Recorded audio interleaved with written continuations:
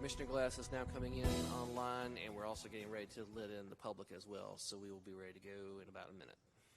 Recording in progress. All right, we're ready to go now. Thank you. You can hear me okay? Yes? No? Okay, well, I'm going to do both, so. Good evening, everyone. My name's Sandra O'Connor. I would like to welcome you to the Greensboro Planning and Zoning Commission meeting. Please note that this meeting is being conducted in person and online. If anyone participating online needs help with Zoom during the meeting, please email Luke Carter at lucas, L-U-C-A-S .Carter, C-A-R-T-E-R, at greensboro-nc.gov. Members of the Commission are appointed by the City Council and serve without pay. The Commission reviews all original zoning and rezoning requests for the City of Greensboro. Each Commissioner normally visits each site prior to this meeting. The procedure used at all public hearings is as follows. Planning staff presents background information and makes a recommendation. The applicant will present a short summary on how he or she communicated with the neighborhood and why the request is reasonable. Other persons in favor of the request speak. 10 minutes is shared for each side, so it's a total of 10 minutes. Speakers opposed to the request share 10 minutes of speaking time.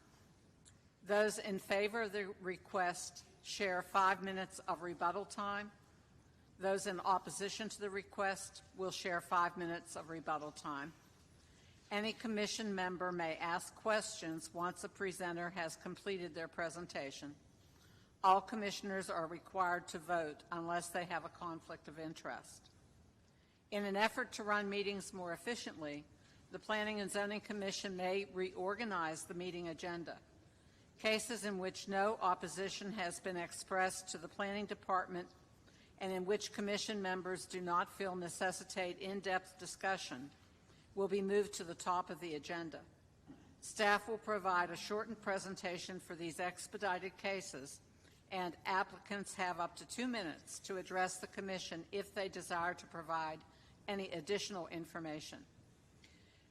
Expedited cases will then follow the procedures outlined previously.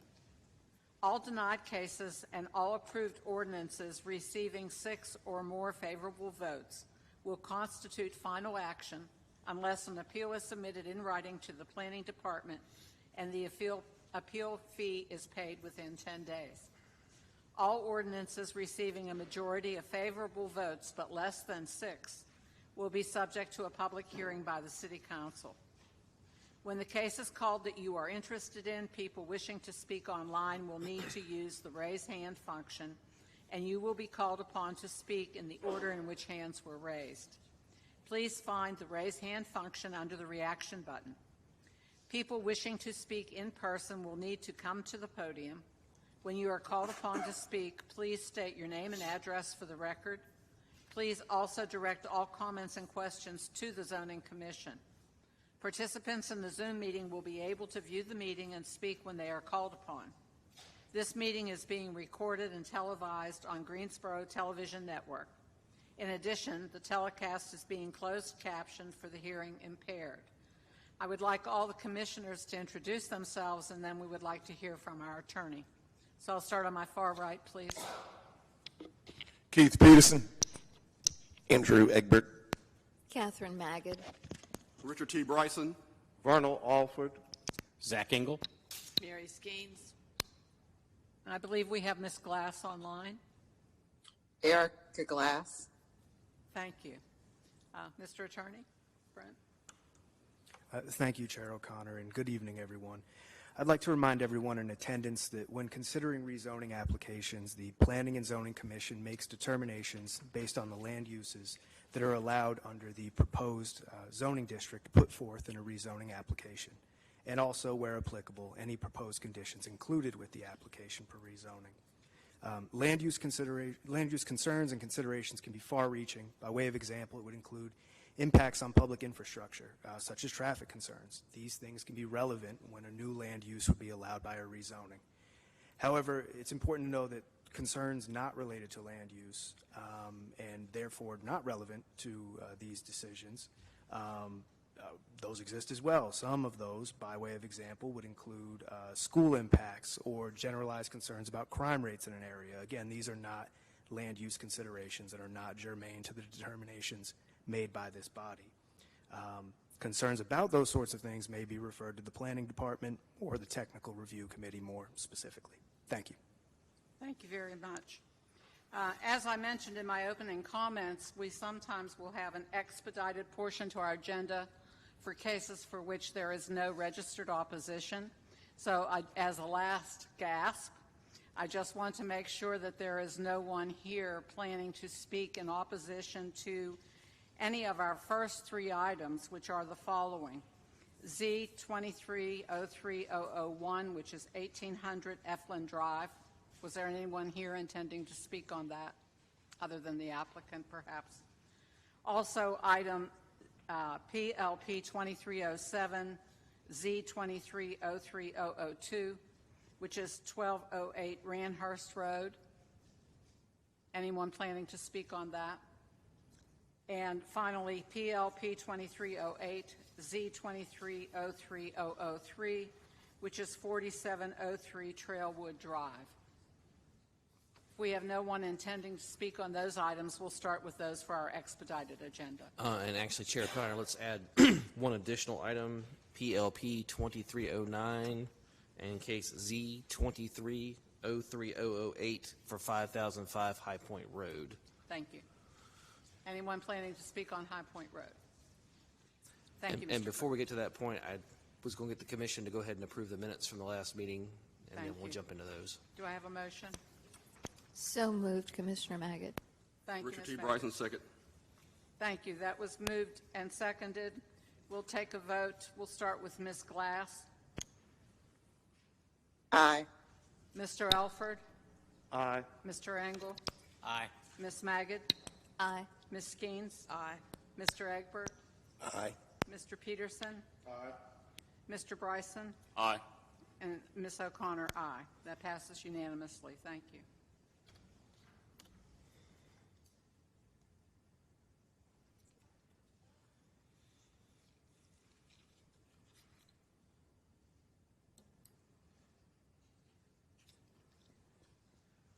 Mr. Kirkman?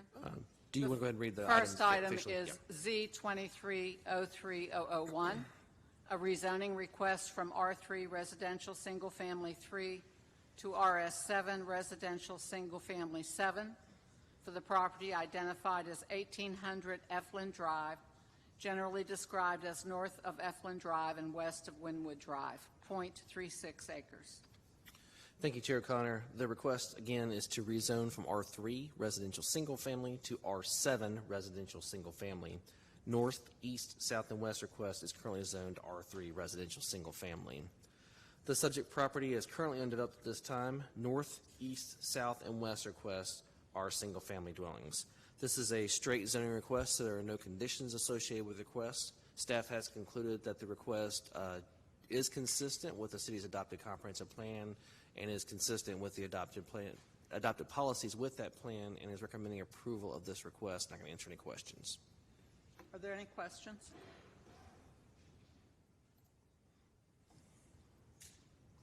If not, do we have a motion?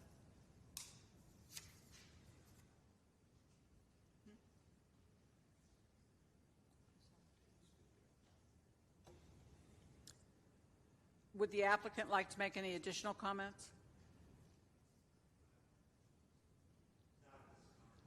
Not at this time. Thank you. Thank you. Staff is recommending approval. Do we have a motion? I can make it.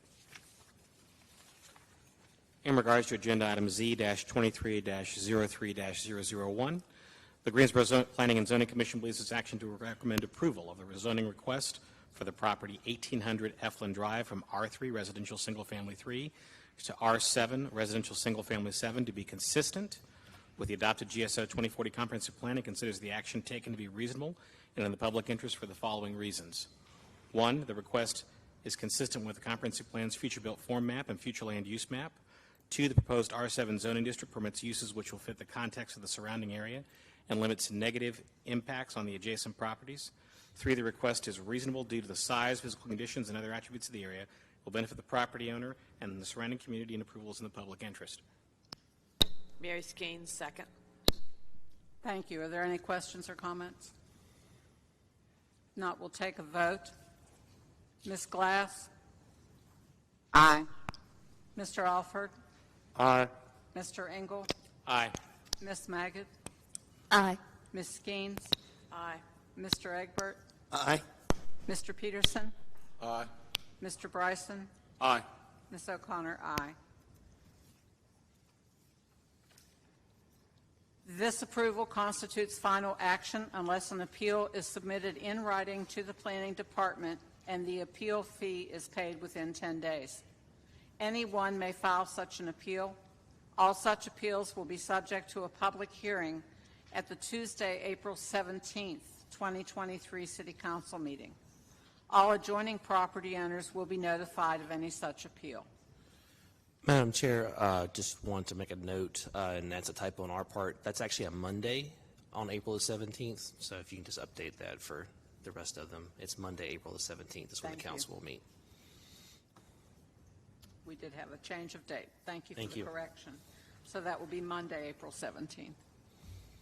The next item on our accelerated agenda is item 2303002 and PLP 2307, an annexation and original zoning from County RS 30, Residential Single Family 3, to City R3, Residential Single Family 3, for the property identified as 1208 Ranhurst Road, generally described as east of Ranhurst Road and northwest of Frieden Church Road, 0.45 acres. Thank you, Chair O'Connor. Again, the request is for annexation into the city's jurisdiction and to establish original city zoning from County RS 30 Residential Single Family to City R3 Residential Single Family. North, south, and west of the subject property is zoned County RS 30 Residential Single Family, as well as east of the subject property, again zoned R30 Residential Single Family. This property currently contains a single-family dwelling. North, south, and west of the property also are single-family dwellings. East of the request is a combination of undeveloped land and single-family dwellings.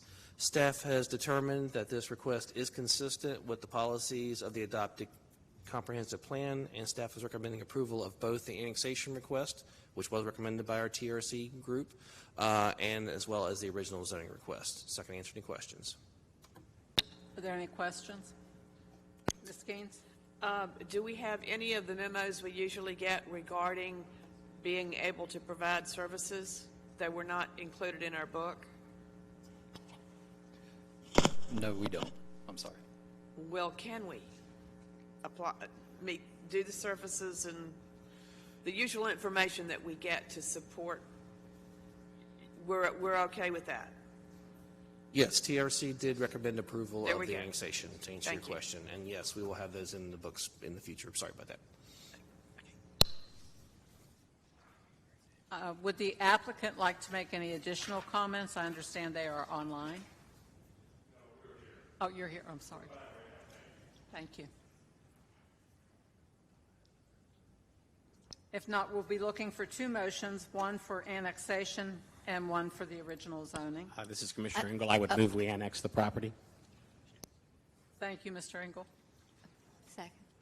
And thank you, Ms. Ms. Magid, for the second. We'll take a vote on that. Ms. Glass? Aye. Mr. Alford? Aye. Mr. Engel? Aye. Ms. Magid? Aye. Ms. Skeens? Aye. Mr. Egbert? Aye. Mr. Peterson? Aye. Mr. Bryson? Aye. And Ms. O'Connor, aye. That is unanimous and is a favorable recommendation and is subject to a public hearing at the Monday, April 17th, 2023 City Council meeting. I'd like to make a motion. Thank you, Ms. Magid. Regarding item Z 23-03-002, the Greensboro Planning and Zoning Commission believes that its action to recommend approval of the original zoning request for the property at 1208 Runhurst Road from County RS30 Residential Single Family to City R3 Residential Single Family 3 to be consistent with the adopted Greensboro 2040 Comprehensive Plan, and considers the action taken to be reasonable and in the public interest for the following reasons. The request is consistent with the Comprehensive Plan's future build form map and future land use map. The proposed City R3 zoning district permits uses which fits the context of the surrounding area and limits negative impact on adjacent properties.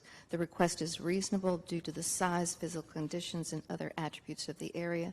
It will benefit the property owner and the surrounding community, and approval is in the public interest. Vernal Alford, I second. Thank you. We have a motion and a second. Any other comments or questions? If not, we'll take a vote. Ms. Glass? Aye. Mr. Alford? Aye. Mr. Engel? Aye. Ms. Magid? Aye. Ms. Skeens? Aye. Mr. Egbert? Aye. Mr. Peterson? Aye. Mr. Bryson? Aye. And Ms. O'Connor, aye. This constitutes a favorable recommendation and is subject to a public hearing at the Monday, April 17th, 2023 City Council meeting. The next item on our accelerated agenda is item Z2303003 and PLP 2308, an annexation and original zoning from County RS40 residential single family to City R3 residential single family 3 for the property identified as 4703 Trailwood Drive, generally described as east of Trailwood Drive and southeast of Lock Haven Circle, 0.95 acres. Mr. Kirkman? Yes, thank you, Chair O'Connor. Again, the request is for annexation into the city's jurisdiction and to establish zoning from County RS40 residential single family to City R3 residential single family. North of this request is currently zoned County RS40 and City R3. East of the property is currently zoned City PUD Plan Unit Development. South and west of the request is zoned County RS40 residential single family. The subject property does currently contain a single-family dwelling. North, south, and west of the request also contain single-family dwellings, and east of the request is a golf course. Staff has determined that the annexation and original zoning does meet the policies of the adopted comprehensive plan, and the Technical Review Committee did consider the annexation and did recommend in favor of the annexation to give that recommendation to the Commission. So I can answer any questions. Thank you. Any questions? I have a question. Was there an issue about the fire department service to this property? Not that I know of. There was a discussion on the Randhurst Road property, the one we considered previously, and it is one that the level of service will effectively stay as is and then will improve in a short period of time as fire implements some additional contracts with adjacent stations. But this one, I'm not aware of any issues on this one. Thank you. Does the applicant have any further comments that we already asked for that? Does anybody else have any other questions? Anything from the applicant? All right, we need a motion for an annexation and a zoning, please. Andrew Egbert, I'll make a motion for annexation. Thank you, Mr. Egbert. Chair, second. What he said. Mr. Peterson, second. Thank you. Yes, we are eager. Thank you. All right, we'll vote on the annexation. Ms. Glass? Aye. Mr. Alford? Aye. Mr. Engel? Aye. Ms. Magid? Aye. Ms. Skeens? Aye. Mr. Egbert? Aye. Mr. Peterson? Aye. Mr. Bryson? Aye. Ms. O'Connor, aye. This constitutes a favorable recommendation and is subject to a public hearing at the Monday, April 17th, 2023 City Council meeting. And then we need a motion on the zoning, please. Madam Chair, I'd like to make a motion on Z-23-03-003. The Greensboro Planning and Zoning Commission believes that its action to recommend approval of the original zoning request for the property at 4703 Trailwood Drive from County RS40 residential single family to City R3 Residential Single Family 3, to be consistent with the adopted GSO 2040 comprehensive plan and considers the action taken to be reasonable and in the public interest for the following reasons. The request is consistent with the comprehensive plan's future built form map and future land use map. The proposed city R3 zoning district permits uses which fit the context of surrounding area and limits negative impacts on the adjacent properties. The request is reasonable due to the size, physical conditions, and other attributes of the area. It will benefit the property owner and surrounding community, and approval is in the public interest. Vernal Alford, I second. Thank you. We have a motion and a second. Any comments or questions? If not, we'll take a vote. Ms. Glass? Aye. Mr. Alford? Aye. Mr. Engel? Aye. Ms. Magid? Aye. Ms. Skeens? Aye. Mr. Egbert? Aye. Mr. Peterson? Aye. Mr. Bryson? Aye. Ms. O'Connor? Aye.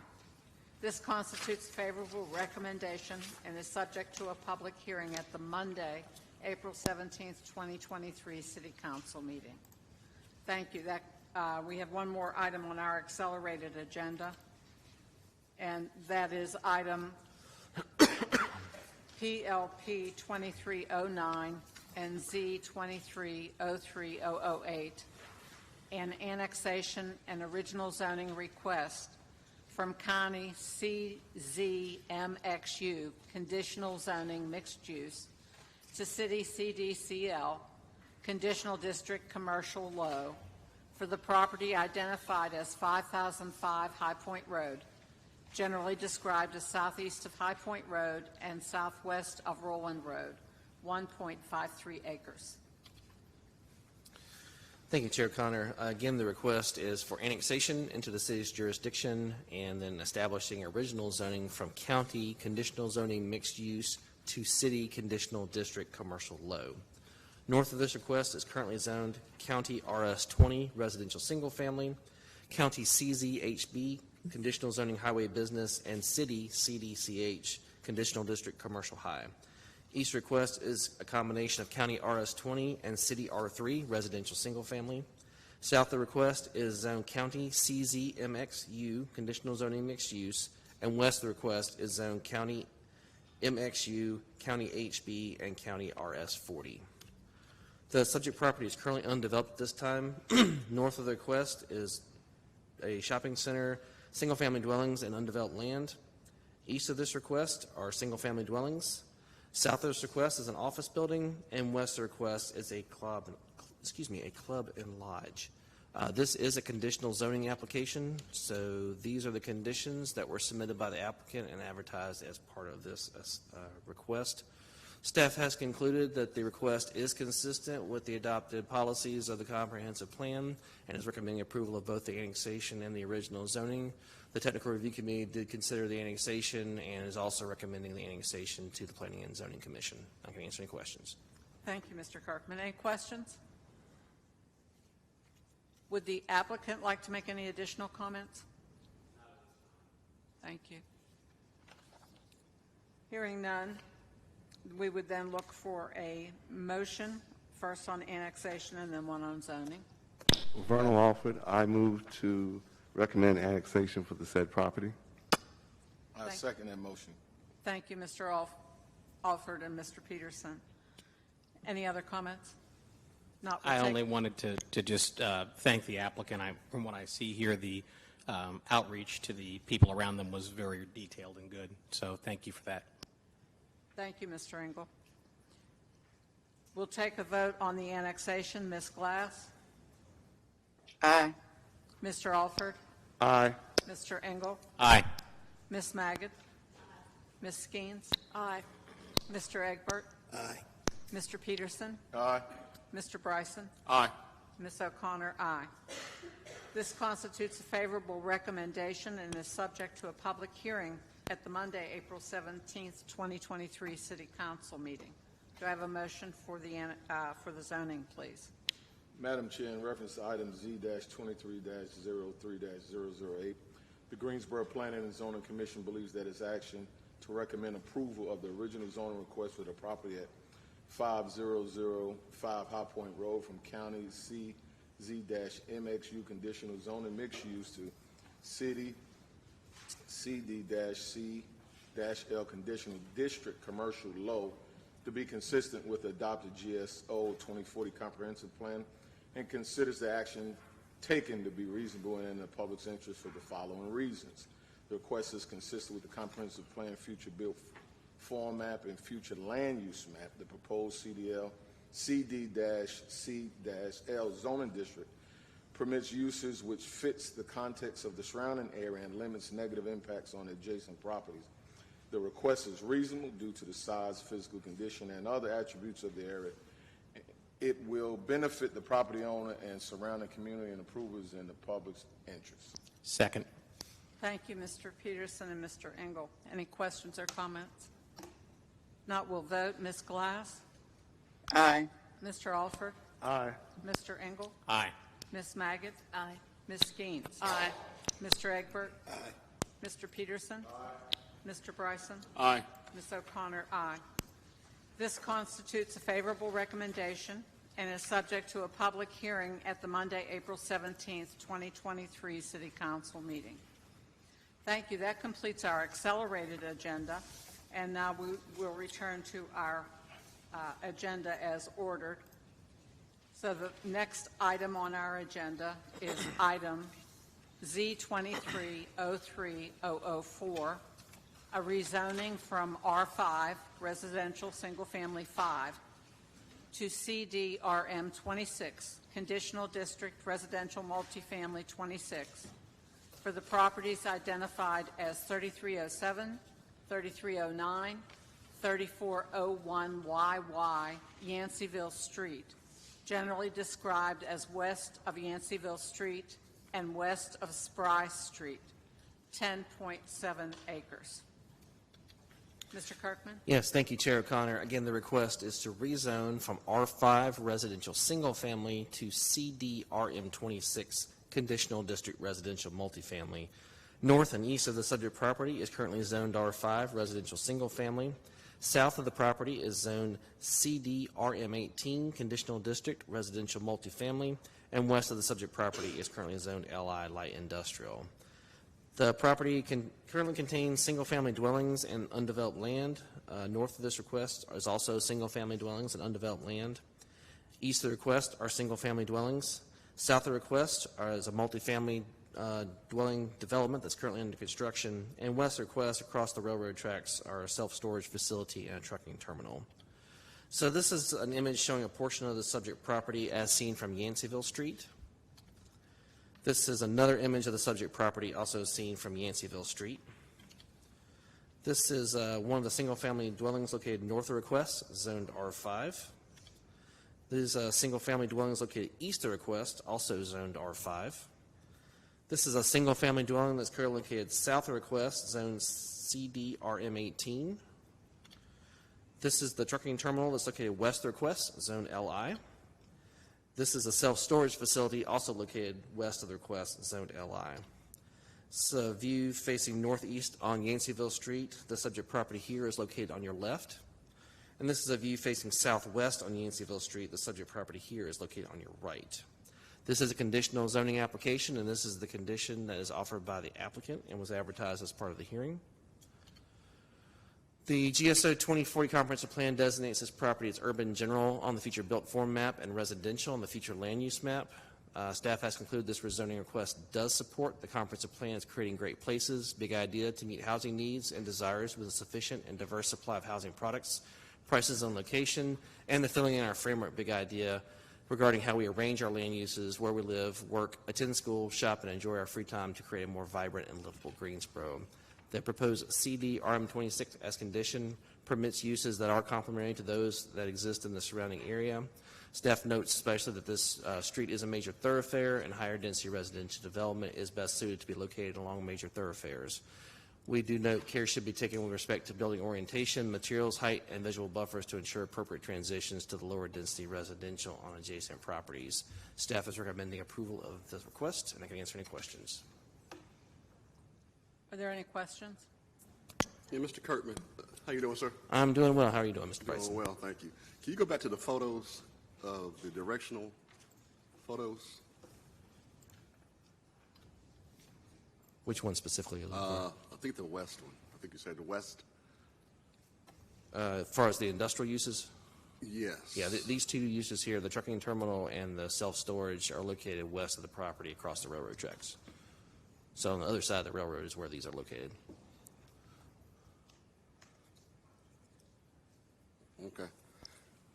Mr. Kirkman, can you go to the staff recommendation here on this one? Well, let's go back to the photos. I'm not done with the photos Okay. yet. Hold Well, on. I got two different questions. I'm sorry. Yeah, no problem. So photos first. All right. No problem. This photos, he says west across. Yeah, the these are railroad located track? west. So this would be the Church Street, I think. Lecture Drive. Okay, thank you. Okay. I gotta say, you got to go behind these woods. Right. Yeah, a lot of this property is wooded right now, so this Okay. would be going kind of I'll say beyond the how property line. I live not too far from here. Yeah, Like, yeah. Where is this at? Because Yes. you can walk down Right. here, you don't see this. Okay. All right. So, Okay. What just was as a your question? question, what you flashed up there said that you were recommending denial. Are you recommending denial or approval of this? We are recommending in favor. Did we mistakenly put a typo? Oh, my apologies. We are recommending approval for this. Okay, just making sure. Yep.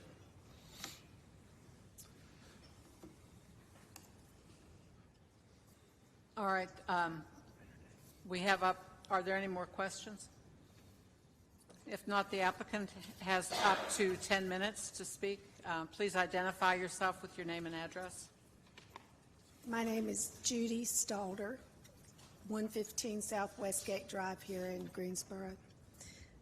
Also here this evening to answer your questions are Chuck Overby from Carson Construction, he's the owner, and Vince Townsend from Green Mountain Engineers. The main thing I want you to know about this project is that the developer is intent on building an attractive apartment community that will fit in with the surrounding area and provide the modern amenities, both seen and unseen, and I'll explain that as I go on.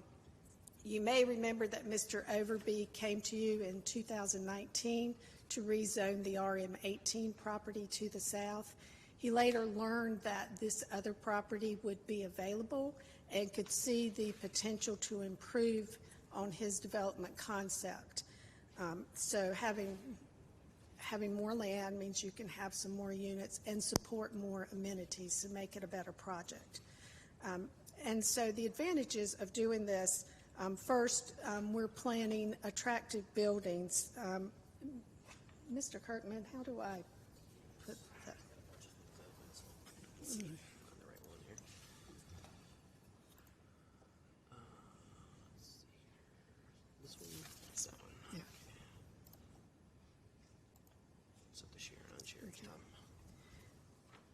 So we have more attractive building. You can see that on this elevation, the lower levels are masonry that protects the building, and then there's a mixture of sidings that enhance the buildings.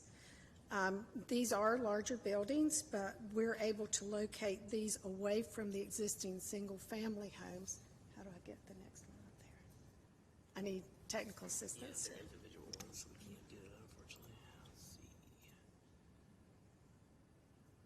Yes. So here's our site plan. This has been reviewed by the Technical Review Committee for the arrangement of the buildings and some of the other technical issues. But the closest adjacent single-family building is right here. The closest building to that is our clubhouse, and it's a single-level building. The next single-family building is here, and then the next one is here. So all of those are right at Yanceyville Street and not anywhere near our larger buildings. Mrs. Stalder, are you, and this is illustrative, correct? Yeah, this is So you're not illustrative site conditioning, plan. you're not offering any conditions at this time with regards to how the buildings are laid out or the materials or height or anything like that? We are going to use that elevation, that building elevation that I showed you. So there will be masonry on the lower levels and a mix of siding. Okay. Yeah. And this site plan, since we got it through TRC, we have some adjustments to make, but this is the basic site plan that it will be. We are also able to provide a pool and clubhouse and infrastructure to accommodate electric vehicle charging stations. And Carson Construction typically builds 26%, exceeds the energy code by 26% in insulation and heating and air SEER requirements. We're also by developing these properties together, the developer will have and by together I mean the property to the south. It can add an additional driveway and internal circulation for the community. One other thing I want to mention is that the elevation of this property is lower. So with grading, these buildings will actually be 8 to 10 feet lower than the adjacent properties. And we met with the neighbors in the area at Greensboro Christian Church, and we got a well-rounded group. We had a couple that represented one of the owners because she's not physically or mentally able to be there. We had a couple from further north on Yanceyville Street that was interested in development of their property and had some questions generally about how to develop or what to do. The Mrs. Kloss and her family were there. If you recall, she came to the rezoning for the RM18 property, and she just wanted to make sure that we weren't changing any of the conditions on that property, and we are not. And then we had one neighbor from the single-family neighborhood across Yanceyville Street, and she had several concerns, so I'll just go through those quickly. First was traffic. We felt like this was a logical site for apartments. It's a major thoroughfare, as staff mentioned, and also near the newly completed loop, urban loop. We did a traffic impact study, and just to cover all the options, because the RM18 did not require a traffic impact study, we included it in this study since we felt like they would develop together. And we included all the recommendations from that study as conditions of this zoning. One of the concerns was density, and we're limiting the number of units to 216. That's about 20 units an acre, so comparable, slightly more than the RM18. Height of the buildings was a concern, but as I explained, they will be 8 to 10 feet lower than the adjacent property, and the height is actually 51 feet, so only a foot higher than the maximum allowed in single-family residential. Ms. Stalder, again, I want to come back to this. You're not offering that as a condition, are you?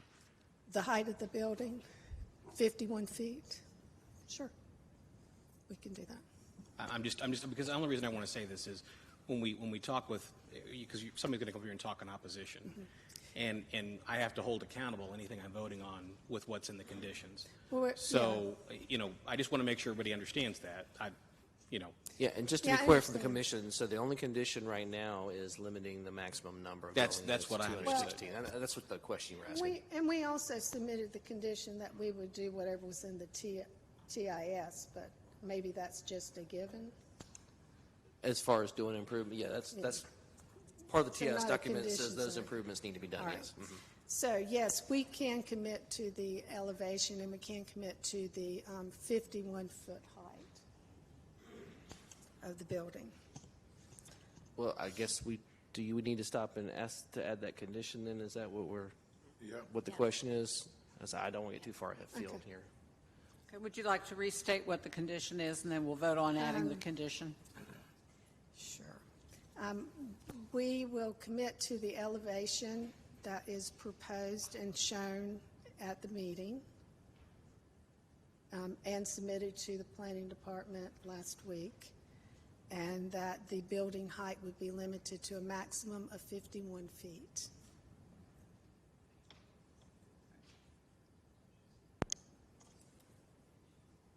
The elevation, meaning the side, the picture of the building that was shown, the building elevation, side and front elevation.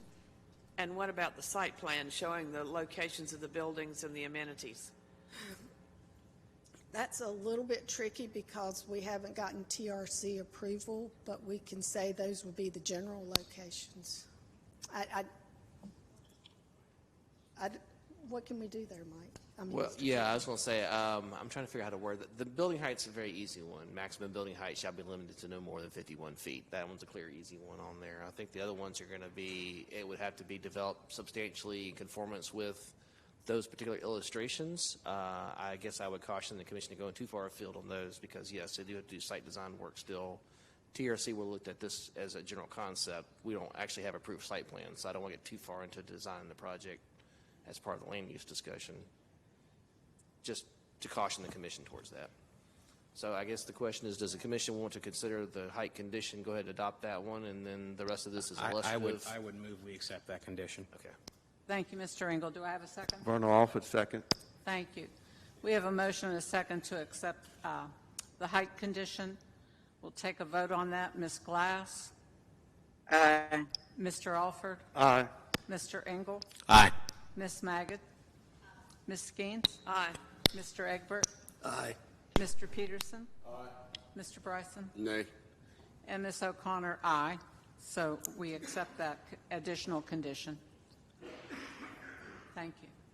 If you want to continue. Okay, thank you. By ordinance, the closest building will be at least 40 feet away from the property line. Just wanted to add that in there. And then the last concern of the neighbor was proximity to the railroad.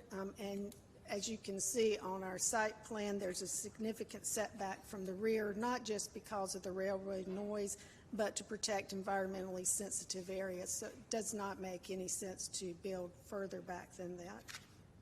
I'd like to conclude by saying that the proposed plan supports the Greensboro 2040 map plan map designations. There are similar zonings and housing types in this area. The size of the property allows the developer to arrange the buildings to ease the transition from single family to multifamily. Yanceyville is a major thoroughfare and can accommodate the development, Yanceyville Street, and the proposed plan supports the Greensboro 2040 big ideas as noted in the staff report. So we ask for your approval. Thank you. Are there any questions? If not, there's 3 minutes and 9 seconds remaining for anyone else that wants to speak in favor of the application.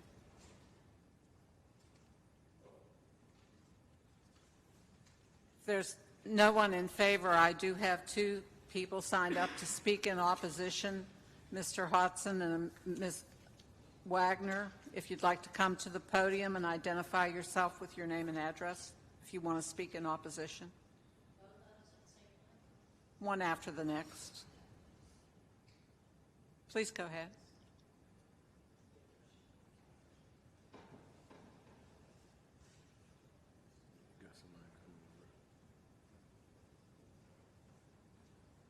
That Mr. Hodson was coming, I believe.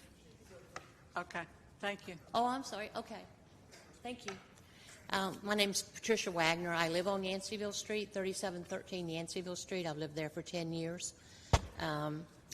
There are 2 railroads, 2 train tracks. The one that was spoken of previously is behind the property, as I understand it.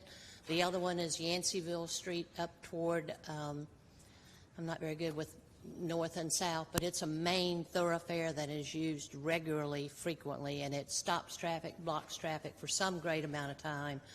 And when the arms go back up and the train passes, there is quite a congestive influx going toward Cone or toward Pisgah.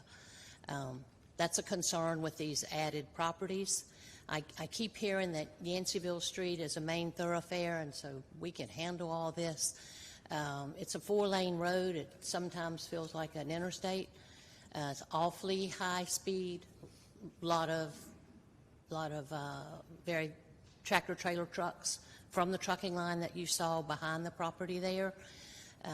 This 216 units is going to have one or two people to a family of 5 or 6 and more vehicles.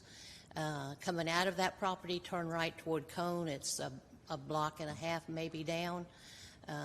I've seen countless accidents because people go too fast. They don't stop to hesitate to let someone out in front of them or whatever. The congestion is going to be greatly impacted by these 216 homes. And I didn't hear any mention of any kind of addressing people coming out of the apartment complex. I know there are some red light blinks that can tell you stop, vehicles coming in this direction sort of thing. That would give me some peace of mind. I walk that neighborhood 40, 50 minutes every day of the week that's not raining. It would give me some peace of mind that people would not come out and try to sneak out or block Yanceyville Street from that direction. I didn't hear any mention. I keep hearing how it can handle it, but I've seen crashes and people pinned and people going across the road there. There's not but one speed limit sign that I'm aware of on Yanceyville Street. It is in that general area. But people coming from the other end of Yanceyville Street toward Cone, they're doing 45 and 50 miles an hour, and I'm not exaggerating. So to have those folks coming out of the apartment complex there, not to mention the construction that will be going on with concrete trucks and those folks, it's very, very dangerous. I'm definitely opposed to it.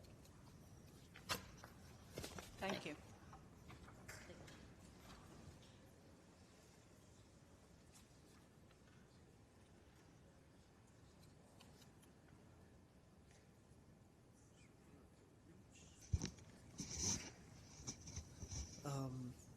Can you hear me? Yes. My name is Leo Hodson. I live at 3410 Yanceyville Street. My concern is similar to Ms. Wagner's.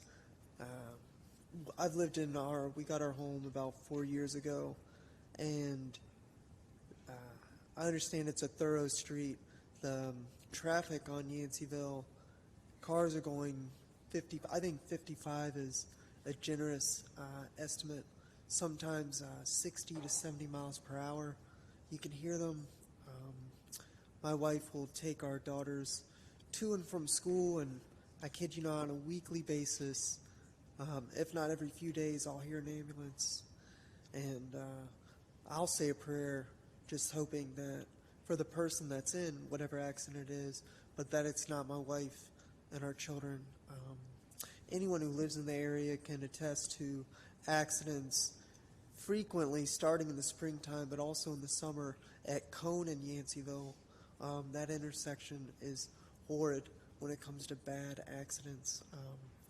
But, I mean, I did my diligence and read the zoning staff report and the plan amendment evaluation, and my understanding is for this property that the entrance and exit are both on Yanceyville Street, which I don't know if there's anything to do around that to put on an entrance or exit on Church Street or an adjacent street to ease some of this traffic so vehicles aren't just leaving and entering off Yanceyville.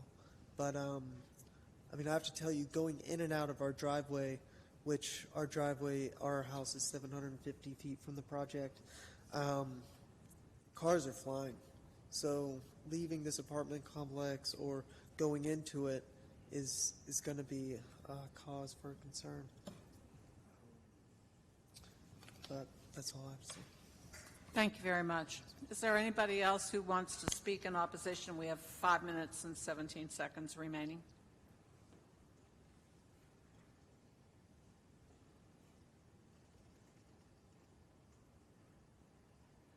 If not, we have up to 5 minutes of rebuttal time for the applicant.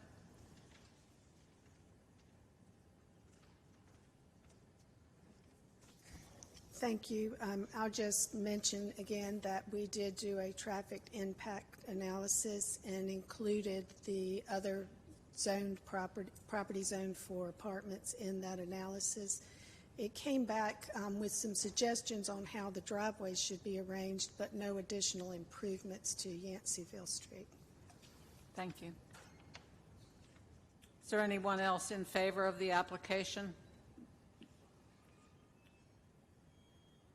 If not, Mr. Hodson, Ms. Wagner, if either of you would like, you have up to 5 minutes of rebuttal time in opposition if you have any additional comments.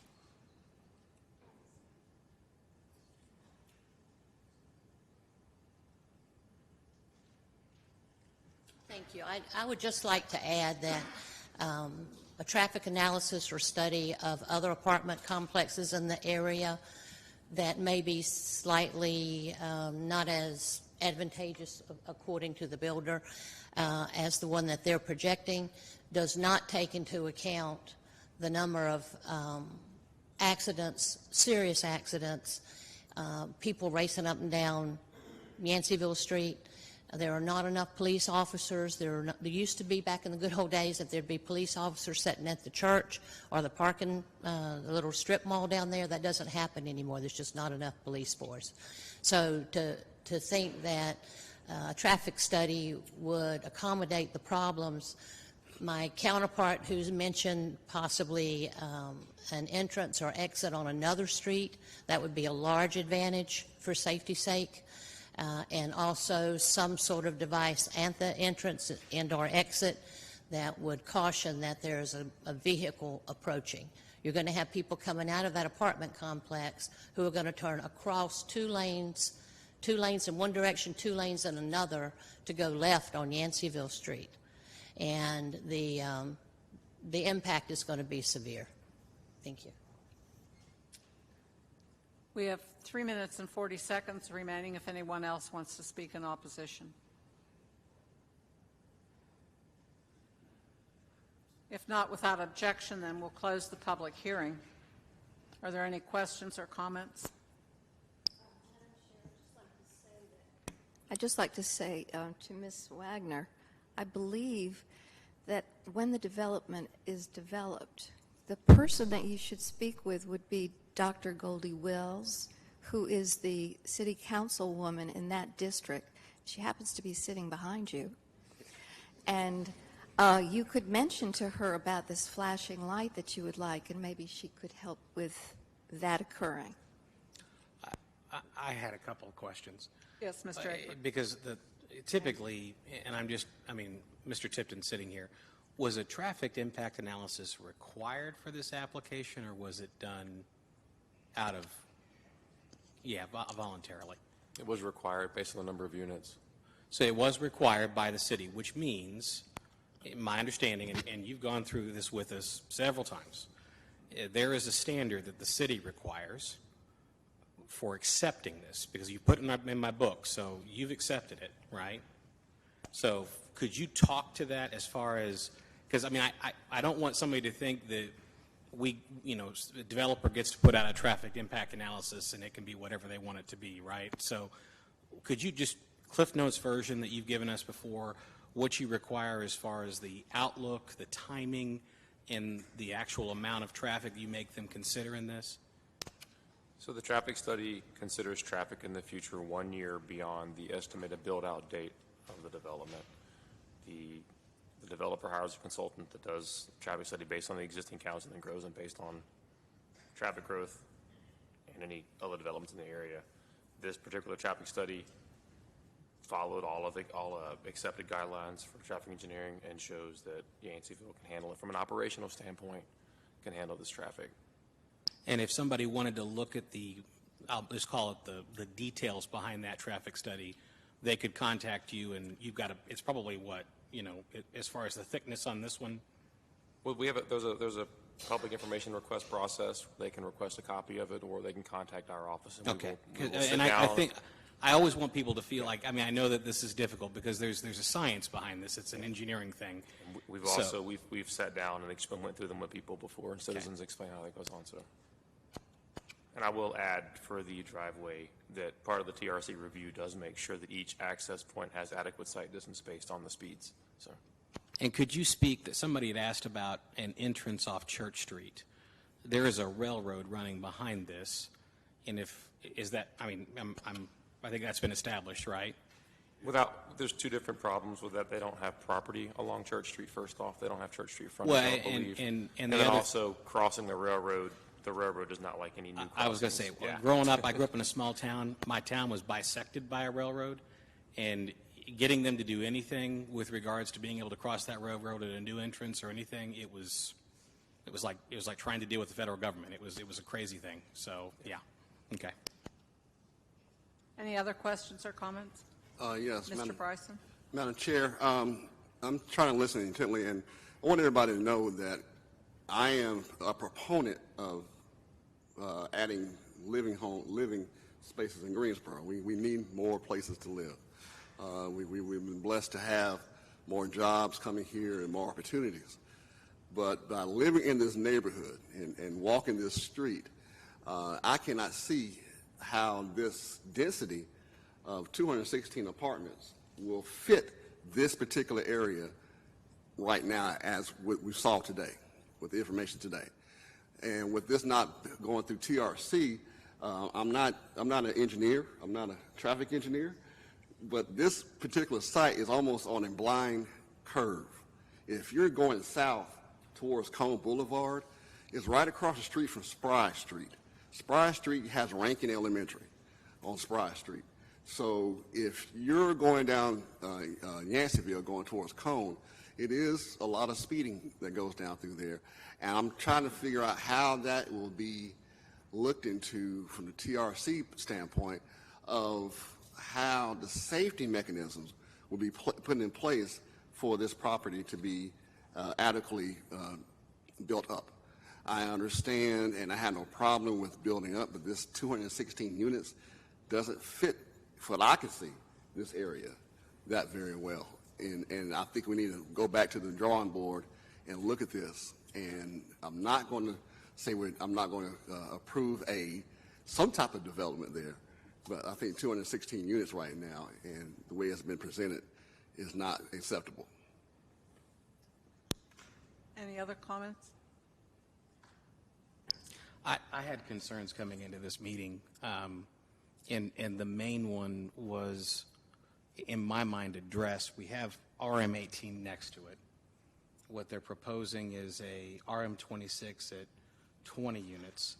And the thing that got me when I was looking at this, and I asked Mr. Kurtman when I came in, how high can they build in this? Because I'm not a big proponent of stuff being built next to single family where you're looking down on people. And the thing that he said was 80 feet. And I thought, well, good Lord, without something that would say that, you're going to have to build this lower, then there's going to be some challenges. So the 51-foot height restriction tells me that they're going to have to do some work to get those 216 units in there to begin with. So I feel a lot more comfortable right now with what I have, and I think that there's probably or potentially some work that can be done, but I feel a lot more comfortable with it right now than I did when I started it tonight. So I'll be voting in favor of it, but I do understand Commissioner Bryson's concerns and respect them. Any other comments? Ms. Skeens? I agree with Mr. Bryson. I am not comfortable with RM26 in this location. You've got, there's no 26 anywhere around it. And some of that is because it's already developed as single-family homes, especially across the street on Gaston Spry. Those houses have been there for a while, and it's a consolidated residential area. When the builder came in and got the 18, that was doable. And I've done some calculated it out. The difference between RM18 and RM26 is 24 units, which that can be potentially 48 more cars. And what I'm hearing are traffic issues. I'm really bothered by the density. I could support 18. I just don't think I can support 26 in this location. Anyone else? Yeah, I don't know. I think it's funny if we're going to try to set a standard where you look at what one property is beside another. I drove out there, pulled into the parking or into the driveway. didn't have any issues backing out. I drive a big old pickup truck. I pulled in, I backed out, I didn't have any issues. The area needs nice apartments. It needs nice development. There are apartments. You have Revolution Mills just down the street. There's certainly development in that area. It's huge wooded area that isn't developed. The houses that are there need to be torn down. I mean, it's what they're proposing is nice, and I think if we start to try to set a precedent that says, well, there's an RM18 here, we can't do this next door, I think you set a precedent that goes down the road that becomes a problem in longevity. And I think our role is simple, is what's the best use for a particular piece of property. And I never speak at these meetings, ever, except to say yes or no. And I also have to go to the bathroom, but I'm still willing to speak and say, I will vote in favor of this. I think this will be a beautiful addition into this area. I think it can help as we look in these parts of our city where they're food deserts and they don't have, this is what brings in grocery stores. This is what does it. And we're probably not allowed to say that. The attorney's probably going to send me a nasty email after this. But this is what does it, is when you build 216 units. All of a sudden you get a Harris Teeter, a Food Line, a Lowe's Foods. These are the things that start to cumulatively happen within our city. And that, to me, with our role of the best use slogan that our lawyer says we're supposed to say, that to me is what this property is, and I think it'll be a great use. That's it. Thank you, Mr. Egbert. Anyone else? If not, I would entertain a motion.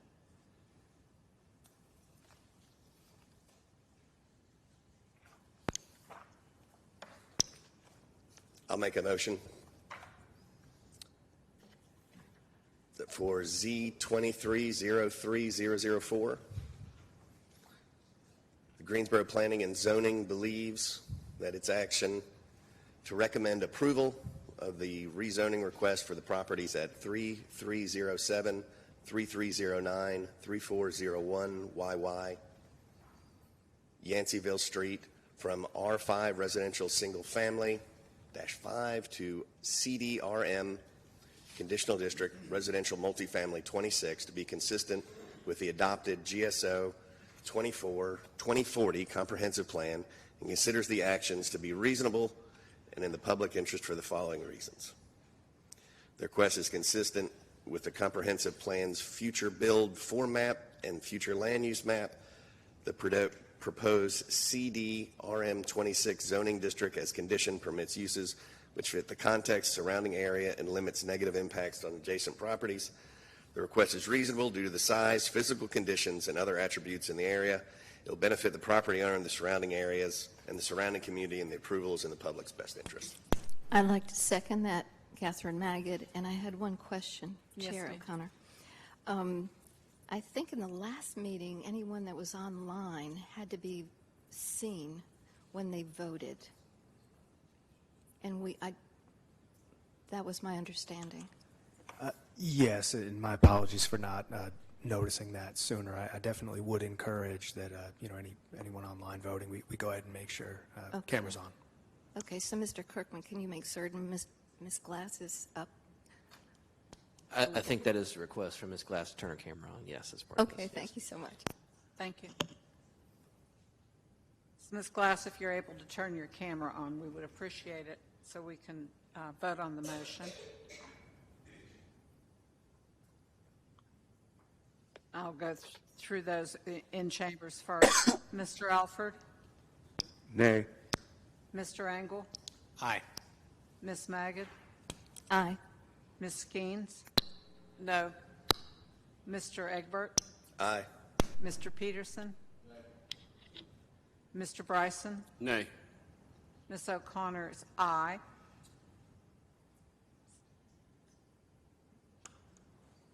I'm sorry, I didn't get a chance to vote, and I'm voting aye. We asked if you could turn your camera on, please, to vote. Well, if I could just make a statement, at previous meetings, there have been other members who did not have their cameras on. And for the record, I did try to turn my camera on, but I'm receiving an error message. Thank you. So were you voting in favor or against, Ms. Glass? She said Yes, as I stated previously, I said aye. I'm voting in favor of it. Thank you. Okay. I have 4 opposed and 5 in favor. correct. And so this constitutes a favorable recommendation and is subject to a public hearing at the Monday, April 17th, 2023 City Council meeting. Thank you. Thank you, Ms. Glass. The next item on our agenda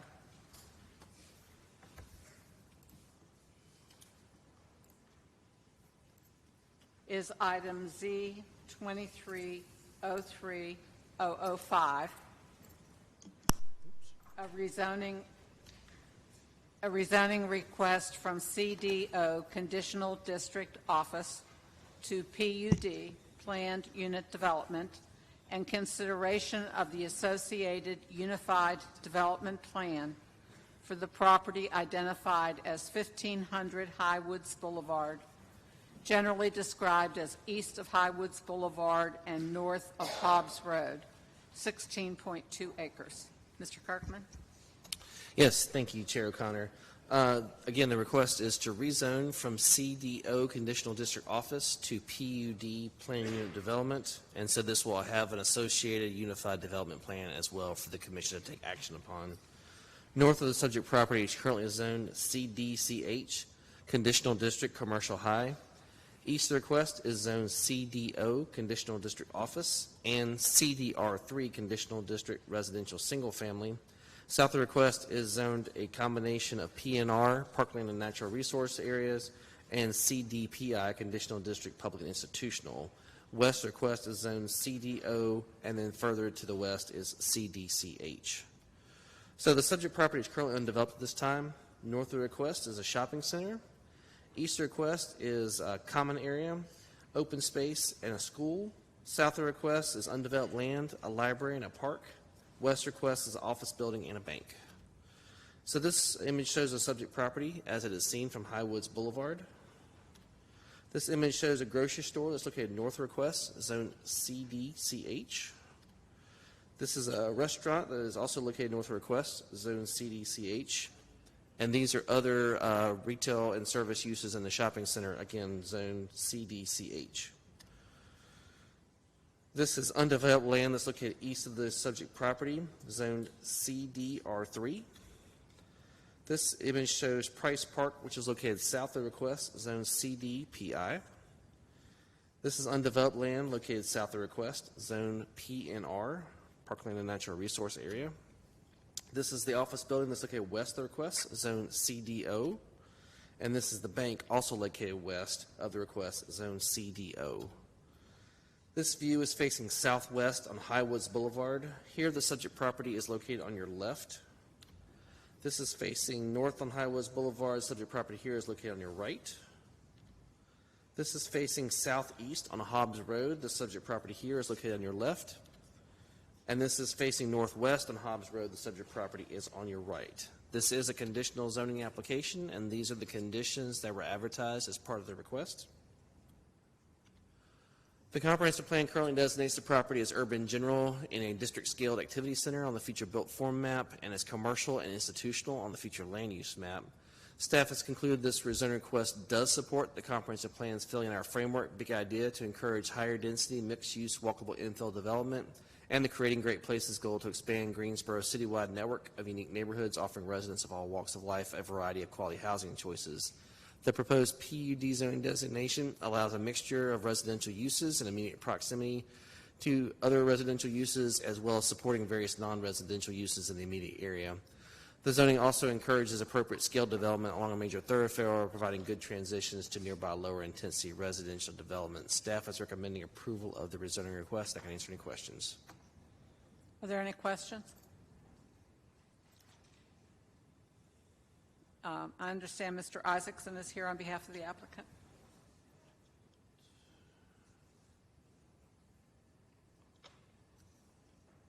Trying to find your thing. It's in here somewhere.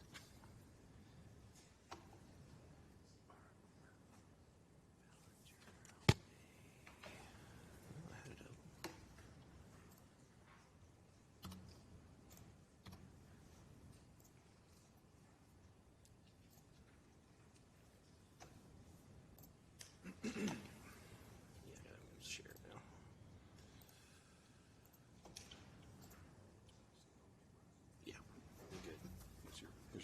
gift. Good evening, Madam Chair, members of the Commission, Mark Isaacson, 804 Green Valley Road in Greensboro. I'm here this evening on behalf of Crescent Communities from Charlotte, North Carolina. And with me this evening are two representatives of Crescent, if you all will just raise your hands to be recognized, and our engineer for the project is here as well, in case there are any questions. Crescent is a well-known firm that has a lot of experience in developing high-quality residential communities, and this is an interesting project. This property has remained vacant since Jefferson Village was developed in the 1990s. It's zoned office with some conditions, as you all have seen. But as we all know, I think the office market has changed, and things have changed with respect to land uses in this area. It's been pretty well developed out over the years, and so this is a proposal for a townhome community on about 16 acres. And so I would ask that the Commission keep in mind two words as we work through this project and review: compatibility and connectivity. And so we'll start in. These are illustrative renderings that you see here of the townhomes. This is an elevation depiction of the townhomes that would be built here if this is approved. Let's see. Am I doing this right, Mike? Yeah, hit next.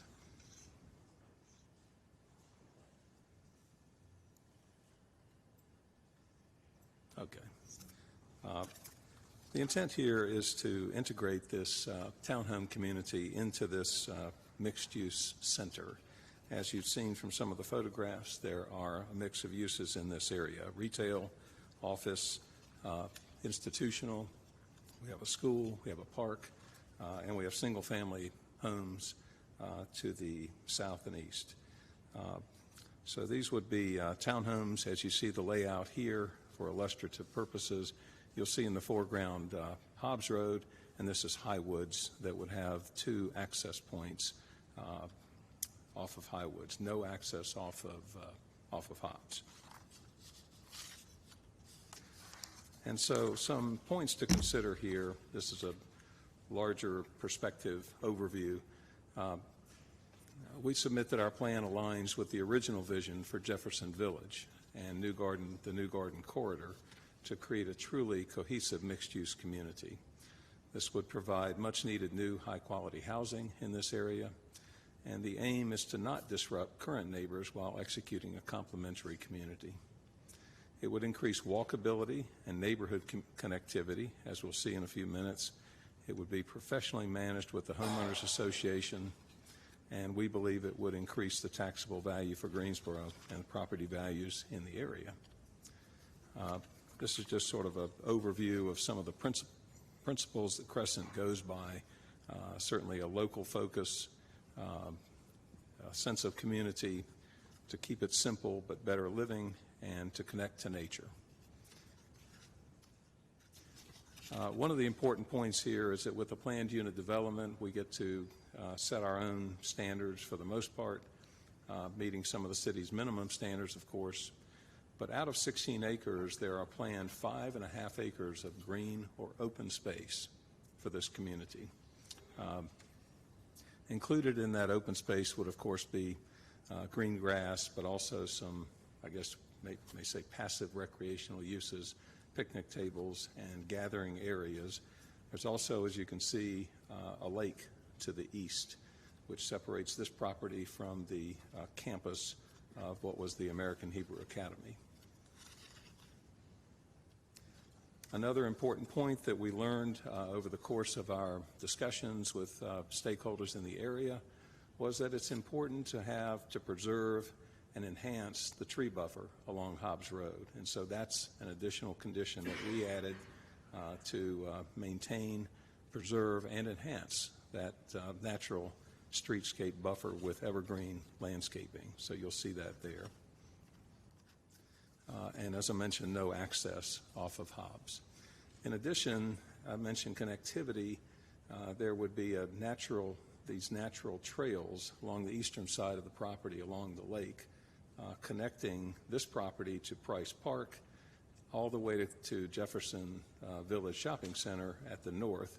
And so this would provide direct pedestrian access to the other uses in the area. And so we can foresee people living here, walking to Starbucks, to Fresh Market, to other uses in the immediate area. Or if you happen to work in the office building across Highwoods, you can live there and walk across the street and hopefully not get in your car too many times to live in this community. We went back to the original Jefferson Village plat that was recorded in 1998 and looked at the conditions that were imposed then. And those folks, I think, had some real vision and strategic planning going on. So the theme there, or intent, was that the uses will be predominantly commercial with complementary uses such as office, residential, and service. And that's exactly what has happened, and we believe that's exactly what will happen with this new townhome community. In addition, the city has a duly adopted New Garden Road strategic plan, and we would submit that this proposed use fits very well within the vision of that strategic plan for the New Garden Road corridor. So this is the overview of the project. As you've seen, just a little bit different angle, shows you the proximity to the commercial uses to the north and the roadway system that would serve it. So a few final points. Again, compatibility and connectivity, two words that I hope the Commission will bear in mind. We have 6 conditions that we've imposed on this community, the application, including building materials and height limitations. We held a neighborhood meeting on February 28th at the Benjamin Public Library. I would say about 12 to 15 people attended, mostly from the Jefferson Wood single-family community to the south and east. I believe that as a result of that, there were no objections. There were questions. Several of the questions had to do with other items, other things going on in the area, but I think as far as the townhome proposal, it gained fairly good acceptance there. Of course, this project, if approved, would be accompanied with a planned unit development, UDP, the Unified Development Plan, which is a counterpart motion for you all to consider. But then it would be subject to extensive TRC site plan review. It would also be part of the Jefferson Village Owners Association, and that, if approved here and by site plan review and approval, would also be a second set of eyes and ears to review any plans here, including elevations. So with that, I believe it comports with all of the principles of the comprehensive plan, the New Garden Road corridor plan, and the general principles that guide you all in making decisions. Happy to answer any questions. Our clients are here and our engineers here. And thank you. Thank you. Any questions? There's a minute, 43 seconds remaining if anybody would like to speak in favor of the application. Okay, thank you. Thank you, Mr. Isaacson. Then we will have up to a combined 10 minutes for anyone who wants to speak in opposition. I have a Ms. Gainan, a Richard Jordan, a new Parvathaneni, possibly online, and then some people in chambers as well.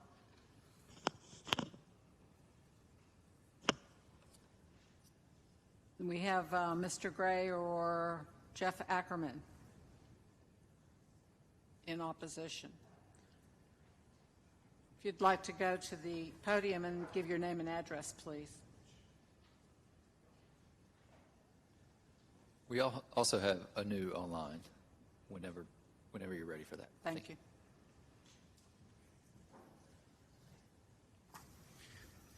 Good evening. I'm Jeff Ackerman. I'm at 5 Fern Bluff Court, and I've been living there almost 17 years. I wanted to just say that at this point it feels like we have a little bit of the cart in front of the horse, and that is because as a homeowners association there are covenants that prevent this, covenants and restrictions that prevent the development from happening. And there was a proposal by a different developer last summer, and there was a great deal of interest.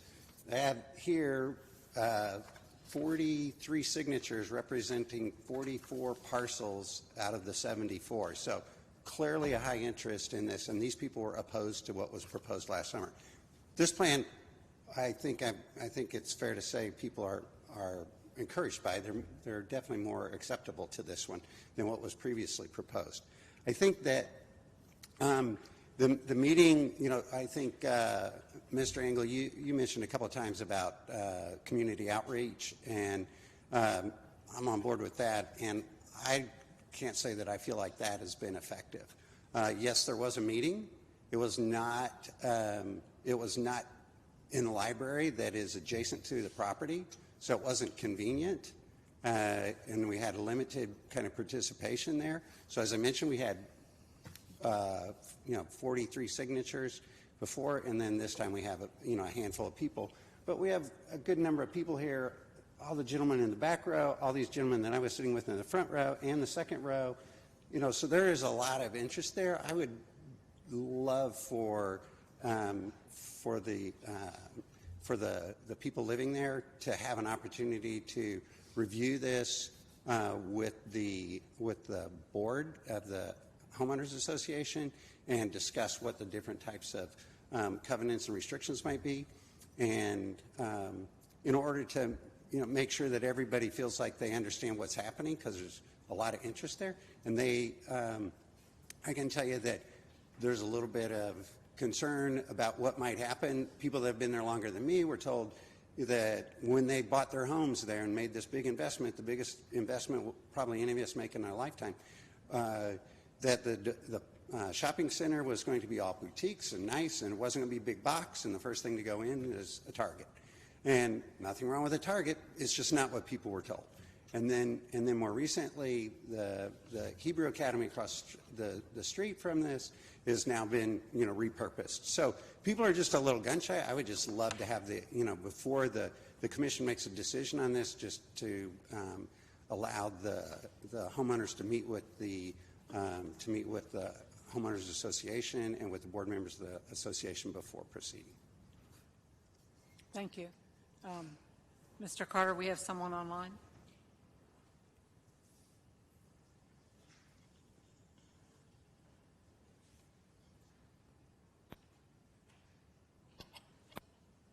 Yes, I'm going to request that they've raised their hand. I'm going to ask them to unmute themselves.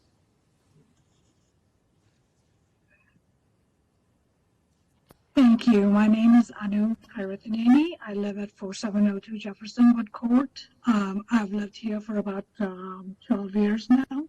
Is it possible for you to put your camera on? Oh, sure. Thank you. Yeah. So I just wanted to, like the previous gentleman said, we've talked about this previously, and we've expressed our concerns about traffic. I'm back to Hobbs. My backyard is, and it's a single, it's just a two-way street. And with this many homes going up, although they keep saying that there is no entrance to Hobbs, once those apartments or townhome residents leave, they only have a choice to make a left or a right. They're not going to choose to go into the area where there's more traffic because there is the commercial complex. They're going to choose to come out of Hobbs. And Hobbs being just a two-way street, it's just going to increase the traffic tremendously on that street. And like it was mentioned before, the school now is no longer a school, and there's a lot more traffic going in and out of that. So I think that we need to figure this out before it's approved and these townhomes go in there with increasing the traffic on Hobbs and all over this area. So that's just something that I think I do agree with the previous speaker that this needs to be given more consideration before being approved. Thank you. Thank you. I also had a Cecilia Banga and a Mary Clampett registered online to speak if either of those individuals are online.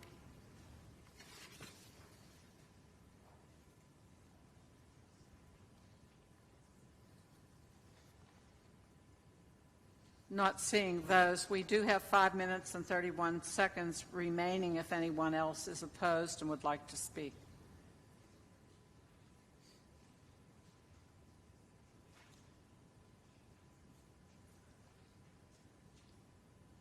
Seeing none. Okay, we'll wait.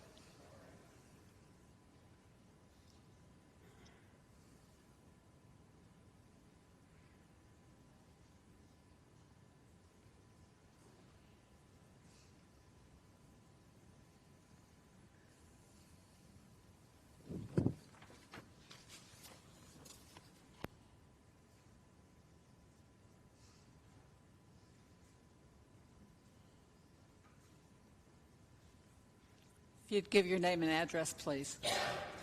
Barry Hardiman. I live at 1 Lake Bluff Court in Jefferson Wood. I've been a resident for 15 years.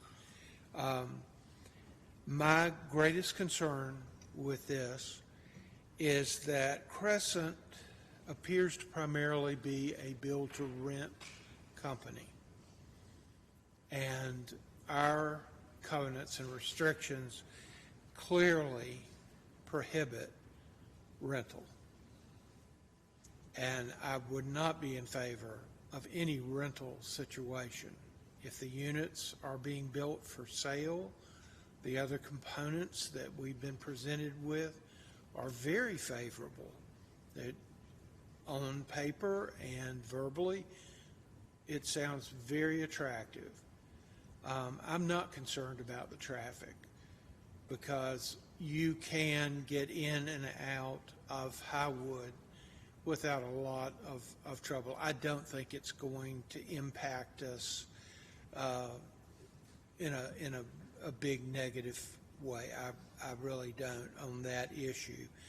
But as far as the rental portion, I'm very concerned about that. We don't need any more rental properties. We have well over 1,000 rental properties already on the Horsepen Creek area and on New Garden.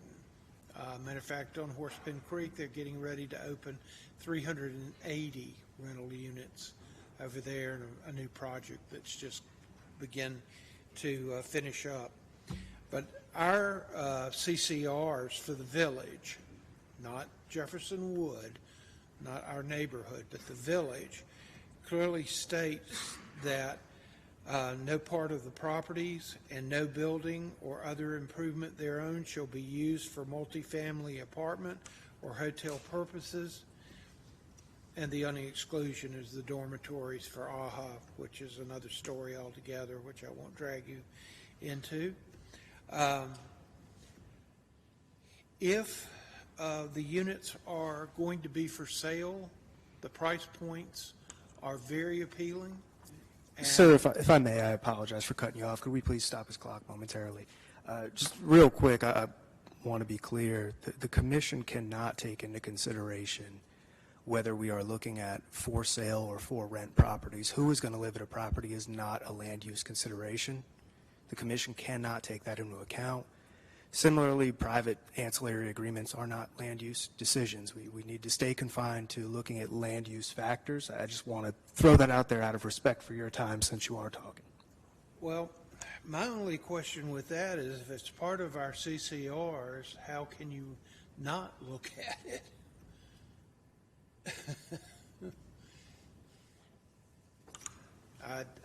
Again, I mean, this is a decision to be made by a public body. It's separate from.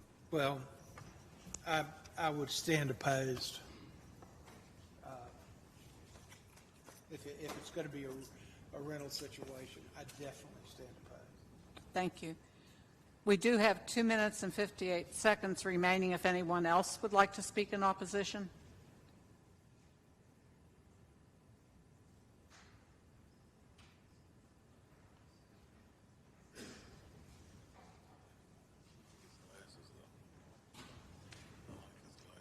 If there's no one else to speak in, oh, we have one coming. Thank you.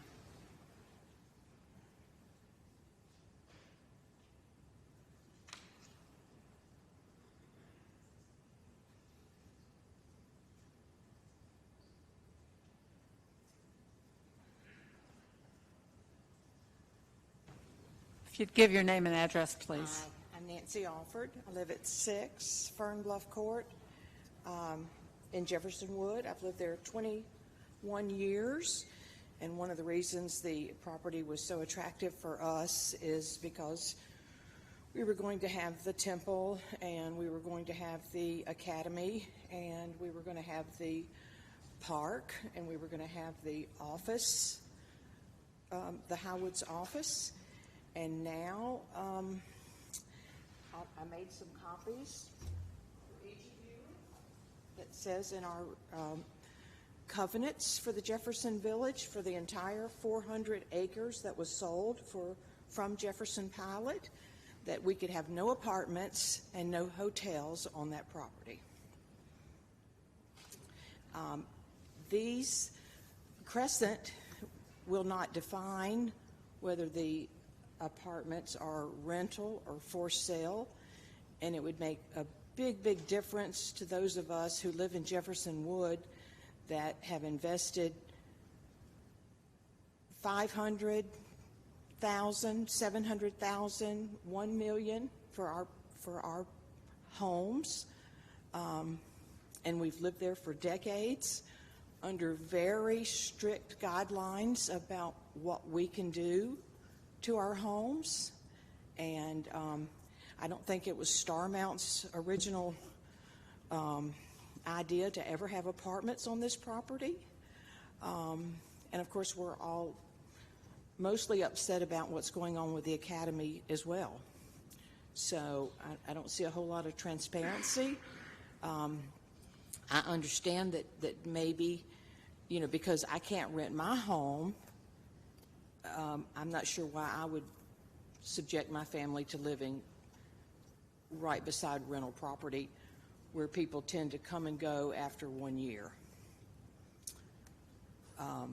And they promise granite countertops and hardwood floors and $3,800 rents, and just can't see it happening for a rental unit. So I am opposed, as are all of my neighbors. And I'd love to give you a copy of, may I present? And again, I can only reiterate what I stated with the last speaker. We cannot take into consideration whether you are looking at a rental situation or an owner-occupied. That is not germane to a land use decision. I can only reiterate that. We have 31 seconds remaining if there's anyone else that would like to speak in opposition. Please give your name and address. Yes. Thank you. My name is Olayinka Fawele. I live in 4700 Jefferson Wood Court. Like other speakers have said, if we're not going to consider the use... Excuse me a moment. Can we finish and then, so we don't run your time? Sure.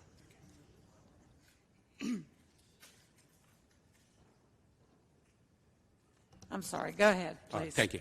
So if we're not going to consider the use of the property, whether it's going to be for rental or for sale in this forum, then maybe we're going to get an advice on where we can table that concern, because that is part of the use of the land, as it's going to affect the neighbors, the neighborhood. It makes a difference whether something is built as a commercial purpose or for sale to the people that are living there. So, in my opinion, either we get an advice on where we can table that concern, so we can get those concerns, addressed, or maybe something has to be done, because that is one big part of our bone of contention. Thank you. So time's up. You can. Yeah. So, Yeah.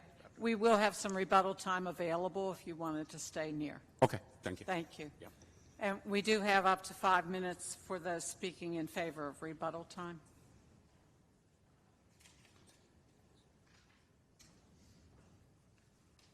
Thank you, Madam Chair. Just to respond to a few points that were made during the previous, by the previous speakers. As your own legal counsel has advised you, the restrictive covenants on the entire Jefferson Village are not within the purview of this commission. This is a land use decision. The previous application that was never filed but that was presented to the Jeff Wood HOA members is also not within the purview of this commission. We did have a neighborhood meeting on February 28th. Since that time, I've not received any communication from anyone in nearby properties. I'm not that difficult to find, so if anyone had questions or concerns, we're available. Mr. Isaac, could you elaborate just a little bit on that? Did you send out letters to the people within the notification area? We certainly did, within the 750-foot radius. And you contacted the the neighborhood association surrounding as well? We did. And you had a neighborhood meeting, would that be 3 weeks, 2.5 weeks ago? About 3 weeks ago. Okay.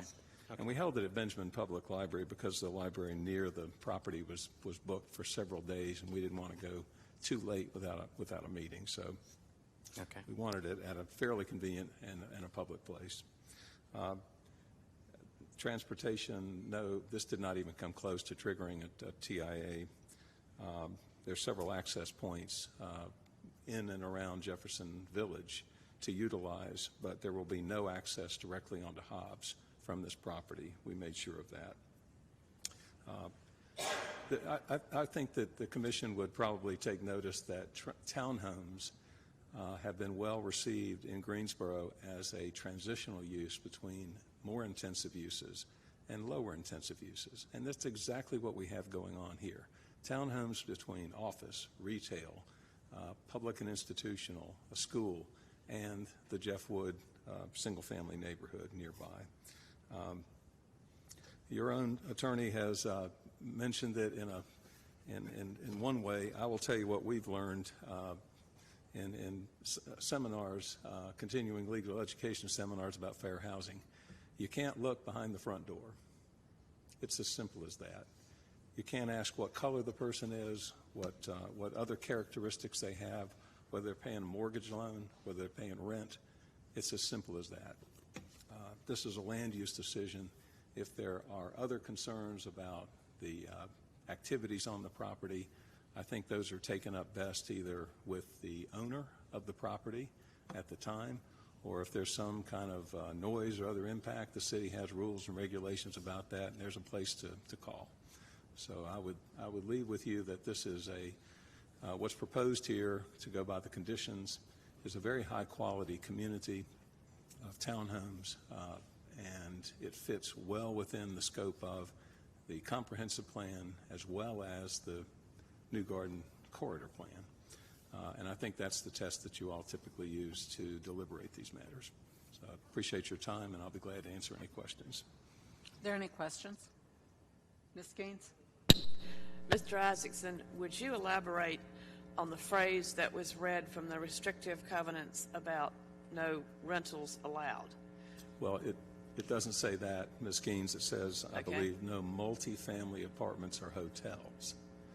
And so that's a private covenant that's of record from the Jefferson Village Owners Association that governs all the parcels within Jefferson Village. And so if for some reason someone believes there's a breach that happens, if these do turn out to be rented, then they can take that up with the Owners Association.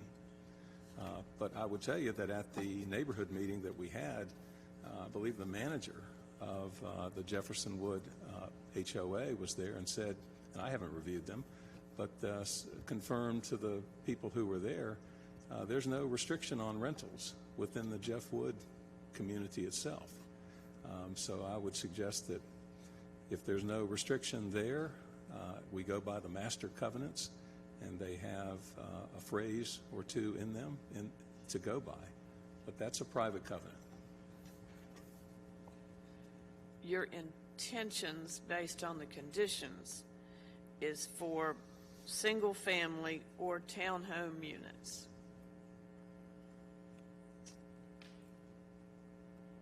And I think what I'm hearing is some concern that they might end up being marketed as apartments, and which is fine. By the fact that you're saying single-family or townhome units, and I believe in your initial presentation you made some reference to for sale. Did I hear that right? Yes, the intent is to individually plat these townhomes and make them available. So, but the developer, the owner, as is the right of an owner, has the decision to make about selling, renting, how they would handle the use of that property. We have realized that once it's sold, it's up to whatever the owner wants to do with it. Correct. But in terms of the initial marketing, am I hearing that your intention is for them to be a for sale unit? I think that is the decision that the owner will make down the line. I think they need to see how this will lay out. Again, this is the first step in the process, and so they just haven't gotten to that decision point yet. If I could add on to the discussion here to make sure we're clear. So in terms of the permitted use table for the land development ordinance, single-family dwellings and townhome dwellings are separately defined uses from multifamily dwellings. The LDO does not contain a term apartments. Basically, that is a multifamily dwelling by the definition of the LDO. So what is being proposed are other uses that are separate from multifamily developments. So the zoning condition limits it to uses that could not be considered on our end as multifamily dwellings. It would just be either townhomes or single family. I think that's helpful to get to your question. Right. Any other questions? Okay. Okay, if not, we have 2 minutes and 10 seconds remaining if anyone would like to speak in favor of the application.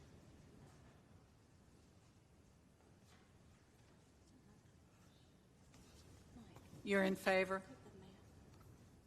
I am. Okay. If you'd give your name and address. I was asking Mike to put the map back up. My name is Carol Carter, 5505 Hempstead Drive, 27410. I'm not here for this tonight. I'm actually here to talk to you about the Fleming Road plan. But this particular case and the next particular case have some relevance to the Fleming Road plan. I live not too far from this off of Fleming Road, and as an FYI, I'm an old retired planner, and worked for the city, worked in Atlanta, worked all over the world. And one of the significant questions that we talked about in the Fleming Road plan was where is the appropriate place to put residential, and how do we retain the residential quality of the corridor. And here in Highwoods, I don't live here. I'm very familiar with it. This property has been here for a long time.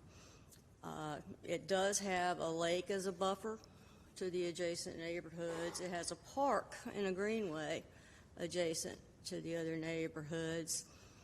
And in planning school, we learn about having some residential within walking distance of retail. And this is an easy walk to the shopping areas. New Garden Road I was on the planning board with Mr. Bryson, and we watched Horseton Creek Road and New Garden Road develop out and into all sorts of uses. But for single family and townhome, I think it's more than appropriate with the buffer that it has from the other neighborhoods on Hobbs Road. It's right near a school, and again, I didn't come here for this tonight, but as a planner and as a resident who utilizes the shopping area, I think townhomes and single family would be appropriate for this. Thank you. Okay, we have a total of 5 minutes rebuttal time for those in opposition, if anyone would like to speak in opposition.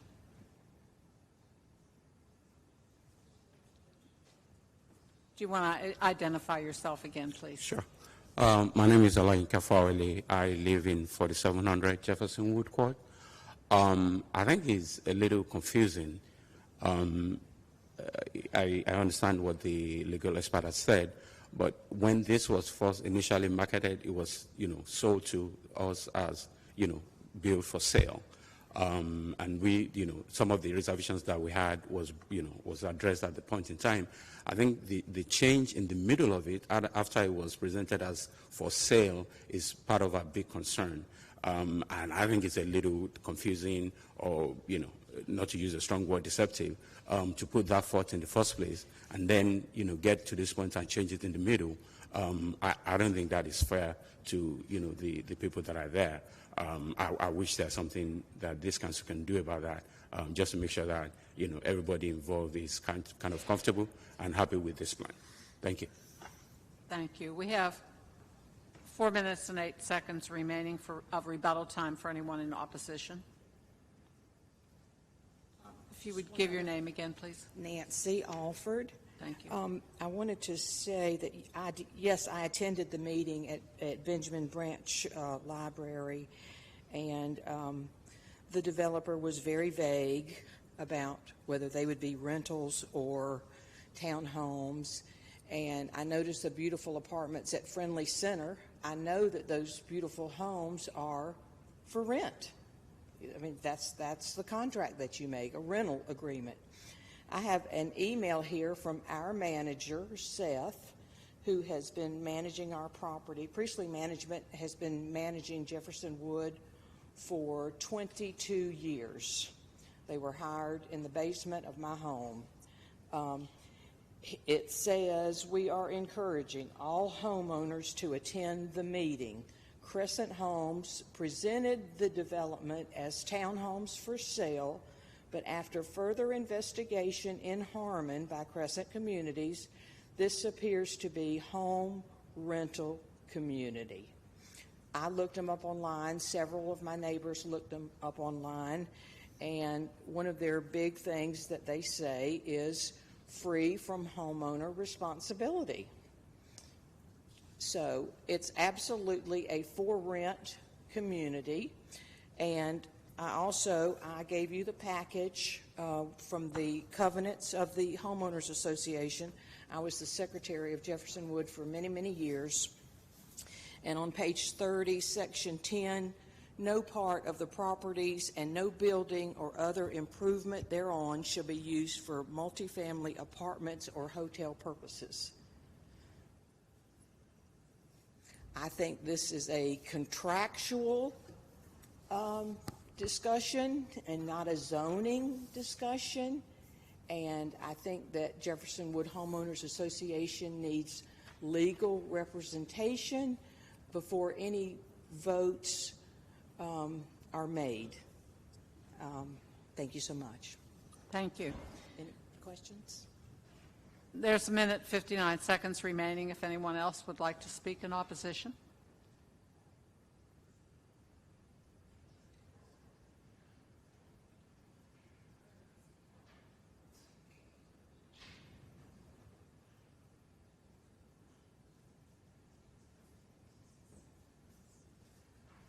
If you just repeat your name for the sake of the person recording this. Yes, sure. It's Jeff Ackerman at 5 Fern Bluff Court.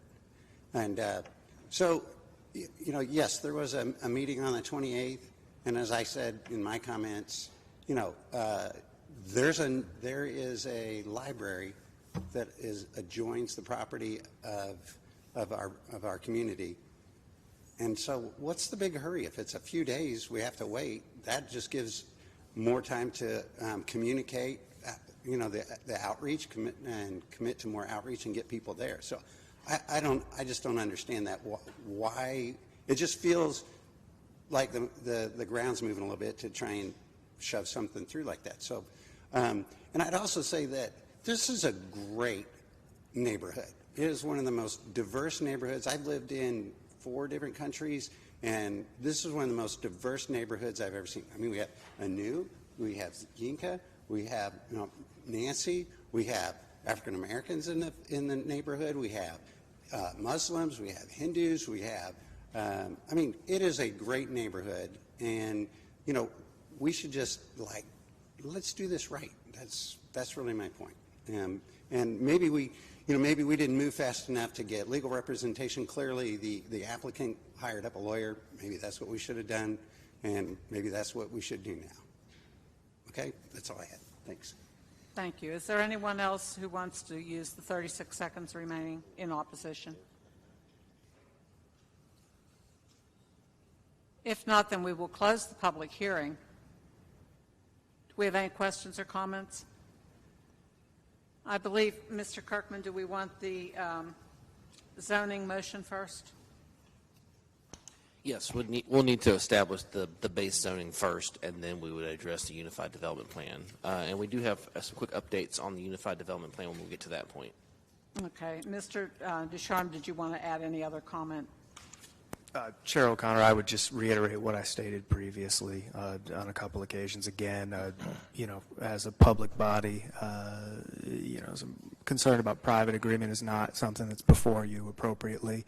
And as Attorney Isaacson, very ably put it, the distinction between renters and, homeowners, that runs us into some fair housing concerns. If we stop asking about the land use, the what, and start asking about who, that's when we really run far afield of what this commission can consider. So again, just to reiterate what I stated before.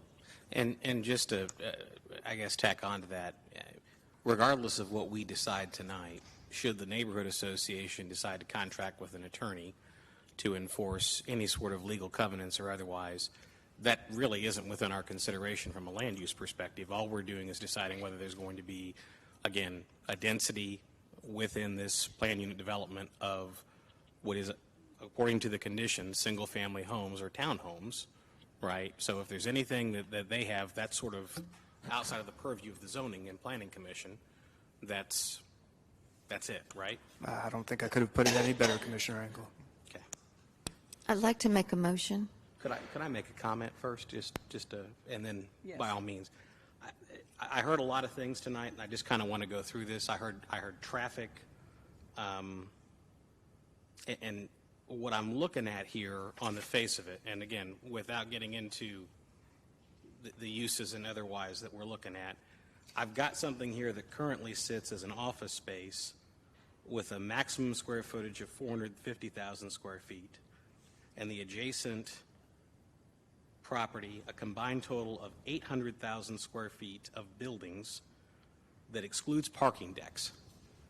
And so what I'm presented with here tonight is single-family or townhomes with a lot of buffers that essentially takes this down to 16 acres at 8 units an acre. And I just approved something not long before that was 20 units an acre off a 4-lane road. We need housing. I think this fits.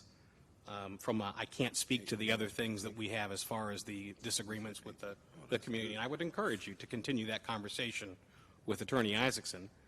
But from a land use perspective, I think this fits the area. So I'll be supporting it strictly from that perspective. Any other comments, Ms. Skeens?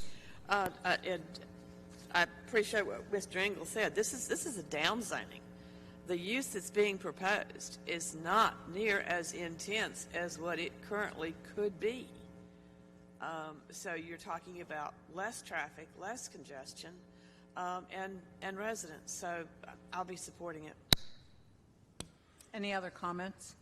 I live in the neighborhood, and I remember when the development with McDonald's and the townhomes were built over there, and then they built some townhomes that were nicer that they sold, and it was very good for the community and the neighborhood, so I'm in favor of this.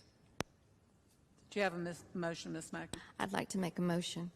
Z 23-03-005, the Greensboro Planning and Zoning Commission believes that its actions to recommend approval of the rezoning request for the property at 1500 Highwoods Boulevard from CD-O Conditional District Office to PUD Planned Unit Development to be consistent with the adopted Greensboro 2040 Comprehensive Plan, and considers the action taken to be reasonable and in the public interest for the following reasons. 1, the request is consistent with the comprehensive plan's future build form map and future land use map. The proposed PUD zoning district, as conditioned, permits uses which fits the context of the surrounding area and limits negative impacts on the adjacent properties. The request is reasonable due to the size, physical conditions, and other attributes of the area. It will benefit the property owner and the surrounding community, and approval is in the public interest. Second. Thank you, Mr. Engel. Any other questions or comments? If not, we'll vote. Ms. Glass? Aye. Mr. Alford? Aye. Mr. Engel? Aye. Ms. Magid? Ms. Skeens? Aye. Mr. Egbert? Aye. Mr. Peterson? Mr. Bryson? Aye. Ms. O'Connor? Aye. Then I'd like, This constitutes a favorable recommendation and is subject, excuse me, this is final. This approval constitutes final action unless an appeal is submitted in writing to the Planning Department and the appeal fee is paid within 10 days. Anyone may file such an appeal. All such appeals will be subject to a public hearing at the Monday, April 17th, 2023 City Council meeting. All adjoining property owners will be notified of any such appeal. Then we also need a motion. a motion for the PUD to be approved. I need to update Right, you we on need to that. update that. There are some conditions with the TRC approval, and Mr. Carter needs to walk through those, so you're aware of those as part of the motion. Thank you. Just real quick, the Technical Review Committee recommended approval of the Unified Development Plan that you were sent late last week. Their only condition was to show the drainage maintenance and utility easement that it has been recorded on a previous plat, and 20-foot storm drain easement that was also recorded on a previous plat. We had conversations with the applicant this afternoon about some of the setbacks on there. The setbacks themselves are not changing, but we need to also include as a condition that instead of alley on the Unified Development Plan, that it's a private drive on the Unified Development Plan. And we discussed that with the applicant. They were in favor of that. We can ask them again if they need to accept that condition, but that is also a condition on the Unified Development Plan. So, Madam Chair, I'd like to make a motion for the PUD with those conditions. Thank you. Andrew Egbert, I'll second. Thank you. We have a motion and a second. Any comments? Madam Chair, this is the Unified Development Plan, not PUD? Yes, the UDP? UDP. Yes, correct. PUD, UDP, UDP. We'll make sure we get that straight. UDP, sorry. All right, cool. Thank you. All right. Second it again. Approved reading then. this. All right. Then we will vote. Ms. Glass? Aye. Mr. Alford? Aye. Mr. Engel? Aye. Ms. Magid? Aye. Ms. Skeens? Aye. Mr. Egbert? Aye. Mr. Peterson? Mr. Bryson? Aye. Ms. O'Connor, aye. This approval constitutes final action unless an appeal is submitted in writing to the Planning Department and the appeal fee is paid within 10 days. Anyone may file such an appeal. All such appeals will be subject to a public hearing at the Monday, April 17th, 2023 City Council meeting. All adjoining property owners will be notified of any such appeal. I think we're a little bit past the 7:30 mark when we like to take a break.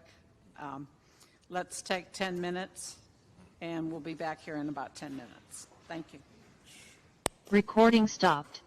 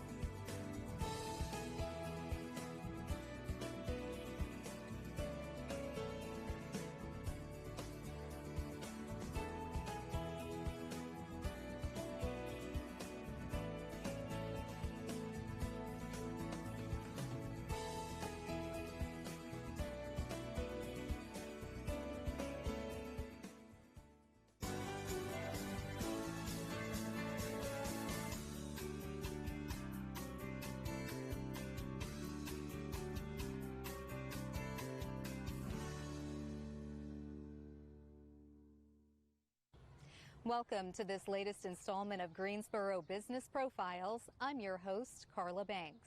Join me as I feature a variety of business owners who choose to call Greensboro their home. It goes without saying, the small business community is critical to our local economy.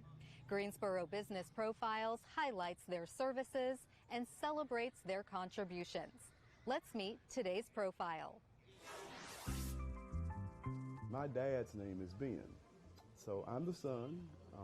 My partner Joe is his grandson, and then my grandson Isaiah would be his great-grandson. So we are Ben's boys. You know, our desire for our staff members, for everybody that comes in, is that they feel the love, that we provide a sense of comfort, and that's why we call it comfort food. And then, you know, the food just needs to be good. My son Joe, his vision was to have a place that looks exactly like this place. He wanted to represent all of the community. So he reached out to some local artists, and so the artwork you see on the wall are all local artists. Most of them are minority artists. Our goal was to be as like a village where we touch as many lives as we possibly can. Friendly Shopping Center is just a wonderful opportunity. So we've tried to create an opportunity for those that might not have a way to make a footprint at Friendly Shopping Centers. First of all, I really thank God for favor, because that's what we've experienced a lot of, just us being in this building. We were originally across the street in Wolfgang Puck, with the possibility of maybe one day moving into that building. Starbucks decided they were coming, so we had to move out in May of last year.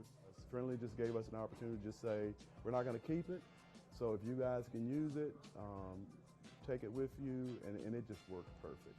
We looked at some sites when we were trying to do brick and mortar in Greensboro. We looked at some sites in Charlotte. We looked at some sites in High Point. We looked at some sites in Thomasville. And nothing was a really good fit. And that leads back to why we built a food trailer. We kind of gave up on the possibility of having a brick and mortar building. So we just said, you know what, we'll build a food trailer. We'll work out of a food trailer. If that's successful, we'll build another food trailer. So now we take the food trailer out on corporate events, and we are just so busy here and so excited to be here. I'll add this little caveat. We were extremely busy from opening.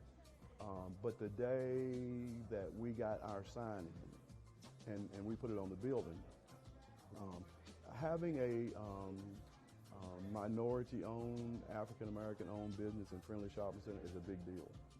They've been here, I think, since 1957. And my understanding is we're the first.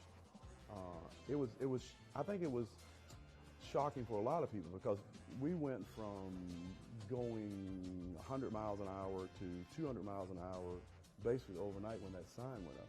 The community was just excited. And then as we've done stories to talk about how important mentoring is to us and growing the next future generation, I've got young folk here who have seen it from ground up. They've seen furniture move, and they've seen what you do to start a business. Some of them aspire one day, maybe to have their own food trailer. There were some opportunities when it was time to move over here. It was going to take a lot of money. And we wondered, okay, now where are we going to get some of these resources and some of these other things? But all of those resources were supplied. And I really can't thank Friendly Shopping Center enough because they really went out of their way to make every resource they had available to us and put us in a position that we could be successful. There have been a lot of people along the way who have just been inspirational and words of encouragement, coming to eat with us, bringing friends back to eat with us. A lot of the young people that are here today, some of them as parents, saw some interviews where we talked about the mentoring piece, where we try to touch the importance of being respectful, the importance of being responsible with your resources, talk to them about a financial plan, talk to them about figuring out what you want to do in the future. I'm amazed that I come out and talk to them and they'll say, you know what, this is just how my grandma did it. And I was like, okay, well, that's not unusual if they're my color, but when they're not my color, and they don't speak the language I speak, and they still say, oh, I feel like I'm back home. this is how my grandma did it. So my truck says it right.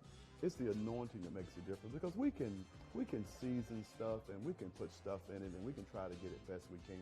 But to have the ability for whoever eats it, that it makes them happy, that's bigger than us. We have 28 employees.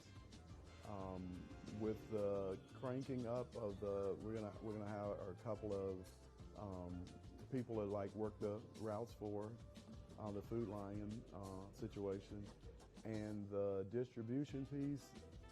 It's going to be incredible. When you come in, you get to experience Ben's Boys, but you also get to have this wonderful cultural experience. If you are a minority who are interested in finding books and crafts that kind of look like your children look, there's an awesome selection of children's books and self-help books, and we're all about that, and mentoring, and just making a positive difference in the community. I've been able to remain humble through this whole thing, and when I tell you there are just so many wonderful things that are happening to us so fast that every day I'm just kind of like, the distribution company, we're working with colleges and universities, and that's going to crank up in the fall. We went from thinking we're going to be in 6 Food Lions to finding out yesterday we're going to be in 25. As a kid, you dream stuff. I dreamed. I dreamed one day I'd have a restaurant. I knew what it was like to run something somebody else started.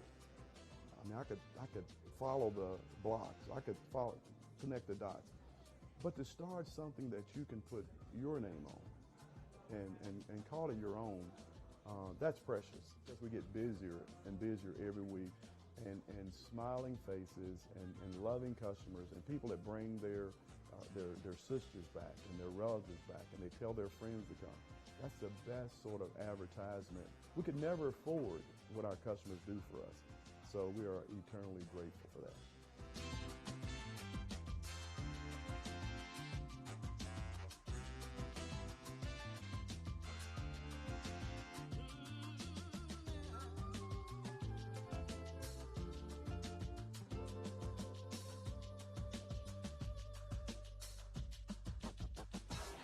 I hope you enjoyed meeting today's business profile. If you are a business owner who would like to be featured, or you want to nominate someone for Greensboro Business Profiles, send me an email. I look forward to hearing from you and spotlighting our next business profile.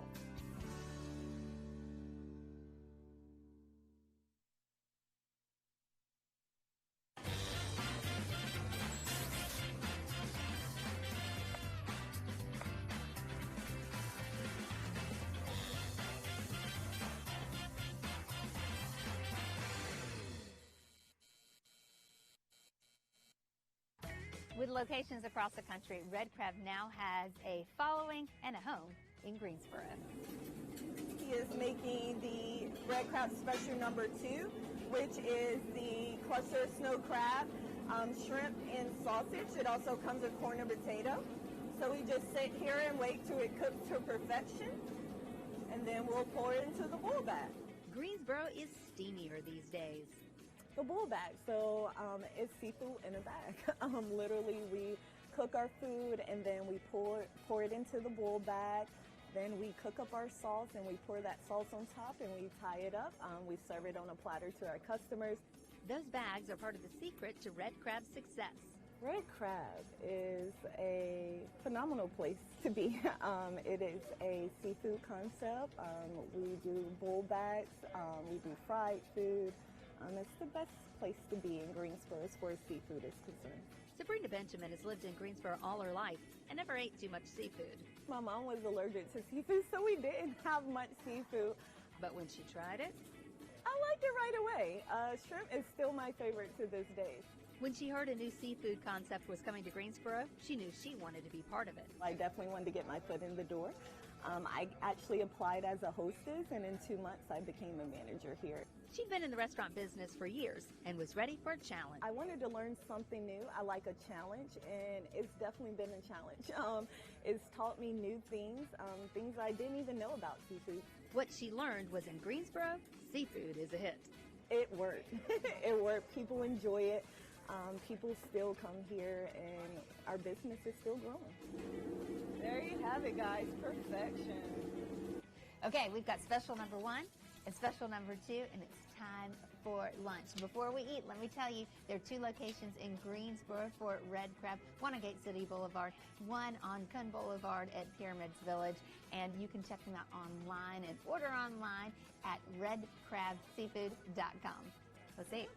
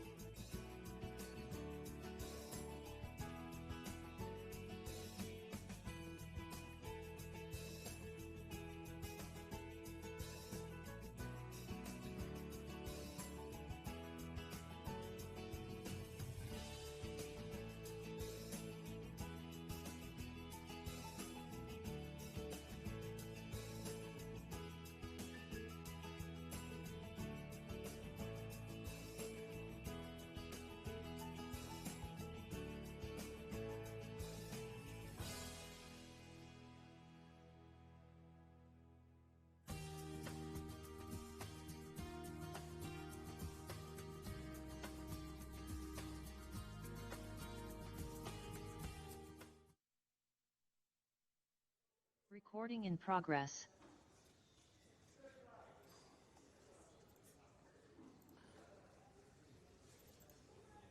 Thank you. I was reminded, we're at the first day of spring, so happy spring to everyone. Item Z2303-006, a rezoning request from R3 Residential Single Family 3 and CDO Conditional District Office to CDO Conditional District Office for the properties identified as 5908 and 5912 Ballinger Road, generally described as north of Ballinger Road and west of Fleming Road, 5.078 acres. Mr. Kirkman? Yes, thank you. Again, the request is to rezone property from R3 Residential Single Family and CDO Conditional District Office to CDO Conditional District Office. North and west of this property is currently zoned R3 Residential Single Family. East of the subject property is zoned CDO as well as CDRM12 Conditional District Residential Multifamily. South of the project is zoned a combination of R3 Residential Single Family and CDRM12 Conditional District Residential Multifamily. The subject properties currently contain undeveloped land and a single-family dwelling. North of the request is a religious assembly use. East of the request is a bank and an assisted living facility. South of the request are multifamily dwellings, a fire station, and single-family dwellings. West of the request are a single-family dwelling. So this is the eastern portion of the subject property as it's seen from Ballinger Road. And this is the western portion of the subject property also as seen from Ballinger Road. This is the religious assembly use located north of the request, zoned R3. This is the bank located east of the request, zoned CDO. This is a fire station located south of the request, zoned R3. It's a single-family dwelling located south of the request, zoned CDRM12. These are multifamily dwellings located south of the request, zoned CDRM12. This is another single-family dwelling located south of request, zoned R3. This is a single-family dwelling located west of request, zoned R3. This is a view facing east on Ballinger Road. The subject property here is located on your left. This is facing southwest on Ballinger Road. The subject property here is located on your right. This is a view facing north on Fleming Road. Subject property here is on your left. And this is a view facing south on Fleming Road. The subject property is located on the right. This is a conditional zoning, and there are a number of conditions that are associated with the request and were advertised as part of the hearing this evening. The comprehensive plan designates the property as residential in the future land use map. For a small portion of it, the rest of the property is now designated mixed-use residential under the adopted New Garden Road strategic plan.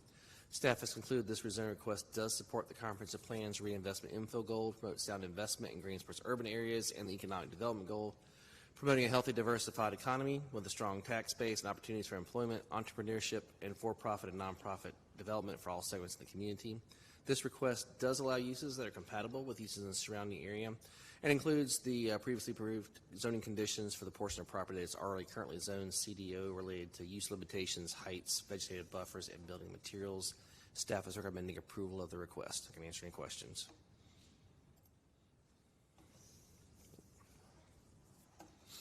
Thank you. Are there any questions? If not, I have Mr. Isaacson for the applicant.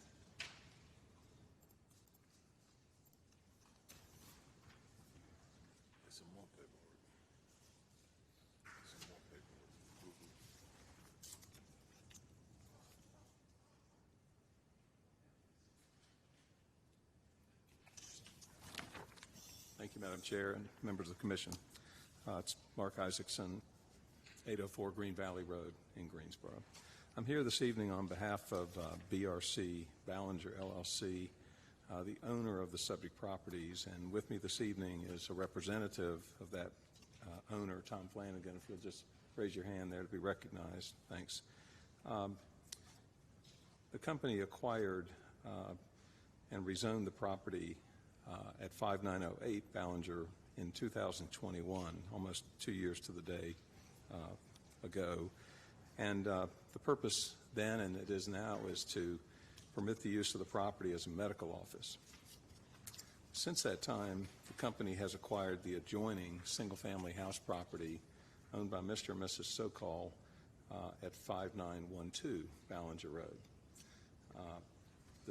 The real purpose for the acquisition of that property and combining it with this property is to allow additional parking for the proposed medical office building. This would be well in excess of the minimum required parking under the city's development standards, but the company feels that it is an appropriate use of this property to make sure that staff and patients and others coming to and from this property have ample parking for that use. In 2021, several conditions were submitted and approved by the Commission, and no change has been offered in those various conditions except one condition, 5, about the exterior facade, was updated in the intervening 2 years. The staff and I and others have worked on the wording of a condition involving exterior building materials. And so we just updated that condition slightly to comport with what's now considered an acceptable wording of that building material condition. Other than that, no changes in the uses, the building height, the activities, and the plantings, the buffer that's to be imposed in excess of the minimum on this property to the west. Everything's remained the same. So let me go to, that's the conditions. Next.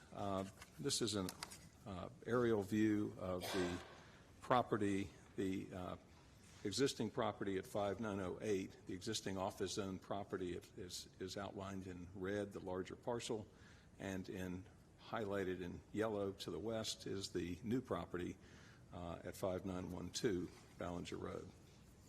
Again, the same conditions would apply, except that the buffer that's imposed on this property would be shifted to the left or the west of the newly acquired property, and that would serve as as an extensive buffer on the western side. As you'll see to the north is the church, and we had worked extensively 2 years ago with the board of the church and had worked out acceptable conditions with them that they approved. I've been in touch with them. They continue to be supportive of this request. We've also, just for the Commission's information, it's not a zoning condition, it's a private agreement, but just so you all will know, have entered into a shared parking arrangement because the hours of the church use and the office use will be complementary. And so when they need parking, we will be able to provide that to support the church and so forth. So I think it's a very compatible use with a major stakeholder in the area. This is submitted for illustrative purposes, but it shows you the proposed medical office building, a covered main entry with a circular drive, and extensive parking to the east, west, and to the north, and an ambulance canopy on the northern side. So it's been, I think, well laid out for the medical use purposes. There's also a limitation, as you'll see on the southern part, about a monument sign. So we've limited the signage on the Ballinger Road side. We also have a proposed stormwater retention pond on the eastern side along New Garden Road. Next, we did send out a letter to the owners according to the city's notification list within the radius. We did hold a neighborhood meeting on Monday, March 13th. I think about 4 or 5 people attended, and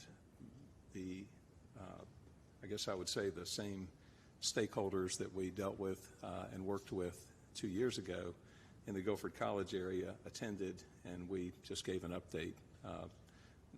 Nothing has been done on or to the property since that time in 2 years ago. However, with the passage of time comes some opportunities, and so one of the concerns that we heard was about the history of this property and being in the Guilford College area, and that there may be some remains or other artifacts from a skirmish in the Revolutionary War. And so we have, as you'll see in this engagement letter, engaged with a firm, an archaeological and historical firm, to perform an examination of the property's historical context regarding potential Revolutionary War battle burial sites, and 2, to develop an action plan that will be implemented in the event that unmarked graves are located during the course of the investigation or development of the properties. So we certainly respect and want to honor the input that we receive from those who have been involved in the history of this property and have been diligent in researching it and presenting it to us. And we take it seriously, and we're prepared to address any issues that may come up, and we've engaged this firm with which we've had experience to do just that. So in conclusion, I think this is fairly straightforward. It's an expansion by one property. The owners, the residential owners of that property, approached us about selling this property. They thought it made sense. So did we. We acquired it at I think, fair market value, and they have relocated out of Greensboro, and so we thought that it was appropriate to add this property, shift the buffer over, increase the parking, even though it's above and beyond what's required. We think it's appropriate given the experience of the owner in developing these kinds of properties to anticipate that need. I'm happy to answer any questions, but hope the Commission will consider this fairly straightforward. Any questions? Thank you. Thank you. Is there anyone else? There's 2 minutes and 11 seconds remaining. Would anyone like to speak in favor of the application?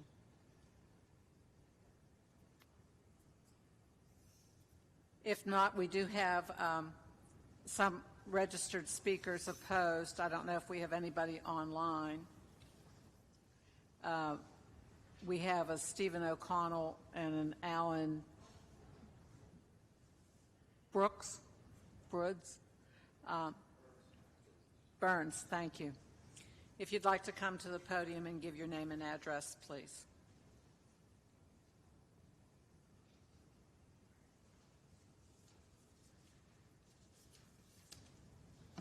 Hello, my name is Steve O'Connell. I live toward downtown at 1000 Cortlandt Street, but I own two properties directly across from the subject property, 5912. So it concerns me quite a bit. As tax-paying homeowners, we insist that 5908 remain zoned and developed as was previously agreed, CDO.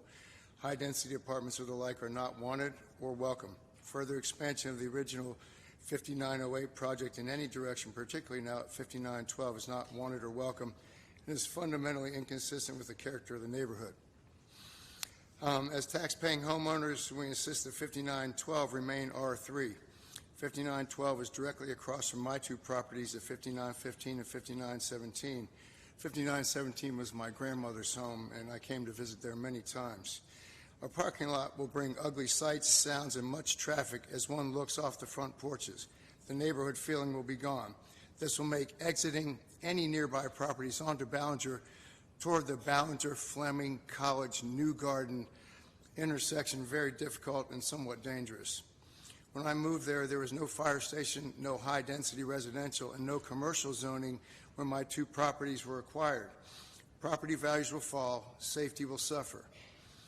The building is 60,000 square feet, located 50 yards from my house. There are 311 parking spaces planned.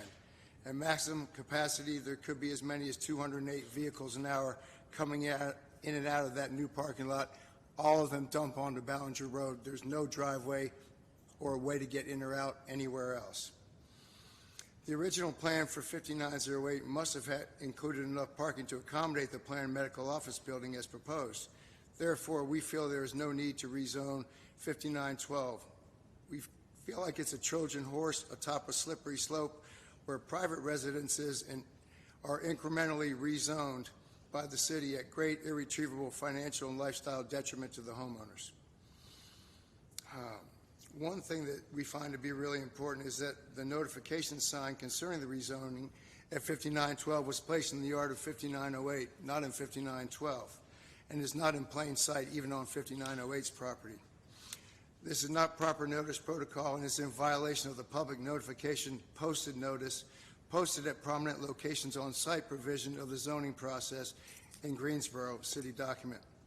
Many concerned nearby residents are likely unaware of this pending action in the first place. Also, when you look for this zoning issue online, the staff report is misleading. When you search for it, the top of the document, which I have right here, says CDO to CDO. So if you're a concerned resident, you might not know what's going on, and you might say, well, there's nothing to see here because it's CDO to CDO.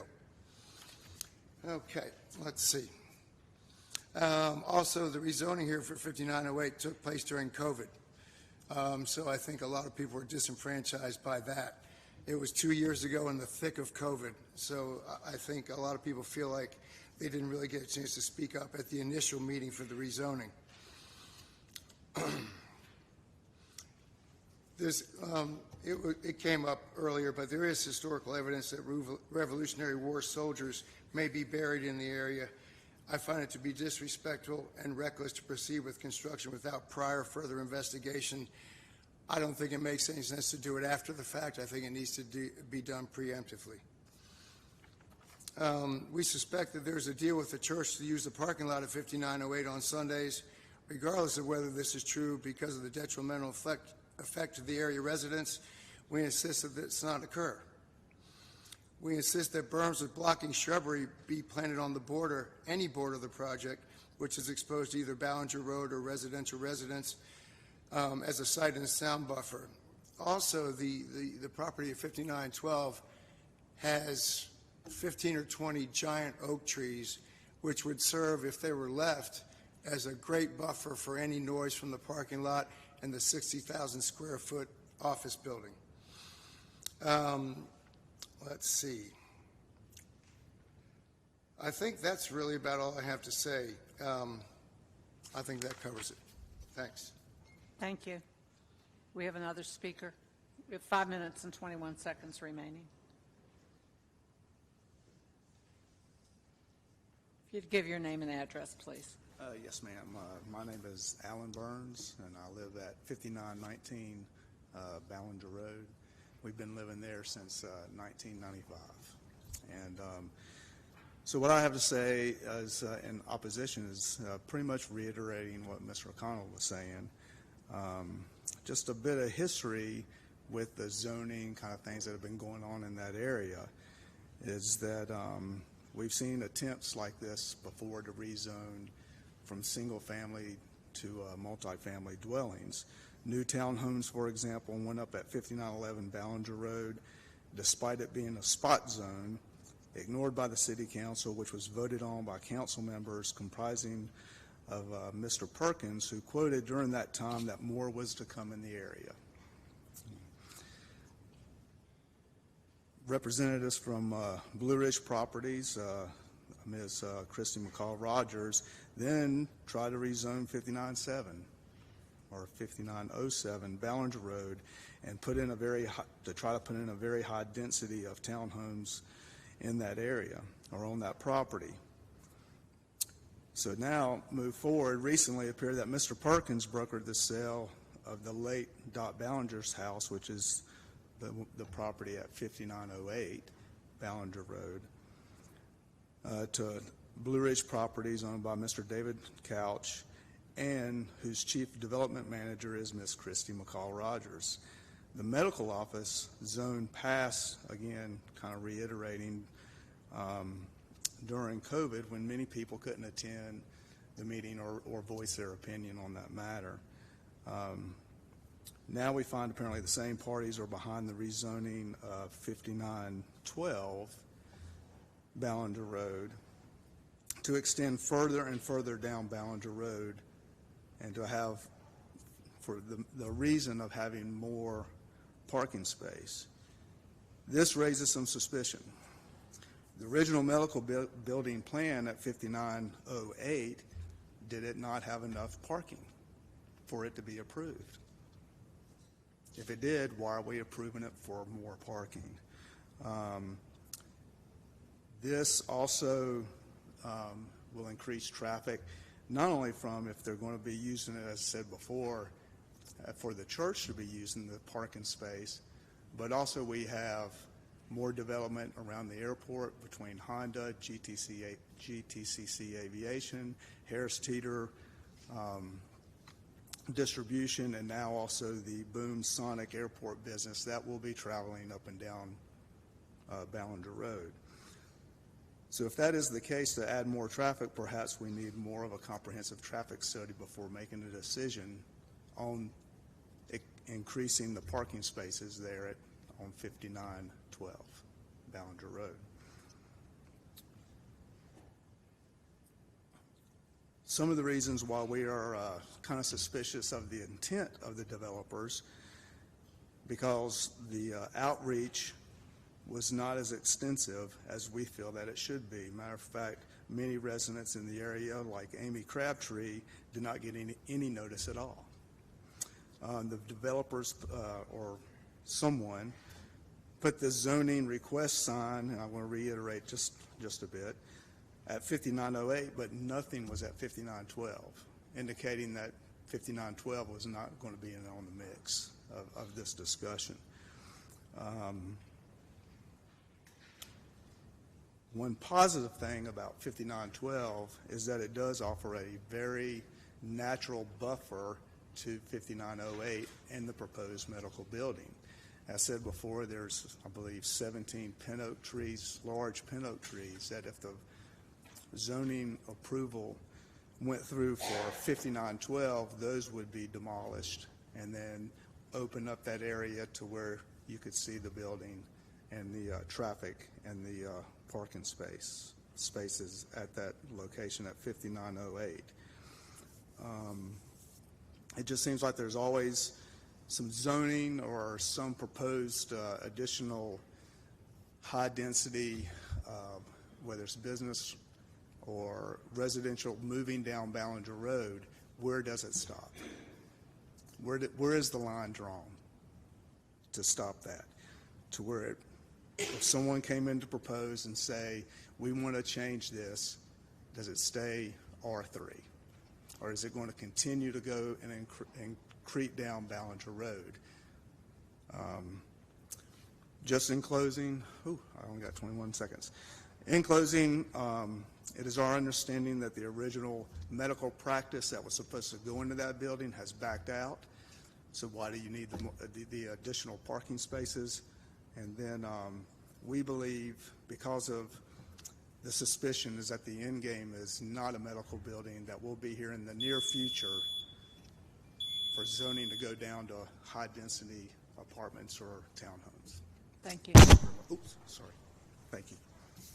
We have up to 5 minutes available for rebuttal for each side, so those speaking in favor of the application.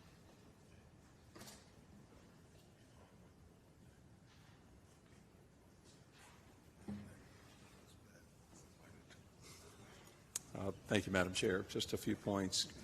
I heard some mention of apartments, and just want to make sure that it's very clear that the existing property is zoned office. It has several conditions on it. We have mirrored those conditions on this property also to be zoned office. I think one thing I may not have mentioned early on is that the intent here, actually the requirement, will be to combine these properties into one parcel.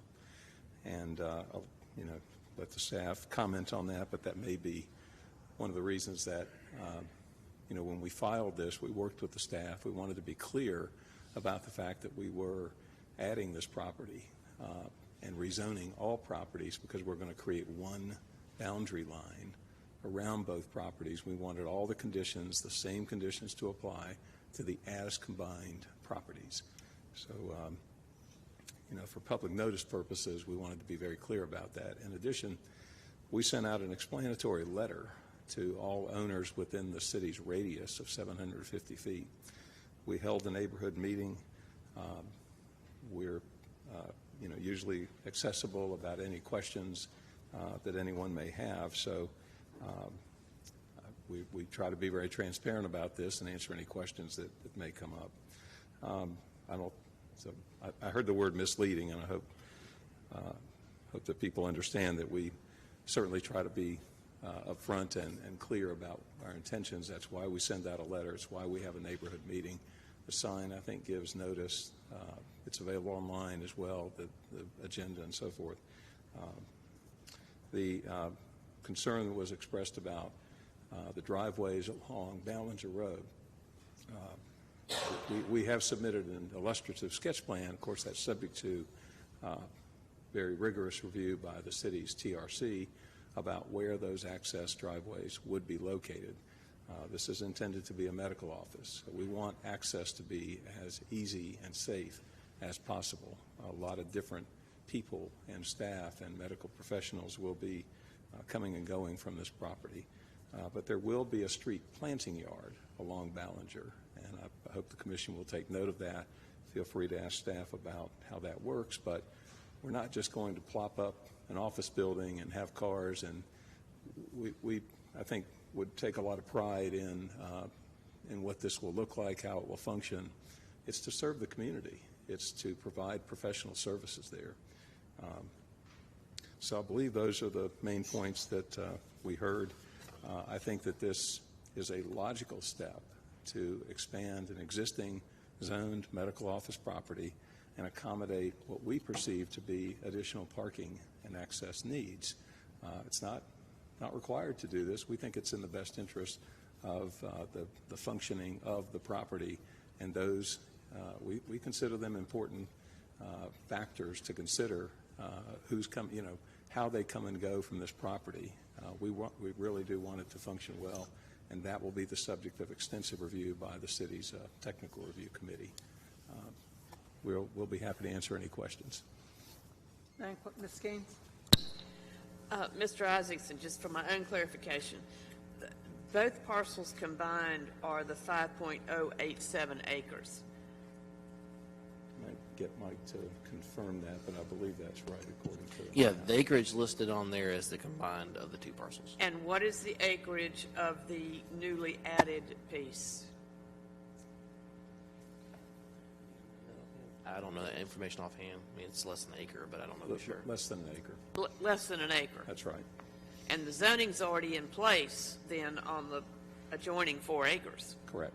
Nothing's changing there. Same. So you're just adding less than an acre to it to expedite the layout of what's being proposed. Correct. That's right. Thank you. I have a question. Yes, Ms. Maggott? First of all, I live in the neighborhood and have for 20 years. And across the street from this building is the fire station, correct? That's right. Okay. And then 2 properties down are the townhomes that they referred to, which I think were 4 townhomes that they put on the property there maybe 22 years ago.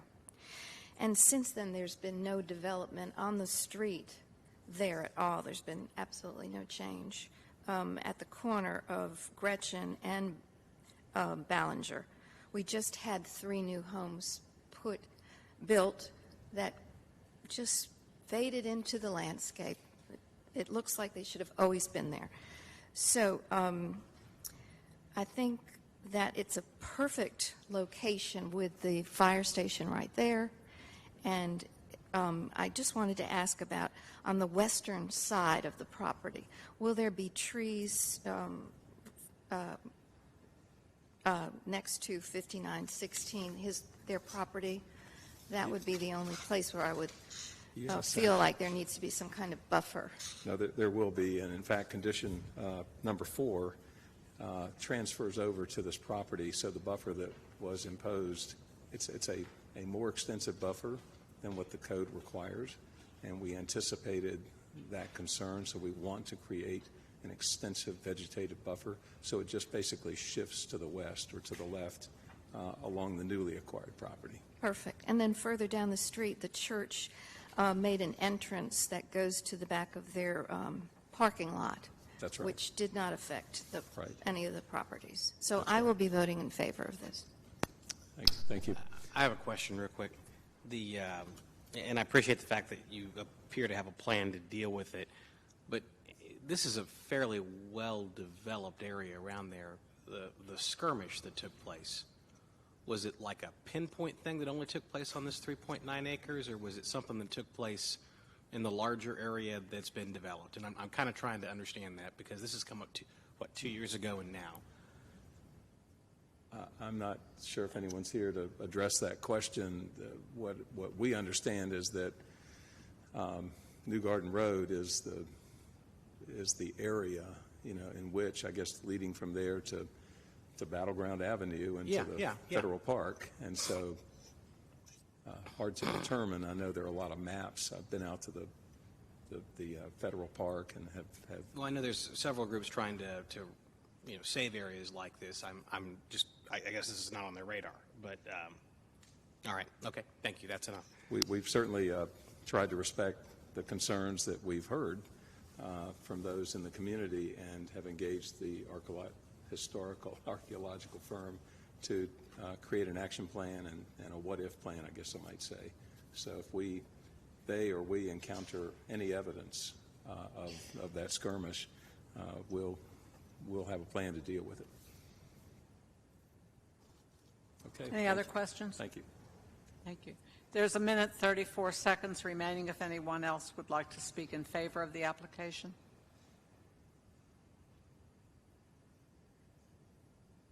If not, we have up to 5 minutes for the, rebuttal time for those speaking in opposition.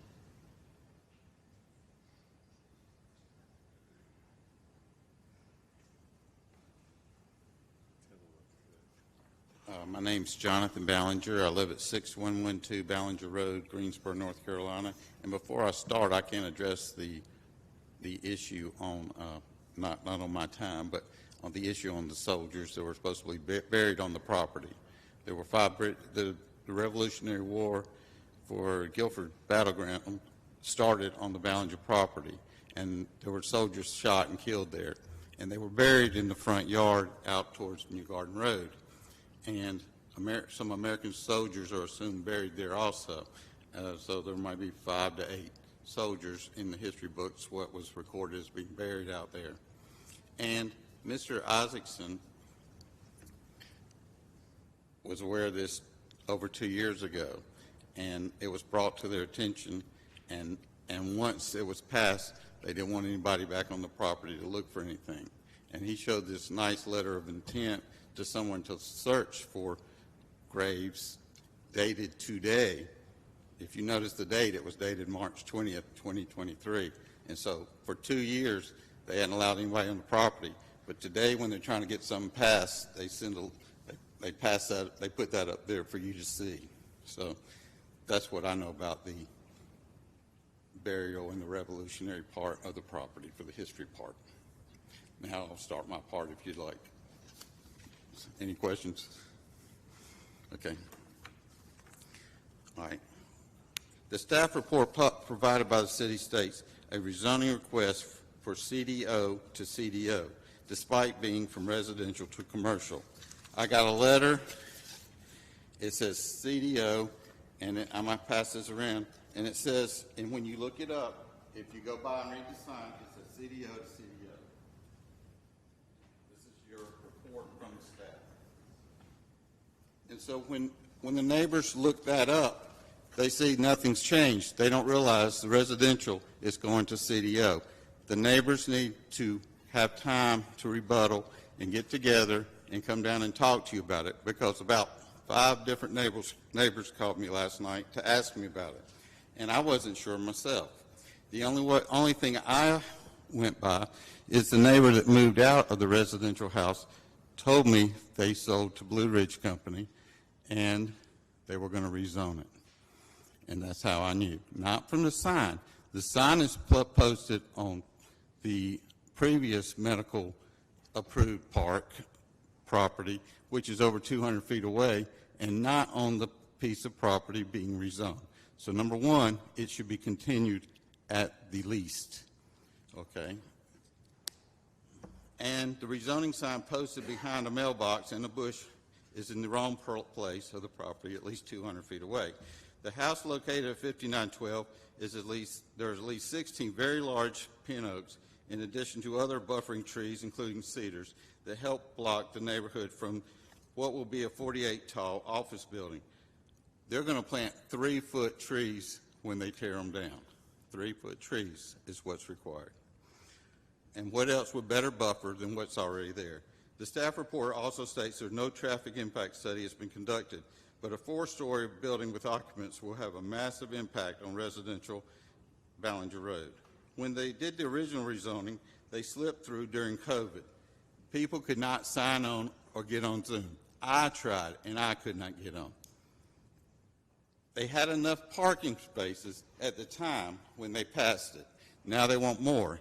They say they are not going to expand the building vertically. What about horizontally? That's what they didn't say anything about horizontally. Why do we suddenly need more parking? In the notice, they say it is to provide flexibility in their plans. It doesn't say just make new parking. They want flexibility. That means a different building. They can put up the most beautiful building in the world and say, well, that's what we're going to build, but they don't have to build that. They can build whatever they want. The medical facility, I understand, that they were planning to anchor their building has backed out of the deal. No one has mentioned anybody coming in. The best use for this property is to remain residential. They can do plenty with what tract they already have. They can't open the door and bring the whole camel in, so they're trying to bring it in inch by inch. They're just trying to pass something by on us, and we don't know what. But thank you for listening, and if someone else wants to speak, please do. Thank you. Are there any questions?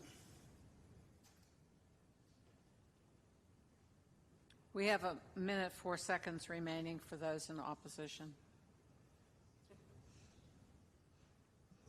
Carol Carter, 5505 Hempstead Drive. I'm sure glad I came early tonight. I want to clarify a couple things. There was a Revolutionary War skirmish there. It was the Battle of New Garden, and Jim Newland's father wrote a book about it. And there are some of the holdup has been some of the historians, Quaker historians, want to go out to the property and look for some things. The only thing I'm opposed to is 48 foot. That's a 4-story. You know, they've gone to feet now, and in that part of Fleming Road, New Garden Road, there isn't anything that is that many stories. And I think that's high for the location where you are. It's surrounded by single-family homes, a church, a fire station, and State Employees Credit Union, all 1 to 2 stories max. And I think a 48-foot height is just too high and would stick out like a sore thumb in this area. So, thank you. Unless are there any questions? Yeah, just a quick question. Mr. Kirkman, with regards to the height restriction, what is the city's restriction for building in R3? You can go up to 50 feet in height. So we're actually 2 feet below what the max is in residential R3?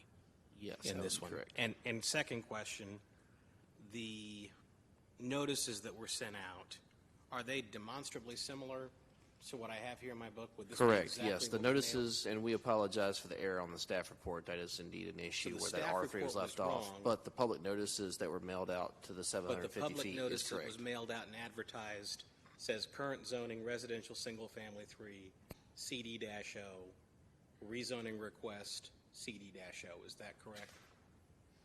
And the sign, I'm kind of I saw a photo. Somebody had sent us in something tonight, and they had posted a picture in there. As far as how we placed the sign, it looks like, was it placed kind of in between the two properties? Is that what you did? Effectively. So both properties, 5908 and 5912, are subject of the rezoning request. So the sign is roughly in the middle of that complete acreage.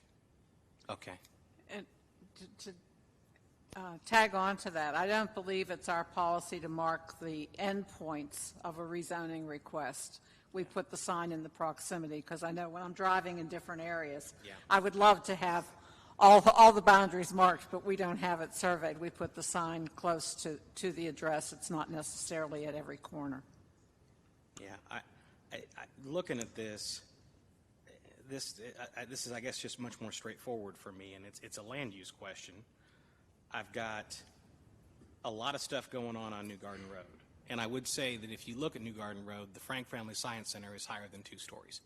I know that much. I've been in the observatory on top of it. I think that's a 3 or 4 story building. The addition of an acre, I think I'm in good shape. Go ahead, by all means. Unless there's an objection, we will close the public hearing. Happy to hear a comment. No, I'm done. I'm good. Any other comments or questions? Make a motion. Entertain a motion, please. I'll do it. In regards to agenda item Z-23-03-006, the Greensboro Planning and Zoning Commission believes that its action to recommend approval of their zoning request for the properties at 5908 and 5912 Ballinger Road from R3 Residential Single Family 3 to CDO Conditional District Office to be consistent with the adopted GSO 2040 Comprehensive Plan, and considers the action taken to be reasonable in the public interest for the following reasons. 1, the request is consistent with the Comprehensive Plan's future built form map and future land use map. 2, the proposed CD-0 zoning district as conditioned permits uses which fit the context of the surrounding area and limits negative impacts on the adjacent properties. 3, the request is reasonable due to the size, physical conditions, and other attributes of the area, will benefit the property owner and surrounding community, and approval is in the public interest. Second, Catherine May. Thank you. We have a motion and a second. Any comments or questions? If not, we'll take a vote. Ms. Glass? Aye.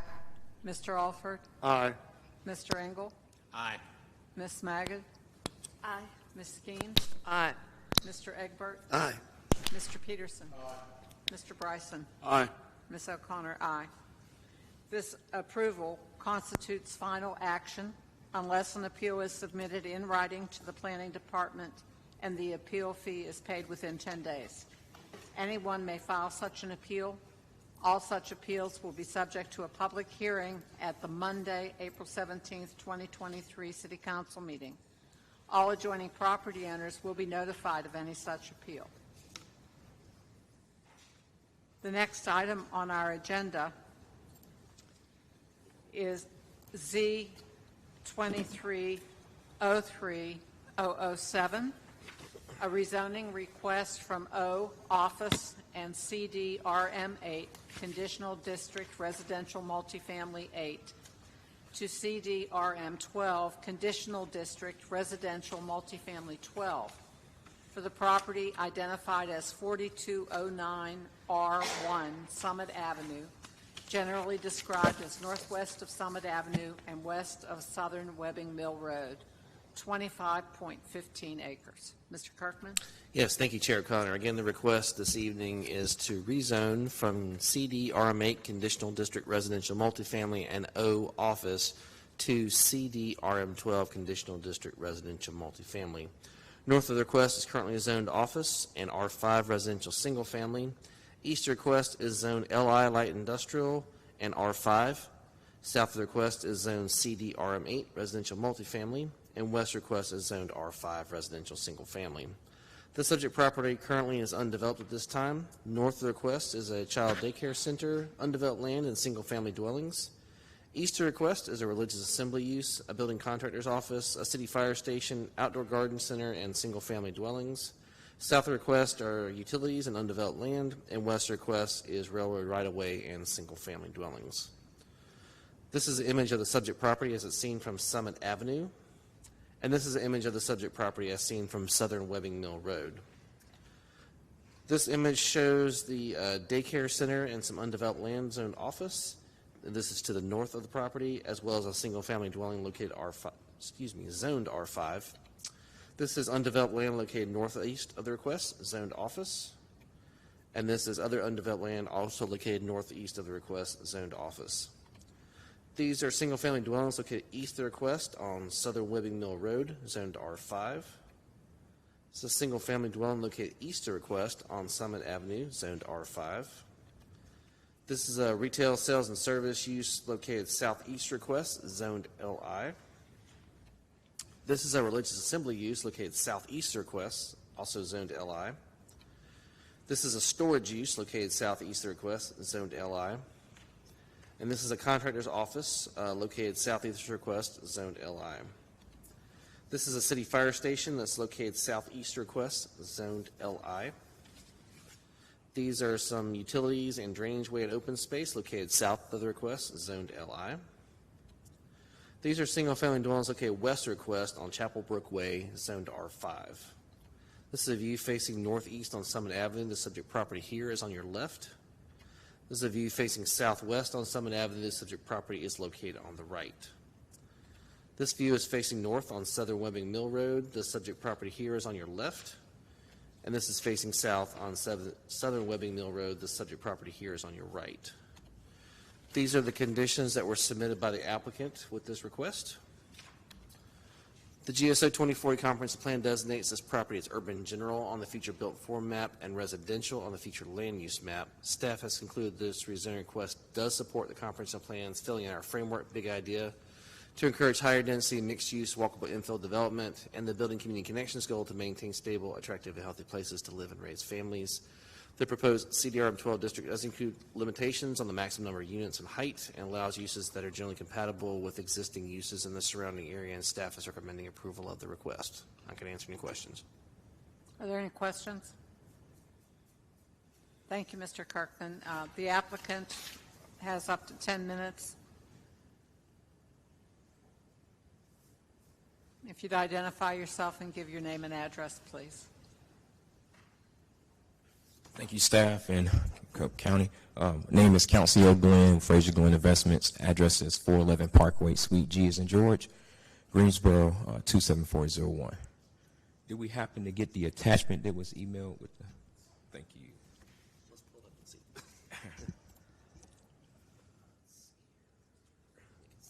Yep. Yes, thank you so much. The proposed use for the 25 plus acres on Summit and Southern Webbing Mill Road is a North Carolina Housing Finance Agency LIHTC development composing of 300 units. These 300 units will have brick and hardy plank. They will have some ADA units, a washer and dryer inside the unit, on-site community management as well as full-time staff, maintenance staff. We'll have a clubhouse and a pool that will be gated.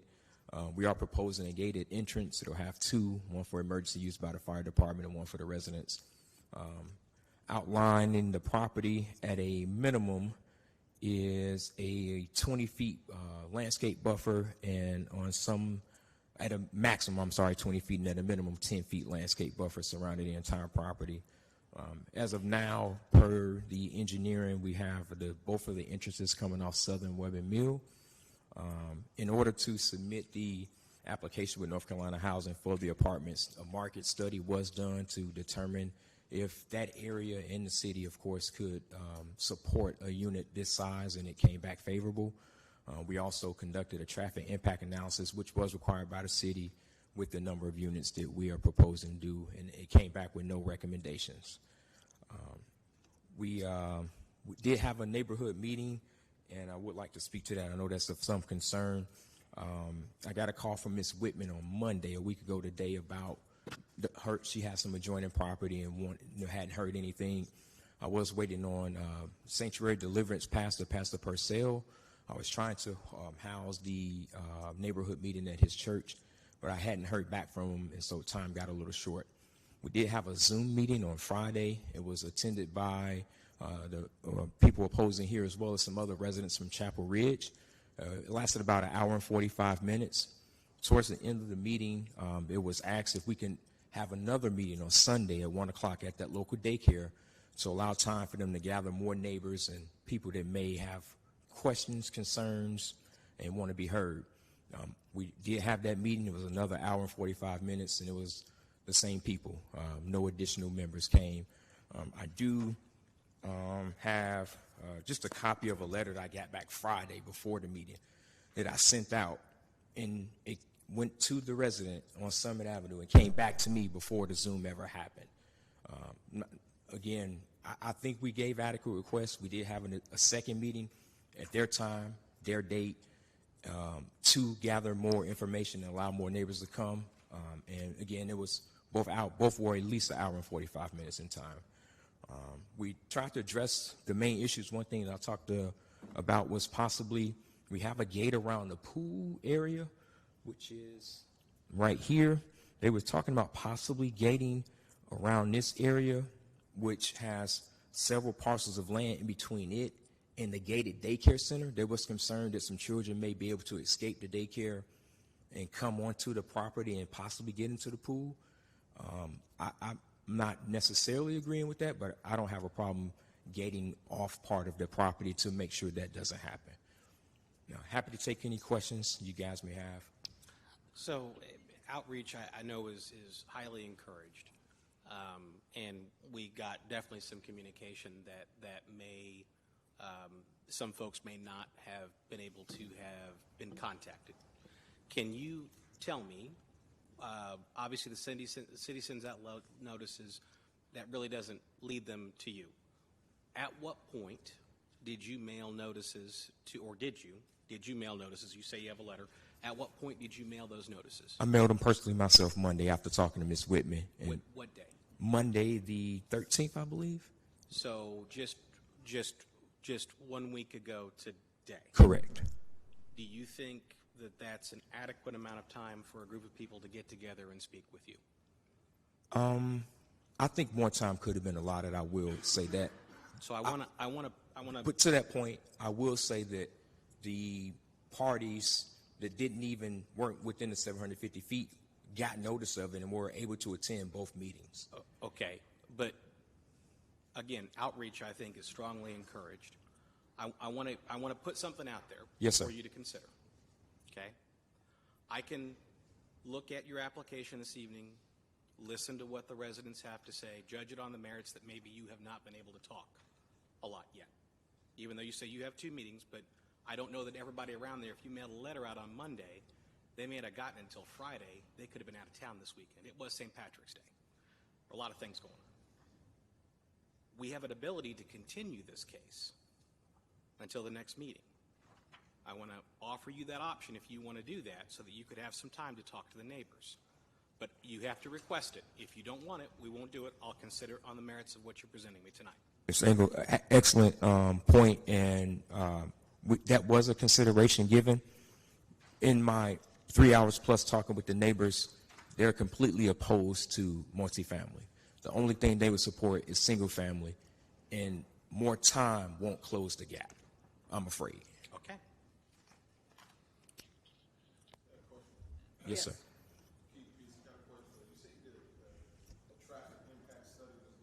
Yes, sir. They didn't have any recommendations, sir.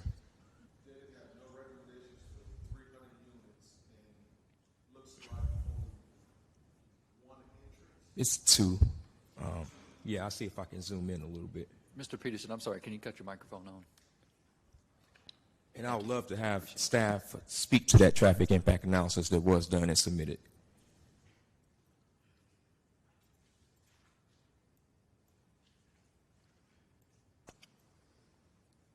I can just say a study was submitted and did not show any deficiencies in the roadway. Both of these streets have fairly low volumes on them, so they can accept traffic fairly easily. These are the 2 entrances, one here and one here. Yeah. I'm sorry. I said a traffic study was conducted, and it did not show any deficiencies. Both of these streets, both Southern Webbing Mill and Summit. I'm sorry, I got the pollen throat going on here. Both of them are fairly low volume roads, so additional traffic is not a big deal for them.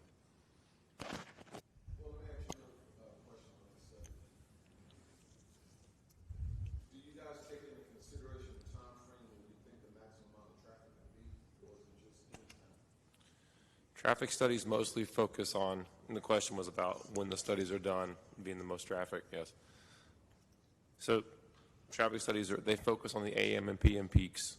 So when everybody's driving that 7 to 9 time frame and that 4 to 6. So it looks for, they do traffic counts in the area, and they look for the 4 concurrent 15-minute intervals that happen that make up an hour within that time frame. So typically, schools, of course, would be different.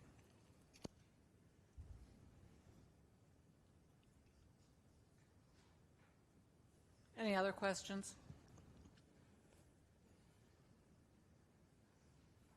No other questions right now, thank you. Okay, thank you.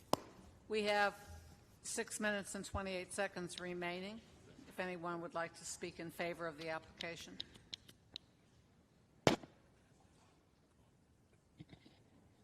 Seeing none, we have up to 10 minutes for those who would like to speak in opposition. If you'd like to come to the microphone and identify yourself with your name and address, please. Good evening.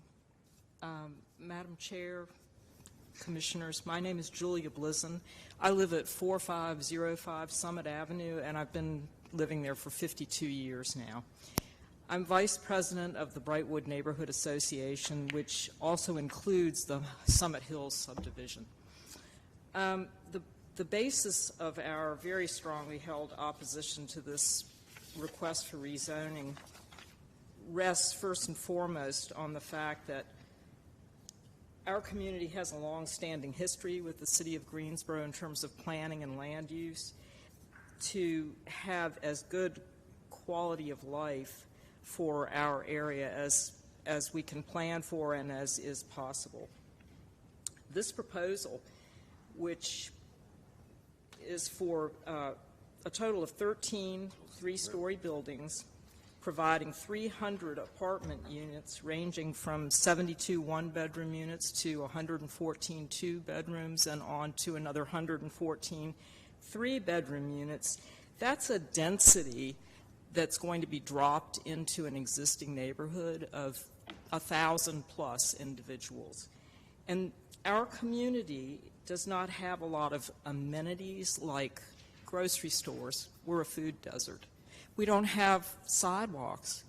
We have ditches on the sides of our roads. And if you're going too quickly, or it's bad weather, or it's night, you may find yourself in one of our ditches. Therefore, the idea of having 1,000 cars, maybe 800 cars, okay, 600, pouring in and out of this exit on Southern Webbing Mills Road, that's not going to work from a traffic safety standpoint. But more than that, much greater than that, I'd like to talk about the quality of life which will not exist for the folks who reside in these units. The developer shared with us that the intent is for this to be low-income housing. We don't have an issue with that. We're not a well-pocketed neighborhood. What we do have is a lot of pride, and we take a lot of care of our properties for the most part. These folks are going to be living a certain life of hardship in that if they are low income and lower than us, meaning they cannot own their home, they're renting, they're going to probably not have reliable vehicles. Where we live, you will be stranded for sure without a reliable vehicle. We have a bus system that it took us 3 years of constant lobbying to get in place, and I don't want to use everybody's time. So very quickly, let me just say, this is a stranded, isolated parcel of land in terms of livability. It's not on to drop 300 apartment units into this area. Second of all, I'd like to address the fact that this developer made a very weak effort to actually contact the community. When you only offer a Zoom meeting for your initial contact in a neighborhood which is still very rural in its feel, you could see that in the photographs. We're not all that internet savvy out there, but we do know what's going on, and we know about the land, and we know what will work and not work. We weren't given the opportunity to express our views. We do oppose this, and part of why we oppose it is because we were not treated like partners in this deal. We didn't get adequate notice. I myself found out 17 minutes before the Zoom meeting on Friday evening. And, here we are today, Monday. Did I have time to help pull together other neighbors? No. Luckily, Mrs. Mittman contacted me. We're friends. We're neighbors. And she let me know that she'd just gotten this notice at the last minute about this Zoom meeting. And, so I jumped in. And yes, I don't live within 750 feet of that property. That's true. But I do live very close by. I will be affected by everything that happens on that property. It's my community. We have neighbors here that are prepared to speak tonight in detail in their opposition. And I do hope you'll listen to us. We need your support. We need your help. Thank you.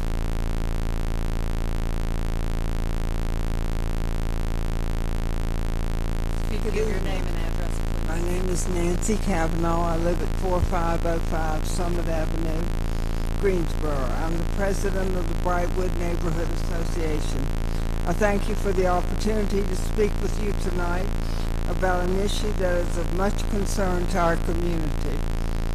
You have heard from Mr. Glenn a proposal to build 300 apartments, 3 stories tall, on a lot that is bordered by 2 narrow 2-lane roads that are dangerous to drive on and even worse to walk alongside its next to nothing shoulders. He asked tonight to consider building 13 apartment structures within a few feet of each other, 3 stories tall in the middle of a residential, low-income, working-class neighborhood. We stand firm that this is not a good fit. We propose the lot be developed for single or attached homes for low-income homeowners. Mr. Glenn touted that this complex would be gated when in fact only gates at the entrance. That was a change he made from our meeting to tonight, that he's just going to gate the entrances. At first it was billed as a gated community. The proposal in front of you tonight is one that very closely resembles the Cone Boulevard and Summit Avenue complex. We do not want to set a precedent of this type of development in our neighborhood. Mr. Glenn has told us that he has one other location nearby in mind to continue this type of construction. Please help us to prevent high-density apartment buildings, instead supporting the concept of a development of single-family, low-income housing for our neighborhood. We welcome that. We welcome it with open arms. We hope you'll consider that. He was not transparent with Summit Hills. We have many friends there. None of them received notification, and city directed him, Mike directed him to contact Summit Hills, and that was not done. Thank you for your time. Thank you. We still have 2 minutes and 48 seconds. If you'd give your name and address, please. Good afternoon, Council. Good evening, actually. My name is Judy A. Mitten. I reside at 4805 Summit Avenue since 1988. My beloved great husband and I moved into the community and fell in love. It's a very rural community. I kept saying to him, they're going to fill in those ditches, deep ditches, and straighten this crooked road soon. It has never happened. On Monday, I had to go to the fire station to ask them to help me put down a deer that had been injured and had made its way back up onto my property. My neighbors have had a person, a human, to be killed in front of their home. It's Nancy. It's a very dangerous, very narrow, winding road, and it is not conducive to have apartments. We have no infrastructure there. We have no, it's a food desert, as they explained, and I would like very much that you not agree to this, because the young man didn't even send me a letter, and I'm the only person that joins his property that got the letter from the city, and therefore I didn't have time. I got it on the 9th, and I called every member of the city, including the mayor, to find out what are they going to do to this property. And finally, I discovered what they're going to do is to do something that happened to me I'm grateful for when I was very young and came to Greensboro. They're going to build a subsidized housing project that is not going to be taken care of by the city of Greensboro. That's going to add to the danger of our community. The city of Greensboro takes good care of theirs. But what he told me, because as we had those two Zoom meeting, and then I asked the daycare owner that is leasing my daycare building if she would let us come in there, and she decided to let us meet there. But he had not notified anyone. I got the letter for the Zoom meeting on about 3 hours or so before I had time to call everybody else in, and that's put a lot of burden on me to try to get the neighbors, because my neighbors and I, we communicate, but no one knows. Summit Hills doesn't know. Summit Courts doesn't know. No one knows what's happening in our community. Even if it still happens, we should be able to know about it. I apologize for taking up all the time. Thank you. But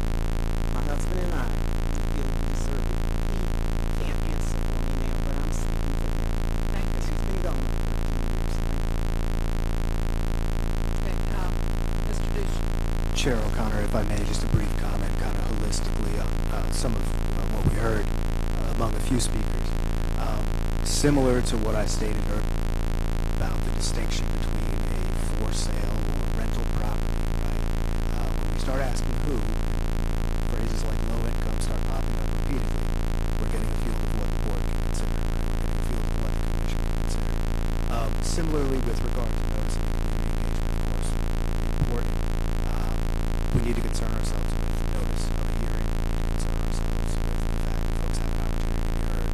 That's the driving force in that arena. But just wanted to, again, note those things that were stated throughout those comments. Thank you. Thank you.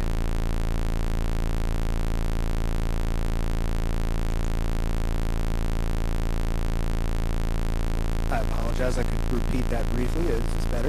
Can you hear now? Okay, yes, ma'am. What I was saying was that similar to the distinction between a for sale or a rent property, a property for rent, we can't be considering who is going to be moving into a, residential rental complex, right? Low income is a phrase that needs to be avoided. Similarly, notice of this hearing, the opportunity to be heard, those are the keys for us to be considering when we are again, considering the issue of notice, recognize the importance of community engagement, but just want to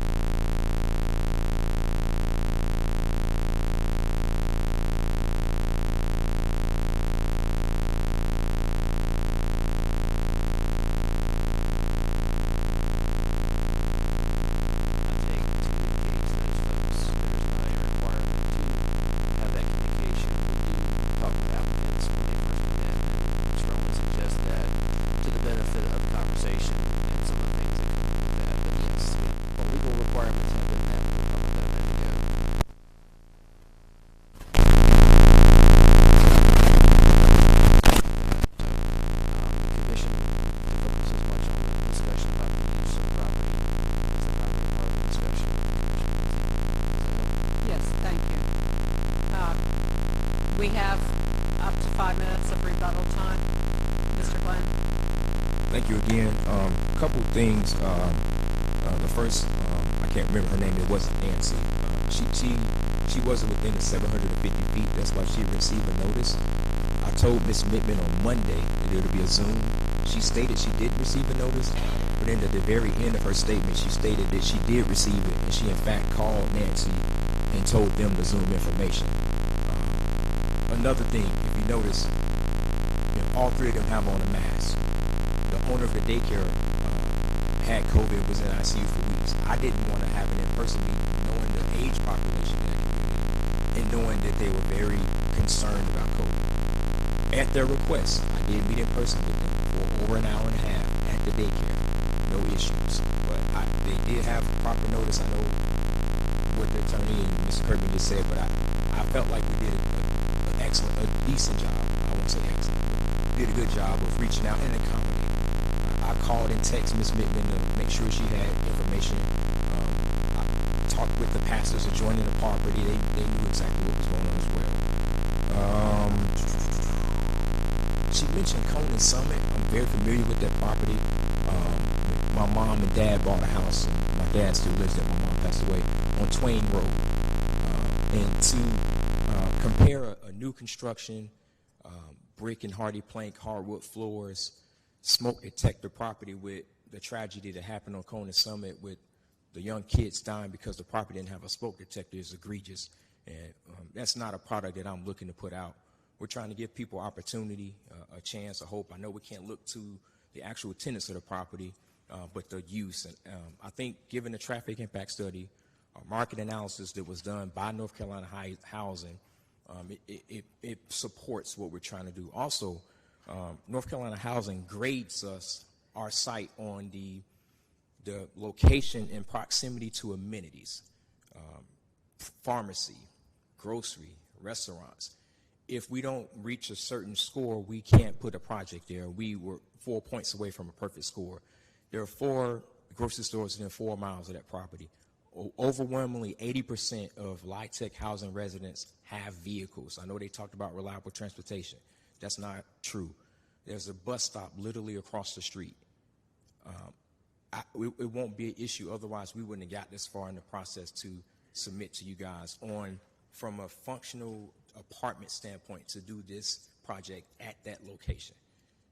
I think the traffic impact study, the market analysis with the North Carolina housing supports the proposed use. The land is there. It's an infill lot.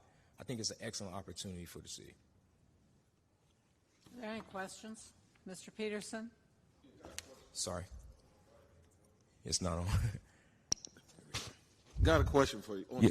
the northeast of the property, northwest of the property, how far is that buffer from the railroad track? It looks real close. Let me see if I can pull it up. I think I can navigate Zoom pretty well. Still his mic.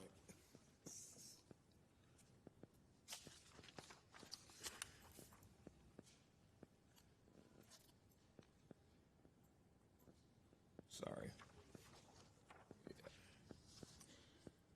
So North Carolina Housing has us to do, I want to say, a 50-foot buffer. I have to confirm that with the engineer. But there also is a 20-foot planting yard from the property line and buffer to the actual parking lot. So we have that 20-foot planting yard, the buffer that the North Carolina Housing Finance Agency requires from the railroad tracks, and the parking lot before any buildings are built. And that 20-foot planting yard goes the length of the property in all directions. It gets to 10 feet down at Summit, right here, but it's 20 feet everywhere else around the entire property.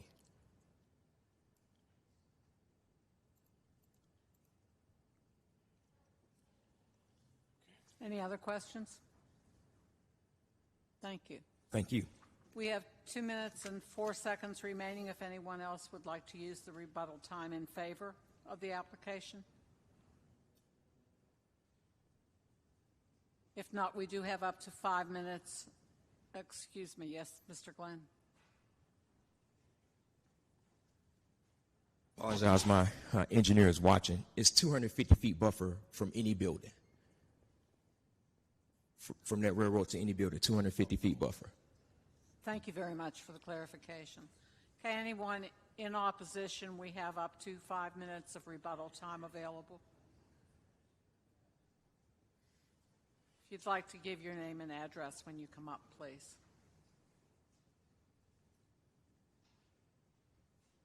Good evening, Madam Chair and Commissioners. My name is Michael Mittman. I reside at 4808 Summit Avenue, and I've been there since 2007.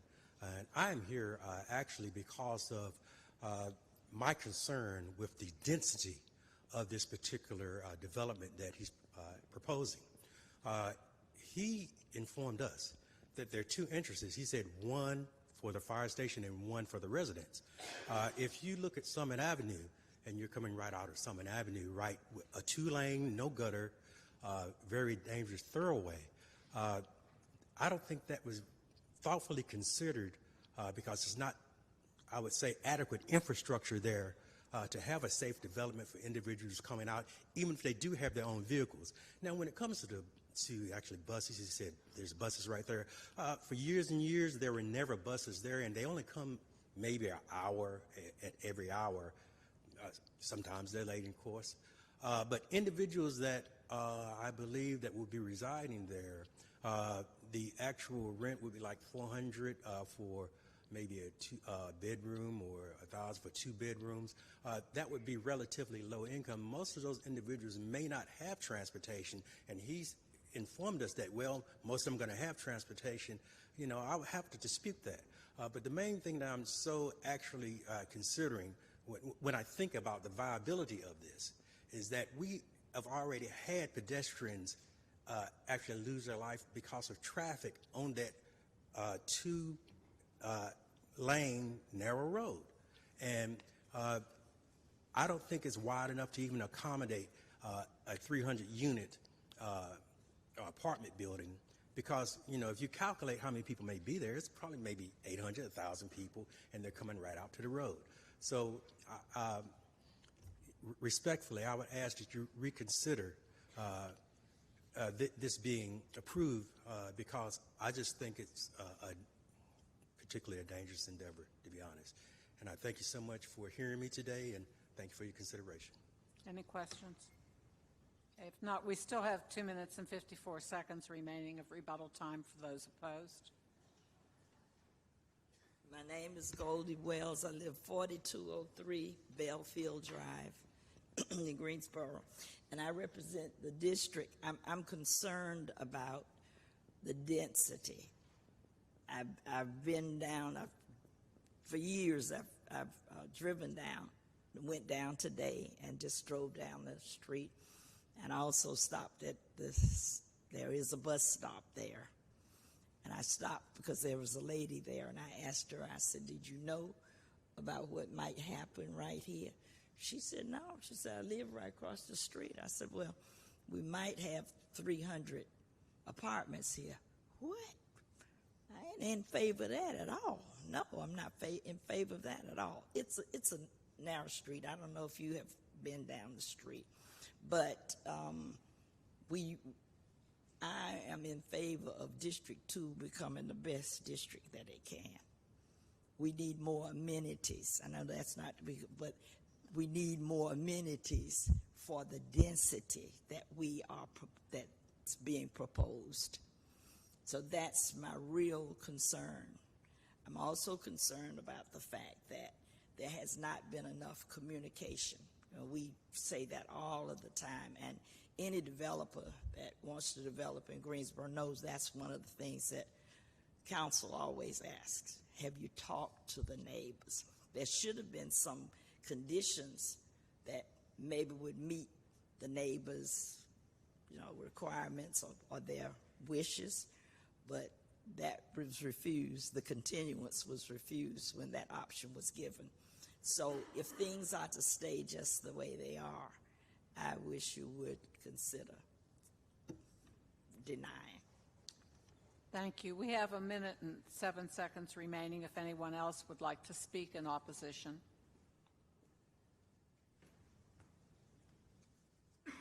Yes, I would just ask the Commission to, in general, look at the idea that the density and then the lack of communication, the lack of real hands-on attempts to blend this proposal into an existing single-home community, that's shocking to me. And if the developer can't go for a continuance, which I strongly urged in both meetings, I don't see how you can approve it, because you know we're going to appeal it. It's just not good for the community. We can't get behind it. It's not right. Thank you. Thank you. We still have 30 seconds if anyone else wants to speak in opposition briefly.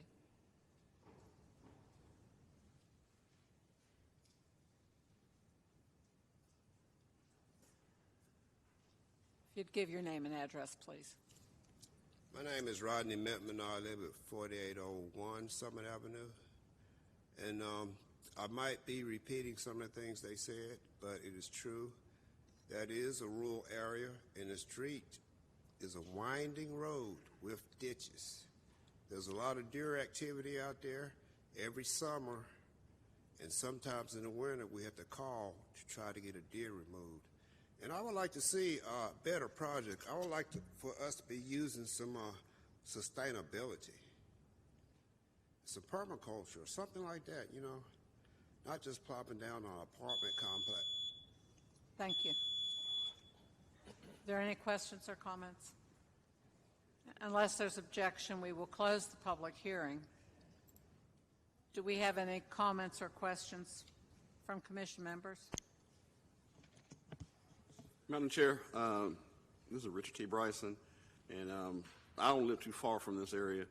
And again, I am a proponent of increasing livability in the city of Greensboro, but I'm a proponent of being practical too. And one of the items that we read off, if we approve an item, is number 3. It says the request is reasonable due to the size, physical conditions, and other attributes of the area, and it will benefit the property owner and surrounding community, and approval is in the public interest. I have not seen anything on this proposal as it is now that meets that standard. None of that standard. It really concerns me that you sent out a notice a week before via mail and expect the homeowners, and everybody around it to be educated and informed enough to make an educated decision about a project you're going to bring to their community. That concerns me. It concerns me that you want to take a situation where it's on a 2-lane road. South Weber Mill Road is not made for 300 units. Summit Avenue, at that portion, is not made for 300 units. And they stated that, the builder stated that they had 2 entrances. And if I remember correctly, those 2 entrances on South Webbing Mill Road, they're on the same road. And if you ever been on that road, that is a dangerous situation to have that many units coming in and out on that one road. So I will not support this as written. Again, I will support having a unit or a project that benefits the neighbors and the community.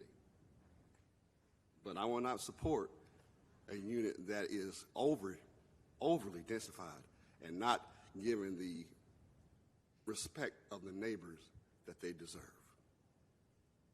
Thank you. Any other comments, Mr. Peterson? No. I will simply say I do have some concerns about the density. In juxtaposed with the 4-lane road we looked at tonight on Yanceyville and New Garden and things like that, the area. I do have a traffic study that tells me it's going to be okay, so that gives me an offsetting situation. I know that the road is not in, what I would consider to be pedestrian friendly. As one of the things they would have to do if they built here, they would have to put in sidewalks correctly on their portion, or at least seed the area to it.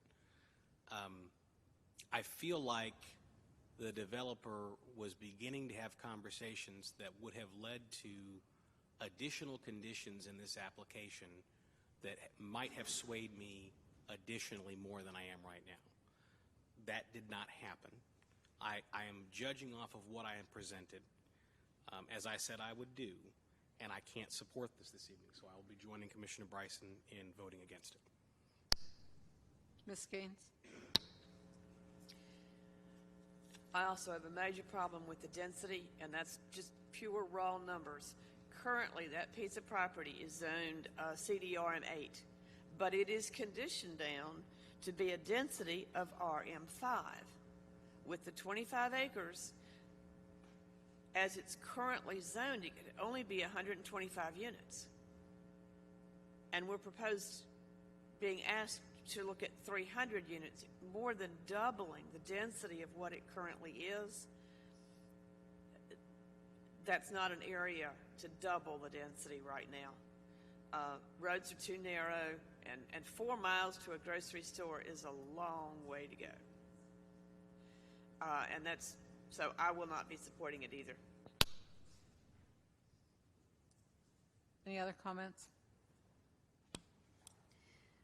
I'd just like to say that in the area, there is an RM12 that exists already that has been zoned RM12. So I'm having difficulty with this decision. I can think of so many properties that I've looked at where when you're coming out of where the egress and ingress is supposed to be, the road is a very tricky turn, and it seems very narrow to handle the amount of apartments that are being built. I disagree with the notion that we can't have this type of density here. So I don't know what I'm going to vote. I have to think a little bit more till the last minute, because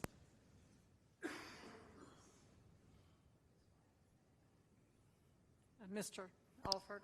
Very briefly, I have problems with the density.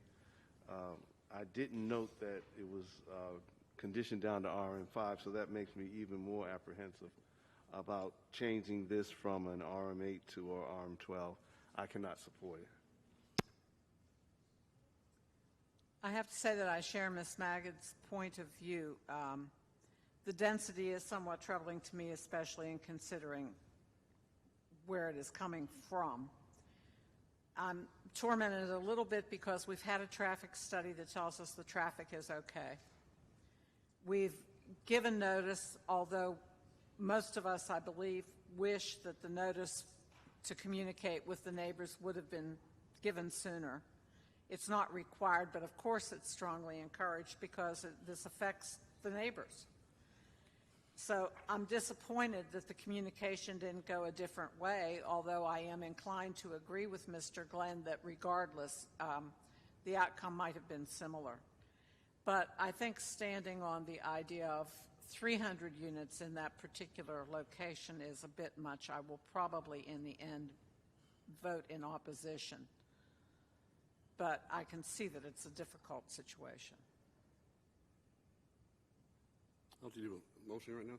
Yes, sir, please. For item Z23-03-007, the Greensboro Planning and Zoning Commission believes that its action to denial of the zoning request for the property at 4209 R1 Summit Avenue from O, which is office, and RM8, which is residential multifamily 8, to CDRM 12, conditional district residential multifamily 12, to be inconsistent with the adopted GSO 2040 comprehensive plan, and considers the action to be taken unreasonable and not in the public interest for the following reasons. The request is not consistent with the comprehensive plan's future built form map and future land use map. The proposed CDRM 12 zoning district as condition does not permit uses which fit the context of surrounding area and limits negative and encourages, negative impacts on the adjacent properties. The request is not reasonable due to the size, physical conditions, and other attributes of the area, and it will not benefit the property owner and surrounding community, and approval is not in the public interest. Second. We have a motion and a second to deny the request. Any other comments?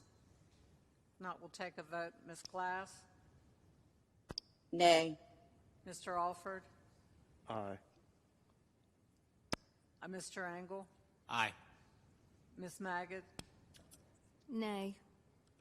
Ms. Skeens? Aye. Mr. Egbert? Nay. Mr. Peterson? Aye. Mr. Bryson? Aye. Ms. O'Connor, aye.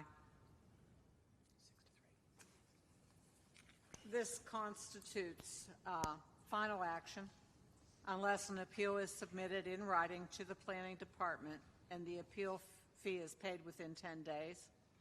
Anyone may file such an appeal. All such appeals will be subject to a public hearing at the Monday, April 17th, 2023 City Council meeting. All adjoining property owners will be notified of any such appeal.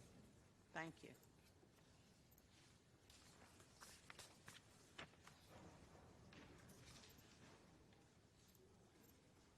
The next item on our agenda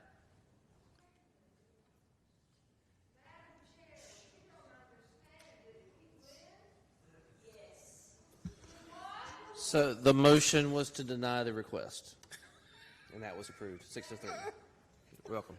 Thank you, Mr. Kirkman. Thank you. You gotta fix these It mics. can be appealed, however. The next item on our agenda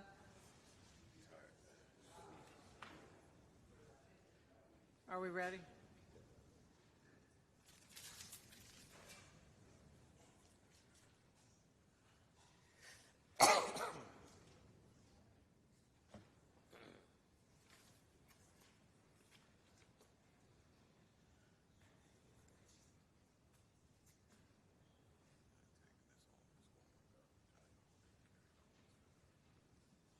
Next item on our agenda is item Z23-03009. A rezoning request from RM18 Residential Multifamily 18 to PUD Planned Unit Development and consideration of the associated Unified Development Plan, UDP, for the properties identified as 801, 803, and 805 Holiday Drive, generally described as east of Holiday Drive and east of Pomeroy Street, 1.02 acres. Mr. Kirkman?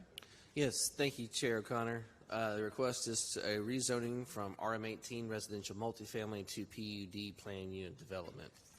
North of the request is currently in zone CD RM26 residential multifamily and RM18 residential multifamily. East and west are zone RM18, and south of the subject property is zone CM commercial medium. The property currently contains single-family and multifamily dwellings. North of the request are multifamily dwellings. East and west of the request are also multifamily dwellings. And south of the request are single-family dwellings as well as an eating and drinking establishment. This shows the northern portion of the subject property as seen from Holiday Drive. And this is the southern portion of the subject property also seen from Holiday Drive. This is an image of multifamily dwellings located north and east of the request, zone CD RM26. This is the eating and drinking establishment located south of the request, zone CM. This is a single-family dwelling also located south of the request, currently zone CM. These are multifamily dwellings located west of request, zoned RM18. This is a view facing north on Holiday Drive. The subject property here is located on your right, and this is looking south on Holiday Drive. The subject property here is located on your left. This is a conditional application, so these are the conditions that are associated with the request and advertised as part of the hearing. GSO 2040 Comprehensive Plan designates this property as urban central and within an urban mixed-use corridor on the future built form map and commercial on the future land use map. Staff has concluded this request does support the comprehensive plans creating great places. Big idea to meet housing needs and desires with a sufficient and diverse supply of housing products, prices, and location, and the filling in our framework. Big idea regarding how we arrange our land uses for where we live, work, attend school, shop, and enjoy our free time to create a more vibrant and livable Greensboro. Proposed PUD zoning designation allows residential uses in immediate proximity to each other and similar uses in the immediate area. Also encourages appropriately scaled development close to an urban mixed-use corridor and maintains good transitions between residential development and nearby commercial uses, and staff is recommending approval of the request. Are there any questions? Not, we have up to 10 minutes for the applicant, Mr. Isaacson.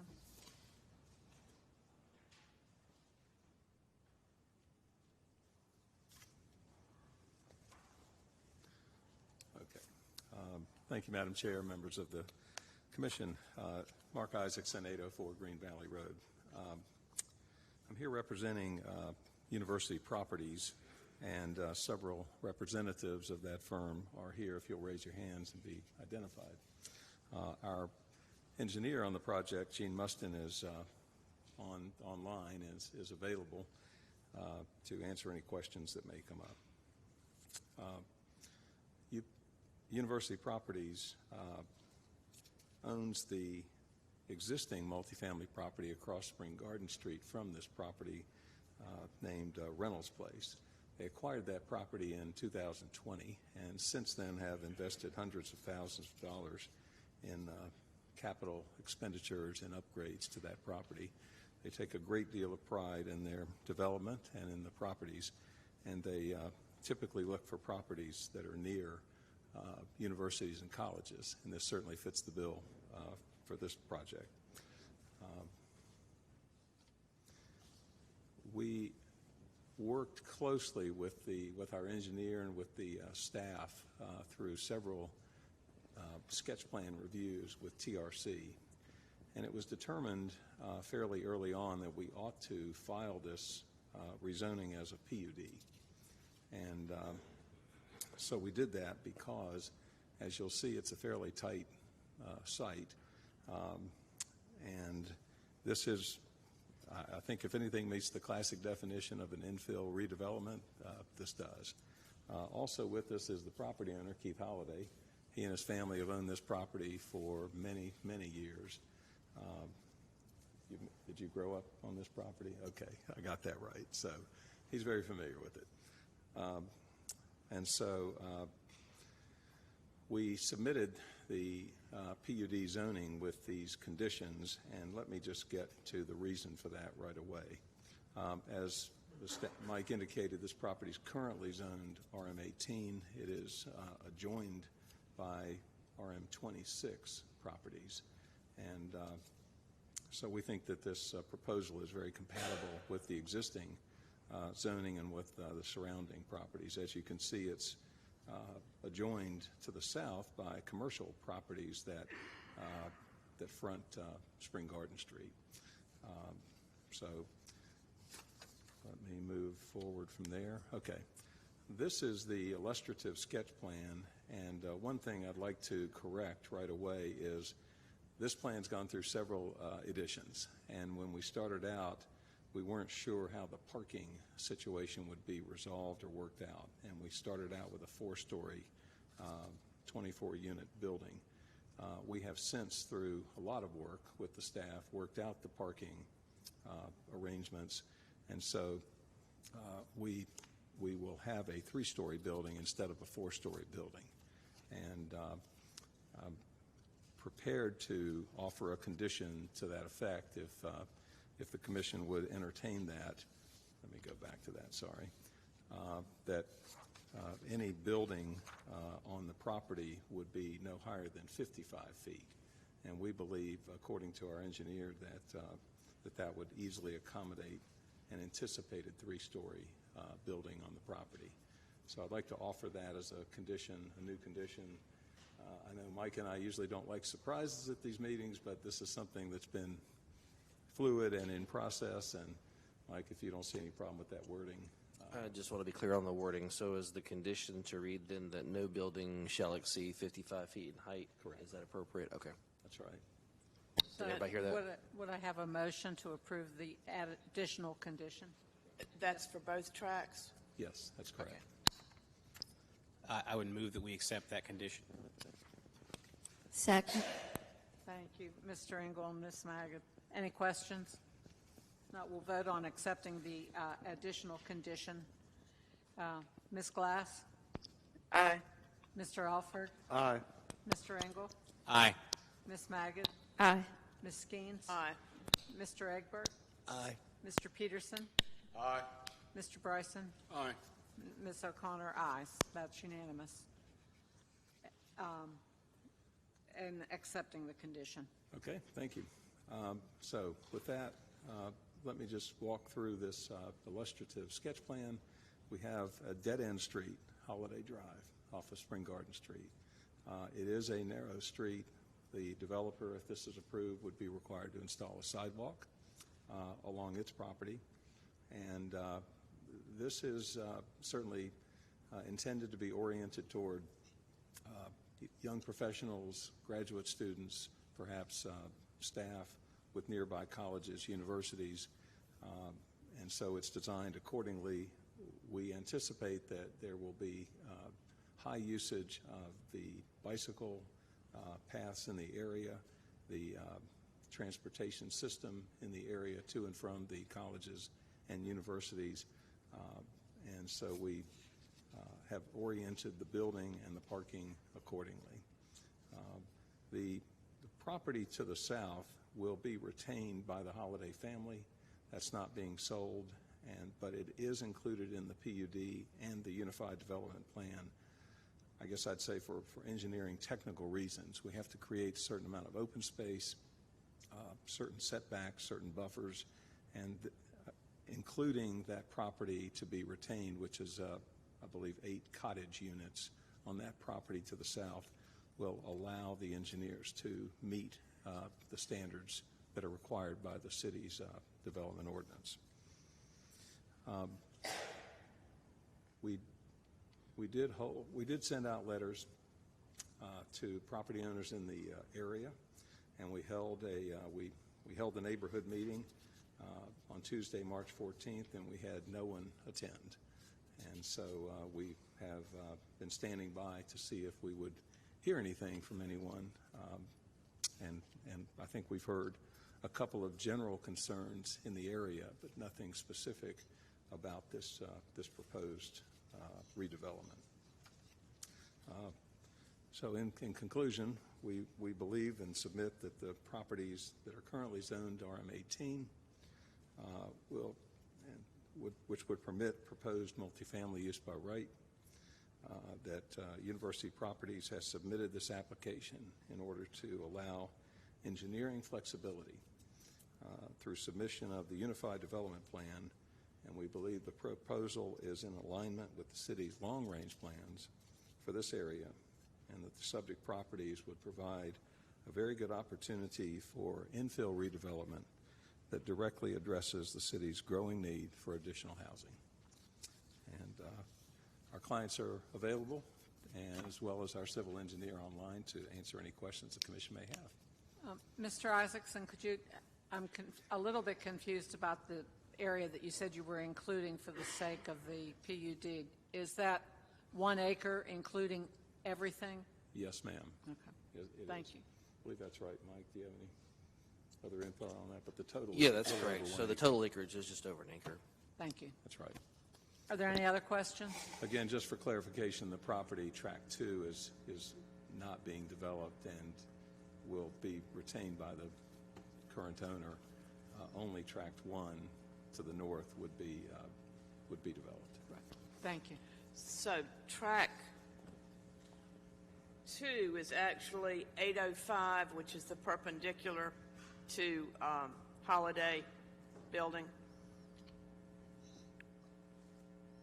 Perpendicular? Mr. Holliday is shaking his head. That is correct. So that perpendicular building of, what, 5 or 6 units it's 4 units, so it will remain. If we're going to have speakers, we need to have them to the podium, please. But we got it. Okay. I'll repeat that. That's 805 Holiday. It will remain unchanged. You're correct. So the track 1 actually encompasses 801 and 803 Holiday. Those are the northern 2 lots, correct? Okay. Exactly. Got it now. Happens to be 3 parcels. And how much acreage is that, the track 1 and 2? Tracks 1 Just and over 2. an acre total for all 3 properties. Just over an acre. Just over an acre. For all 3, For but all she's 3. asking for the 2. So for 1 and 2 is like a third of an acre each? Maybe something like 2/3, yeah. that? 2/3 of an acre, I don't know. That's approximately right.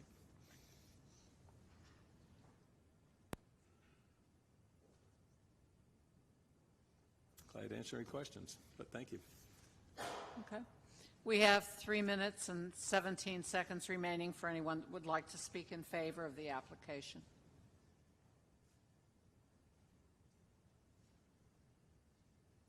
If there's no one else in favor, then we have up to 10 minutes for anyone who wants to speak in opposition. If you'd identify yourself with your name and address, please. Good evening. My name's Carrie Little. I live at 639 Scott Avenue in Lindley Park. I've lived in Lindley Park for more than 20 years, so I have watched Spring Garden develop over a couple decades now with an increase in student housing. From what I've seen in these meetings before, huge reoccurring theme is that the residents and the property owners did not have sufficient time to prepare proper representation for protecting any property rights they might have for growth in that area. Another common, and that was one of our concerns as well, that my brother owns a home within the notification area of that zone change. He lives on Inglewood, and he received a notice on March 9th because he immediately sent it to me with notifying the meeting for 11 days later of March 20th. So that was a very short period of time for us to get word or organize anything in terms of a action plan or unified effort. Most of the area around that property is student housing and rental properties. So the people that would have had to have been notified of this zone change most likely were renters and not property owners. There are some property owners in that area, but as I said, most of it's already existing student housing. And we're just very concerned with Row Lane on the other side near the railroad tracks of Spring Garden, Hyatt Street on the other side within a very short area of this proposed zone change. We're just real concerned with the number of zone changes, the extent of the zone changes, and the BOA changes involved in our community. We are not opposed to development. We see it all the time. There's always development on Spring Garden and Holden. We are not opposed to development, but we are becoming increasingly opposed to student housing taking over and being overrepresented as part of the eclectic mix of that community. We're also concerned with density and traffic. That Pomeroy Street next to where the proposed zone change is, you can barely drive 2 cars down it. I think I have to pull over to the side to let a car by on Pomeroy Street. It's a very, very small, not maintained, side drive. Yeah. So I do not see, and we do not see as a neighborhood, the LPNA, the Lindley Park Neighborhood Association, doesn't see how all the student housing will benefit our property ownings. And because there is, as the lawyer stated, existing student housing around there, I don't feel that that should be a case for more student housing. It should also be the reverse of that. And let's see, I think I'm about done here. But what we're asking for is a continuance so that we can better organize and speak to the developers about the Spring Garden corridor plan, the future plan for that corridor, because it seems as of now it's fairly reactive development and there's no big plan for that corridor, and it's rapid development.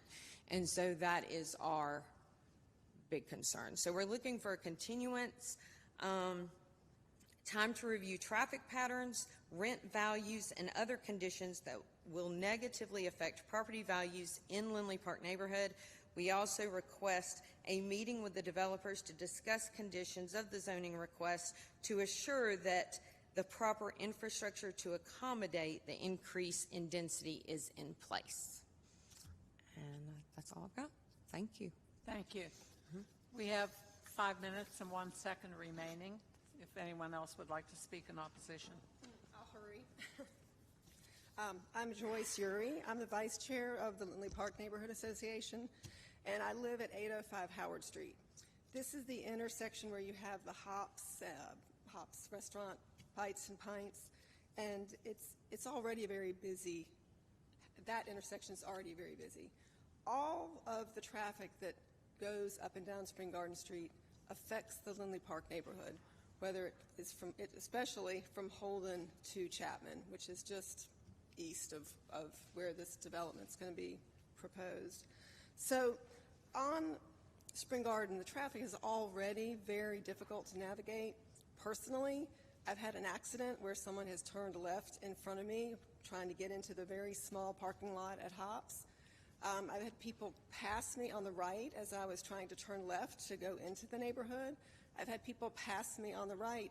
Again, this is going through the bike lane and the parking lane that's there on Spring Garden Street in order to pass me while I'm driving. So the traffic's already can be really treacherous, and it's not just in my particular area. You see this all along Spring Garden Street. So it just seems like adding any kind of density really needs to be taken seriously so that we can have more attention paid to the traffic and having that better managed. So now I need to get back on track. I recognize that this is a traffic enforcement issue, but adding more development is just contributing, making the problem a lot more difficult. So, and the volume has increased tremendously over the last 10 or 15 years with all of the apartments and the off-campus student housing. The intersection of Spring Garden and Chapman, like Howard, is already very congested and busy with both traffic on the road and traffic coming off of the side roads from the businesses that are around there. During peak times, the traffic will back up on Spring Garden, going almost all the way up to Elam Avenue. So it can be really difficult getting in and out of the neighborhoods on both sides onto Spring Garden Street, especially turning left. Imagine Holiday Street, you're trying to turn left because it sounds like it's going to be at some or mostly all student housing, that people are going to have to turn left to go down towards the university. And you're a very short block before you get to before you get to Chapman. It's going to be really difficult to make those turns. It's difficult to make that turn when you're coming off of a street like Milton, which is one block, well, in the other direction.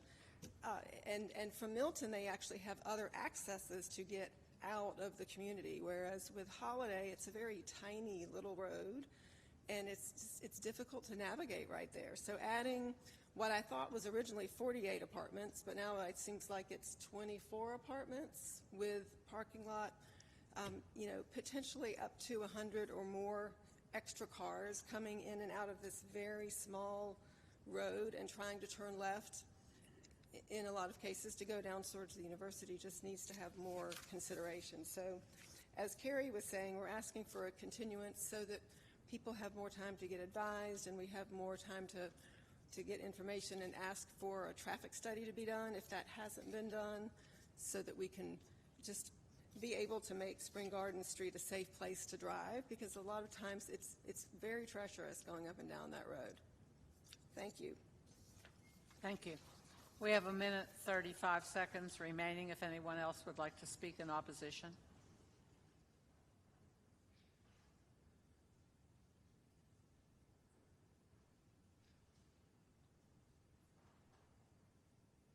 If not, then we have a 5-minute rebuttal time for those speaking in favor of the application.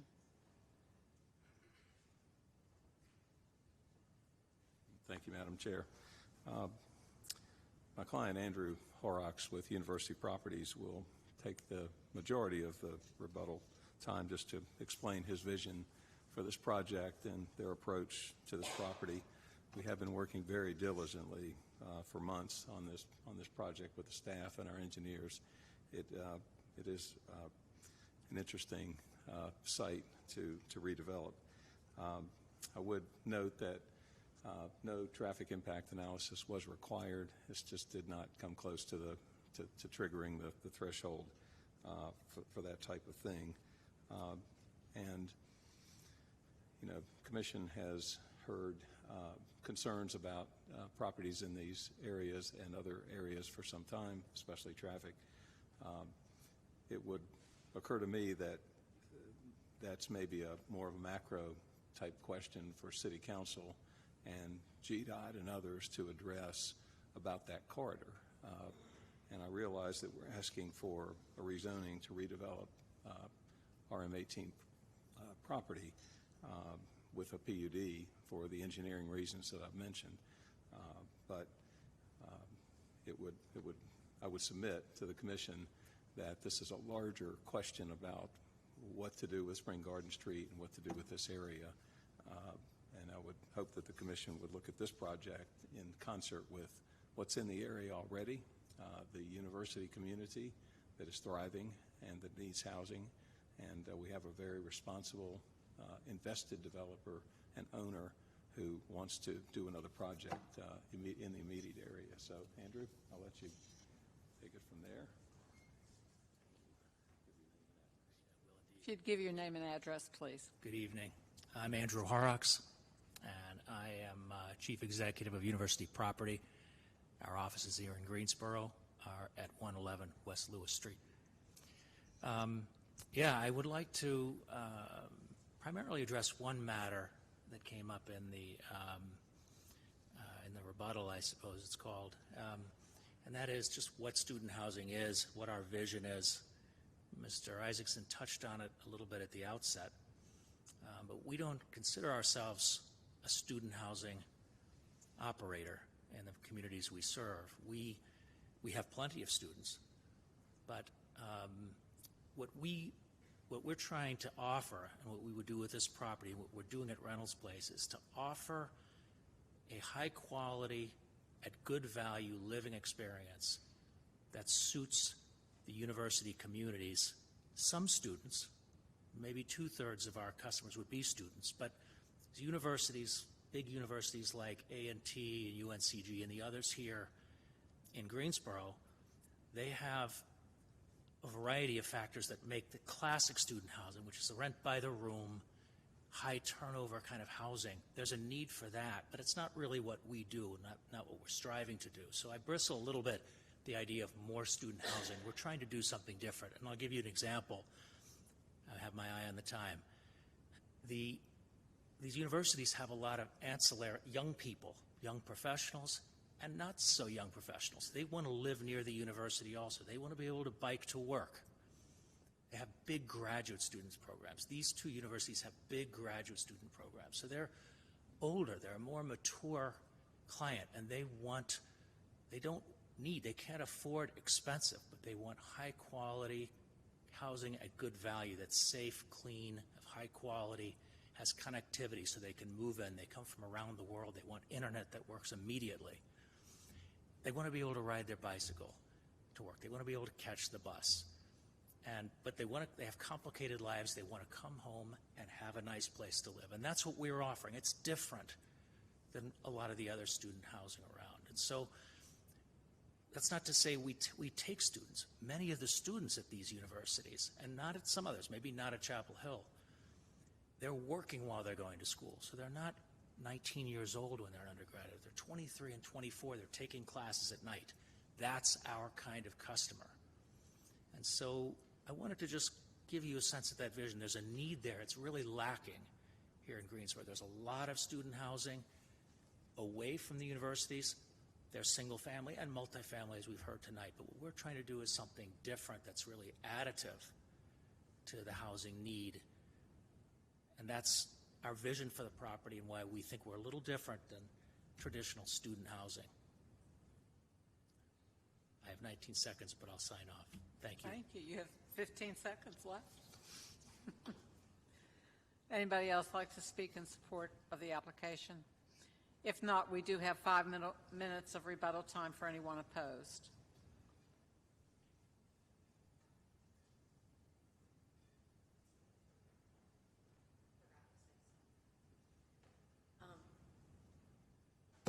I forgot to mention, they bring up this bicycling to school.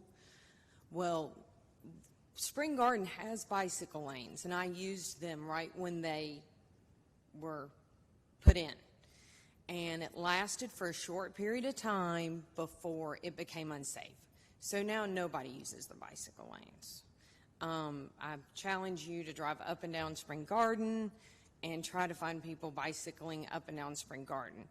It's because people use it. Spring Garden is a thoroughfare, and they use it as a passing lane. So it's very unsafe to bicycle. Another thing is to address the developer stating that it's a more high-end, catered towards young professionals. If you look at the surrounding apartments around that, they are not like that. They are college student, basic apartments on a street that has not been maintained, with holy parking lots and all that stuff, which I don't have a problem with, but I don't see young professionals wanting to establish themselves right in the middle of all these younger college students. And that's all I've got. Thank you. Thank you. We have 3 minutes, 32 seconds remaining. So I wanted to speak to the I'm comment about... sorry, would you repeat your name? Oh, I'm sorry, yes, Joyce Uri, 805 Howard Street. The comment about the macro forgot how exactly you put it, but looking at Spring Garden Street as a macro problem and not making a decision about this property specifically, looking at the macros. I think it's important to look at the macro, because what we do in one place, it may work at the time, but as things continue to get rezoned and developed, over time we end up with too much, and that's what has happened with Spring Garden Street, where now it's completely overdeveloped for this essentially two-lane, one lane in each direction of cars. It just doesn't support it very well. So while I know that, if you're doing one building, we're going from 18 to 24 units, I think everything is significant. And even though it may not seem like a big zoning change, everything counts. So if it can be kept to the 18 units, that in the long run will be a significant impact on the overall Spring Garden corridor. Thank you. We have 2 minutes and 37 seconds remaining if anyone else would like to speak in opposition. If not, with no objection, we'll close that public hearing. Are there any questions or comments? Madam Chair, I have a comment. Yes, Mr. Alford. I work at a university, and I know that housing is needed near a university. That's always a problem with us. So I can see that this kind of thing is needed because it's in the proximity to the university, and I think I'll be supporting this. Thank you. Any other comments? Ms. I Nagy? just wanted to say that at UNCG there is 68 graduate degree programs. 68. That was before COVID. So there is a real need for housing for that level. So thanks for mentioning that. Thank you. Any other comments? I'll only say this. I've been amazed at how much UNCG has grown in the last 20 years. I mean, it's incredible. And this is actually, it's not just hurt, from a growth perspective. This has not just been something that's impacted Lindley Park. Glenwood is another area. There's a lot, I think, that has sort of growing pains that have happened there. I'm inclined to support this because I feel like the area it's at, the density we're going to is not as. This would not be where I would stand on the hill per se, but I would encourage the neighborhood. You'll hear tonight there's a gentleman, Mr. Clegg, that's going to speak about the Fleming Road plan. The city does do this, and it is important, I think. Spring Garden has obviously astronomically grown, and I would encourage you all to continue to participate in this. And we have had cases like Hyatt Street that had absolutely no opposition. Nobody showed up to speak, and that kind of thing, from how we're getting feedback and otherwise, is important. So again, we'll be supporting this evening, but would encourage you to continue to be involved in the process. Thank you, Mr. Engel. Any other comments? Mr. Kirkman, perhaps it's not a point that was brought up. I'd just like clarification, please. When notices are mailed, are they mailed to the property owner or to the tenants? They're mailed to all property owners within 750 feet, and then obviously we post the property with the zoning sign.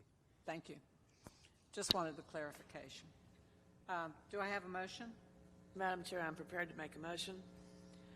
In case Z-23-03-009, the Greensboro Planning and Zoning Commission believes that its action to recommend approval of the rezoning request for the properties at 801, 803, and 805 Holiday Drive from RM 18, Residential Multifamily 18, to PUD, Planned Unit Development, to be consistent with the adopted Greensboro 2040 Comprehensive Plan, and considers the action taken to be reasonable in the public interest for the following reasons. The request is consistent with the comprehensive plan's future built form map and future land use map. The proposed PUD zoning, as conditioned, permits uses which fit the context of surrounding area and limits negative impacts on the adjacent properties. The request is reasonable due to the size, physical conditions, and other attributes of the area. It will benefit the property owner and the surrounding community, and approval is in the public interest. Second. Thank you, Ms. Gaines and Mr. Engel. Any questions or comments? If not, we'll take a vote. Ms. Glass? Aye. Mr. Alford? Aye. Mr. Engel? Aye. Ms. Maggot? Aye. Ms. Gaines? Aye. Mr. Egbert? Aye. Mr. Peterson? Aye. Mr. Bryson? Aye. Ms. O'Connor, aye. This approval constitutes final action unless an appeal is submitted in writing to the Planning Department and the appeal fee is paid within 10 days. Anyone can file such an appeal. All such appeals will be subject to a public hearing at the Monday, April 17th, 2023 City Council meeting. All adjoining property owners will be notified of any such appeal. I believe we also need a motion on the UDP. I would move we approve the UDP. Real quick, before we do that, we just need to make a note about a condition that was approved as part of the Technical Review Committee recommendation for the UDP. Sorry. So I'll let Luke cover that. Do I need to amend my motion to include that additional condition? Not the previous. It has to do basically with the development and the closing of that side street Oxley. The TRC plan, or the Unified Development Plan, was approved by the Technical Review Committee with the understanding and the added condition that Oxley Place, which is a small unopened right-of-way to the south of the property, be closed before Lot 2 could be developed. Yeah. So I would move we approve the UDP. Second.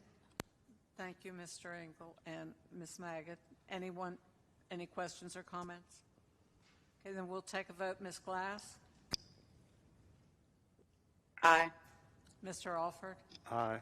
Mr. Engel? Aye. Ms. Maggot? Aye. Ms. Gaines? Aye. Mr. Egbert? Aye. Mr. Peterson? Aye. Mr. Bryson? Aye. Ms. O'Connor, aye. This approval constitutes final action unless an appeal is submitted in writing to the Planning Department, the appeal fee paid within 10 days. Anyone may file such an appeal. All such appeals will be subject to a public hearing at the Monday, April 17th, 2023 City Council meeting. All adjoining property owners will be notified of any such appeal. Thank you. We have yet a item from the Planning Department and a public hearing on Fleming Road. It's your pleasure. Do you want to take a 5-minute break or do you want to continue? Do we need to break for the interpreter? I think we're okay to continue and go ahead and move forward. Okay, so we'll continue.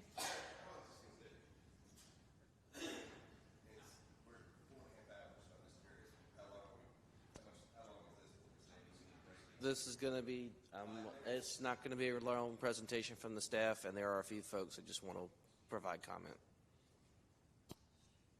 Assuming I can find the presentation.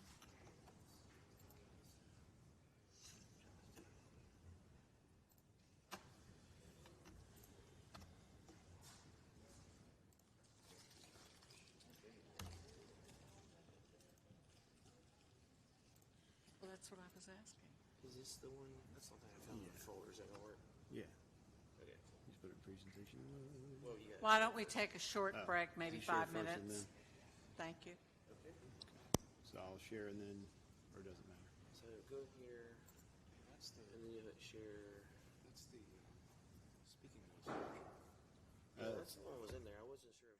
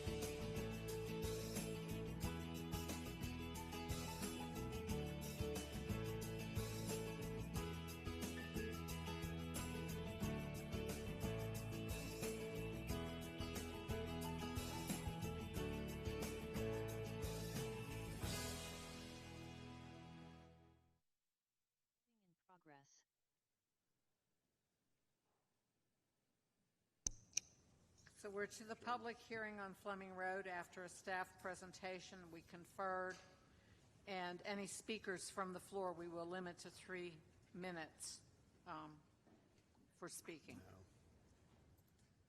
Hang on. I know what I did.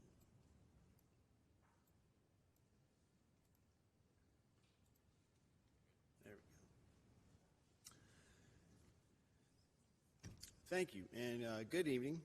My name is Russ Clegg, and I work in the Planning Department as a manager of the Long Range Planning Division. Tonight, we are asking the Commission to receive public comments and make a recommendation to City Council regarding the adoption of the Fleming Road Area Plan. Our City Council is tentatively scheduled to hold a public hearing and consider adoption of the plan at their meeting on April 17th. I'm going to give you a brief introduction to the plan, and then Jeff Sovich is going to give you a little bit more detail about the plan and the planning process. Let's see.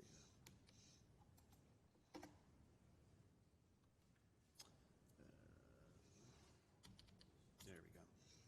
So, the city engages in small area plans so that area residents, property owners, and business owners can have an active voice in the character of the area. We do like to be proactive in this so that prior to changes happening in an area, we can consider the broad context and a variety of perspectives. The city initiated the Fleming Road Area Plan. Although we've not seen a lot of rezonings at this point, we do know there's been a lot of growth at the airport. We expect that to continue. We expect to see more growth in areas to the west and to the north, and based on that, we do think that Fleming Road may see some development pressure in the future, and we wanted to have a conversation about the area prior to that. We launched this process in the spring of 2022. Jeff's going to go into a bit more detail, but we have had good participation throughout the process. The outcomes will help guide future decision makings both by the Planning and Zoning Commission and City Council, but also area residents and city staff. The Fleming Road Area Plan is not a particular streetscape or roadway plan. We don't have any plans to do like a major road overhaul there. It is not in response to any particular plan or large development that we have seen coming through. It's also not a plan for direct city development or action. We don't have any parcels that we're buying, don't have any other plans to do. Again, it's just a policy guide for future decision making and future investments in the area. The study area is really focused on Fleming Road, and we included areas that are most likely to be impacted to any changes that might occur along Fleming Road. In this map, you can see the outlines of the study area in red. That's the area that we did our mailings to and got our public involvement from. The section of road that we've been looking at starts just west of I-840, our urban loop, and then heads down towards Ballinger Road. The western side of it comports with the eastern side of the New Garden Road plan, so there's no overlap between those two planning areas. Again, we use that boundary for mailings and for notifications. During the process, as we discovered more, we extended it south to Ballinger Road. The recommendations in this plan are objectives that are nested into the 6 big ideas, goals, and strategies of our comprehensive plan, GSO 2040. Not every goal in the comprehensive plan was used, but each of the recommendations of the Fleming Road Plan are put into the context of the bigger picture goals that we have for the entire city. We will follow this model with other small area and corridor plans in the future. Jeff will go into more detail on this, but very broadly, the recommendations fall into a couple of buckets. Some are intended to guide decision makers in rezoning cases. The plan outlines community priorities and focuses in particular on 3 large areas that are more likely to see redevelopment pressure. The plan gives the decision process and the 10 questions that are in the comprehensive plan, but gives a bit more detailed local context that be considered during those cases. The other objectives concern city facilities. That includes improvements to trail connections, road safety, parks, and similar city property. Adoption of the plan does not add those projects to a department work list or provide funding for those projects, but it does state them as city policies that residents can use to advocate for those changes. There is one change I'd like to go into in a little bit more detail and highlight. This is the future land use map from GSO 2040, our comprehensive plan, and you can see at the northern portion of the study boundary, there is a node of commercial uses here in this residential area. This same area is shown as an activity center in our future form map. At the time we did the comprehensive plan, there was a plan to extend Fleming Road on the long-range transportation maps, to extend Fleming Road up to Lewiston Road and to have an interchange here at 840. So based on that, we figured that when that got put into place, there'd be some commercial activity around that interchange. During our planning process, and this was really coincidental, not connected to our planning process, but our local metropolitan planning organization and the State Department of Transportation, upon doing a lot of public input and review, removed that from the future transportation plan. So that road is no longer on the plan, and because of that, we would like to remove this activity center and this little commercial node from the map and have this go back to residential. That would allow some commercial development possibly, but would need to fit into a residential context. So with that, I'm going to turn the presentation over to Jeff Sovich, who was the main project manager for the project. Thank you.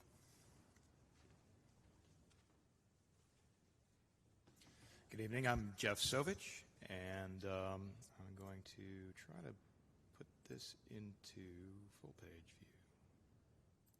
There we go. So I'll start off by describing some of the milestones in this planning process. Planning staff began the process by conducting a series of initial stakeholder interviews with various residents in the Fleming Road study area, which we didn't really have a study area definition at that point. We just had a list of names that were recommended to us by City Council member Tammy Thurm, and we were trying to gain a basic understanding of some of the key issues and concerns in this area. And based on what we heard, based on reviewing some of the what we already knew about the area, we developed a draft study area boundary as a way of defining the geographical extent of the area that we were trying to plan for and identifying the likely stakeholders that we would need to involve in the process. Then in February, and that was starting back in the fall of 2021, in February of 2022, we created on the city's website a web page as a source of information about the project and the steps along the way. The stakeholder engagement element of the process got up to speed with the first public open house meeting that took place on March 24th, where we had about 40 attendees present. Then in April and May of 2022, we circulated a pair of interactive online polls, one for stakeholders to prioritize the topics of concern to them that were raised during the March meeting, and then a second one on that was a visual preference survey regarding how appropriate they felt various types of residential development would be for the study area. In June, we held our second public open house that was focused on reviewing the poll results and how residents felt and stakeholders felt that the big ideas, goals, and strategies of GSO 2040 related to concerns and issues in the study area. Also, based on feedback from the March meeting, the study area boundary along the south, which had been originally drawn along Old Oak Ridge Road, was shifted further south to be along Ballinger Road. And at this meeting, we had about 35 attendees. Then in July, we conducted a visual preference survey, a second visual preference survey, this time on non-residential development types. Then from the summer through into the fall, planning staff and the consultant team that were assisting us worked on developing a draft vision and objectives for the study area. In November, we followed up with a poll asking stakeholders to prioritize or rank the importance of the draft objectives that we had developed. Continuing into February of this year, staff and the consultant worked on creating and revising a draft of the plan document. Then on March 15th, last Wednesday, we held a public meeting, our third, where we presented the draft plan and asked for stakeholder feedback on that draft. Throughout this process, staff from multiple city departments provided assistance by attending meetings, reviewing draft documents, providing information, and other critical functions. The contributing departments included the Communications and Marketing Department, Field Operations, Housing and Neighborhood Development, Human Rights, Libraries, Parks and Recreation, Police, Transportation, and Water Resources. Taking a little bit deeper dive into the community engagement effort for this plan, we used a wide range of methods to reach out to stakeholders and seek their input. In all, we've made over 775 individual touch points with residents and other stakeholders in this area. And I should note there's a minor typo on this chart. That bottom line where it says open house meeting attendees should actually be 152, which bumps up the total to 789. But you can see there's a wide array of different methods we used, including 3 mass postal mailings to 2,300 total addresses. And that included the listed owners of all property within the study area as well as the occupiable addresses within the study area. So not just owners, but also tenants. Let's see, stakeholder email distribution. We started off with an email list of fewer than 75, and our list now is right at 200 email addresses.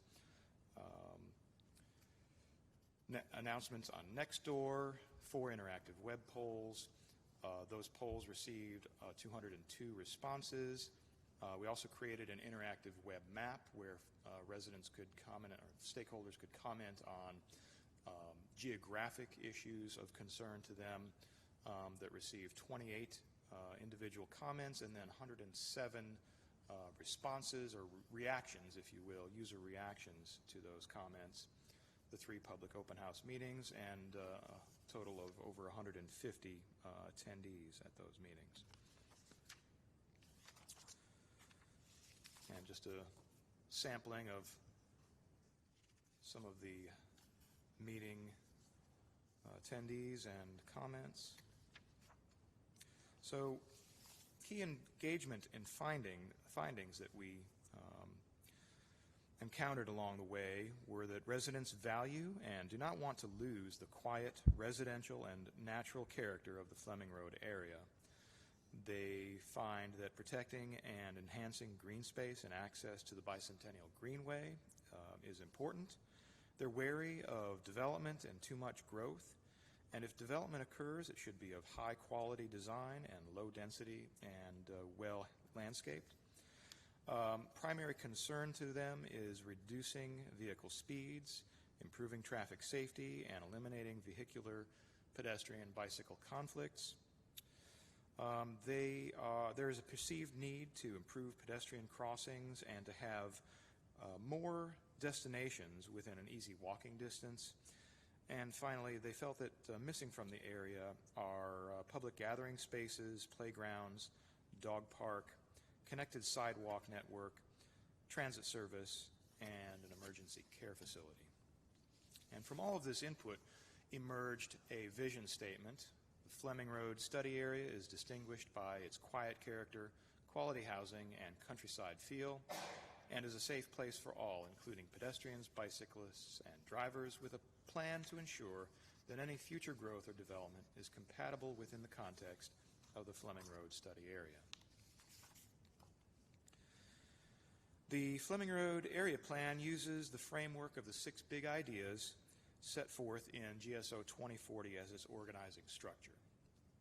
Comments and other input from stakeholders were used to develop specific objectives, and each objective relates to a GSO 2040 strategy within one of the big ideas. For brevity, these key themes here were summarized the Fleming Road objectives that arose from stakeholder input. Key themes in the filling in our framework Big idea included a desire for attractive, walkable, and compact mixed-use activity centers, high-quality design consistent with existing development, safe and convenient community amenities, facilities, and services. In the Creating Great Places Big Idea, key themes included a desire for enhanced neighborhood character through transportation improvements and placemaking, and a variety of housing options to serve a range of life stages and preferences. In the Becoming Car Optional Big Idea, key themes included a desire for safe and convenient transportation options for pedestrians, bicyclists, and others, drivers, connected greenways, trails, and open spaces, and linkages to home, work, and retail or recreational opportunities. In the Prioritizing Sustainability Big Idea, key themes included a desire for protected natural resources and wildlife, environmentally beneficial land uses, and development that is resilient and incorporates sustainability measures. In the Building Community Connections Big Idea, key themes included a desire for stable, attractive, and livable neighborhoods, preserving existing housing stock while providing new varieties of housing products, and communication and neighborhood capacity building. And finally, in the Growing Economic Competitiveness Big Idea, key themes included a desire for enhanced access to high-speed internet and solar-powered charging and public Wi-Fi to increase access to technology for all. It's important to note that the key themes that I just described and the objectives that they are a summary of reflect a revision to the plan document intended to address comments received from stakeholders during and leading up to the March 15th meeting. The comments primarily consisted of items intended to further enhance quality of life and protect environmental quality in the study area, specifically increasing traffic law enforcement and compliance, protecting wildlife and their habitat, protecting existing trees, planting more trees and reducing clear cutting, protecting streams and watershed areas, adding more parks or recreational areas generally, not just limited to dog parks, and maintaining low crime rate and family-friendly quality of life. Coming almost full circle to the slide at the beginning about why do a small area plan that Russ presented earlier, the Fleming Road Area Plan is intended to be used by the Planning and Zoning Commission as a guide for future decision making, by the City Council and staff in developing the Capital Improvements Program and decisions about funding for facilities, services, and infrastructure in the study area, as a formal step in the process for reviewing and deciding rezoning cases, amendments to the future land use map or the future built form map, or other potential changes in the study area. And finally, as a tool for stakeholders in advocating for the preferred quality of life and community conditions as described in the plan. Now, following today's presentation and public hearing, the Planning and Zoning Commission is asked to make a recommendation to the City Council regarding adoption of the Fleming Road Area Plan and the amendments to the future built form map and future land use map that Russ Clegg described earlier, centered on the now canceled Interstate I-840 interchange.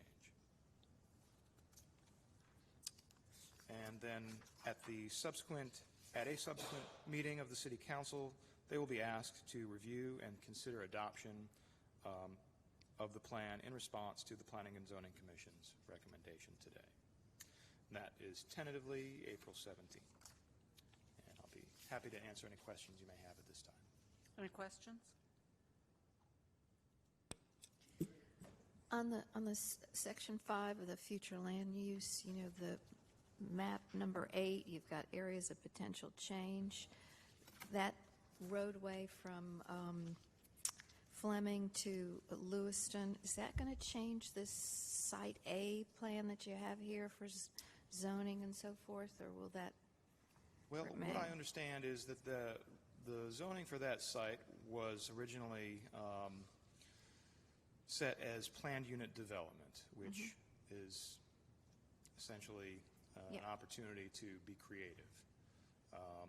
The original applicant that rezoned to PUD at that time, quite a few years ago, had intended to have a mix of retail and residential uses at that facility. We have not yet seen a proposal from the current owner and proposer for that site, but we understand that more than likely it will be all or predominantly retail. Residential. Residential. Okay, and the other portion that goes from Isaacson to Cardinal is like real retail, so that whole area would remain retail? Are you talking about the area west of the Yeah. loop? Yes, I mean, there's already retail development there. Yeah, but it would continue attached in some way in the future? Presumably, yes. Okay, that's all I had. Anyone else?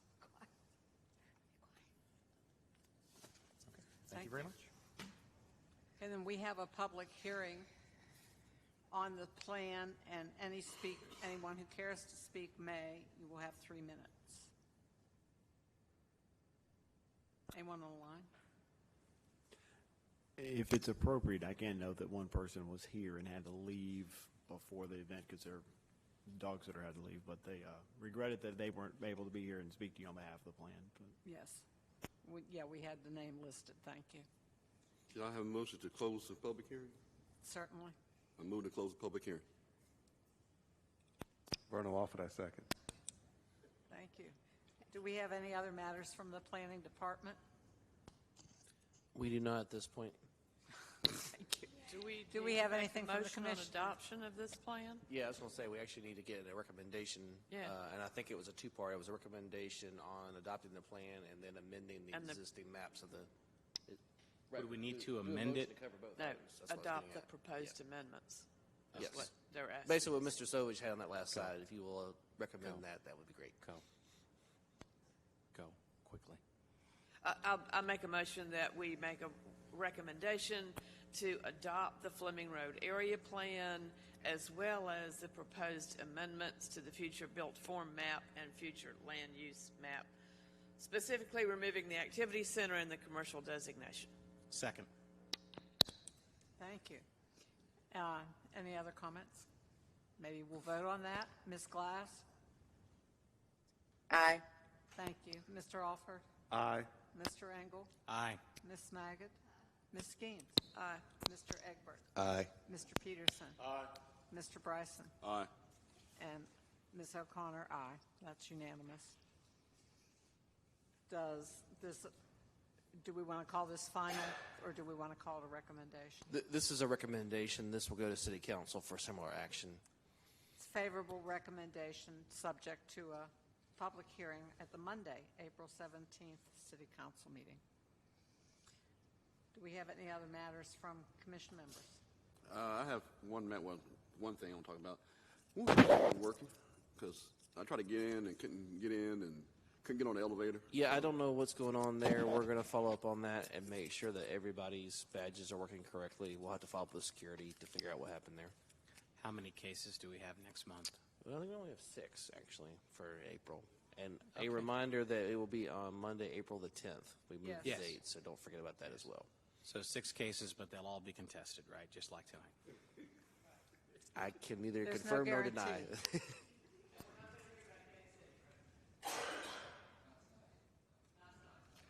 I appreciate everybody's effort, both the commissioners and staff, for hanging in there. And you want? Would you like to make a motion? I move that we dismiss, adjourn.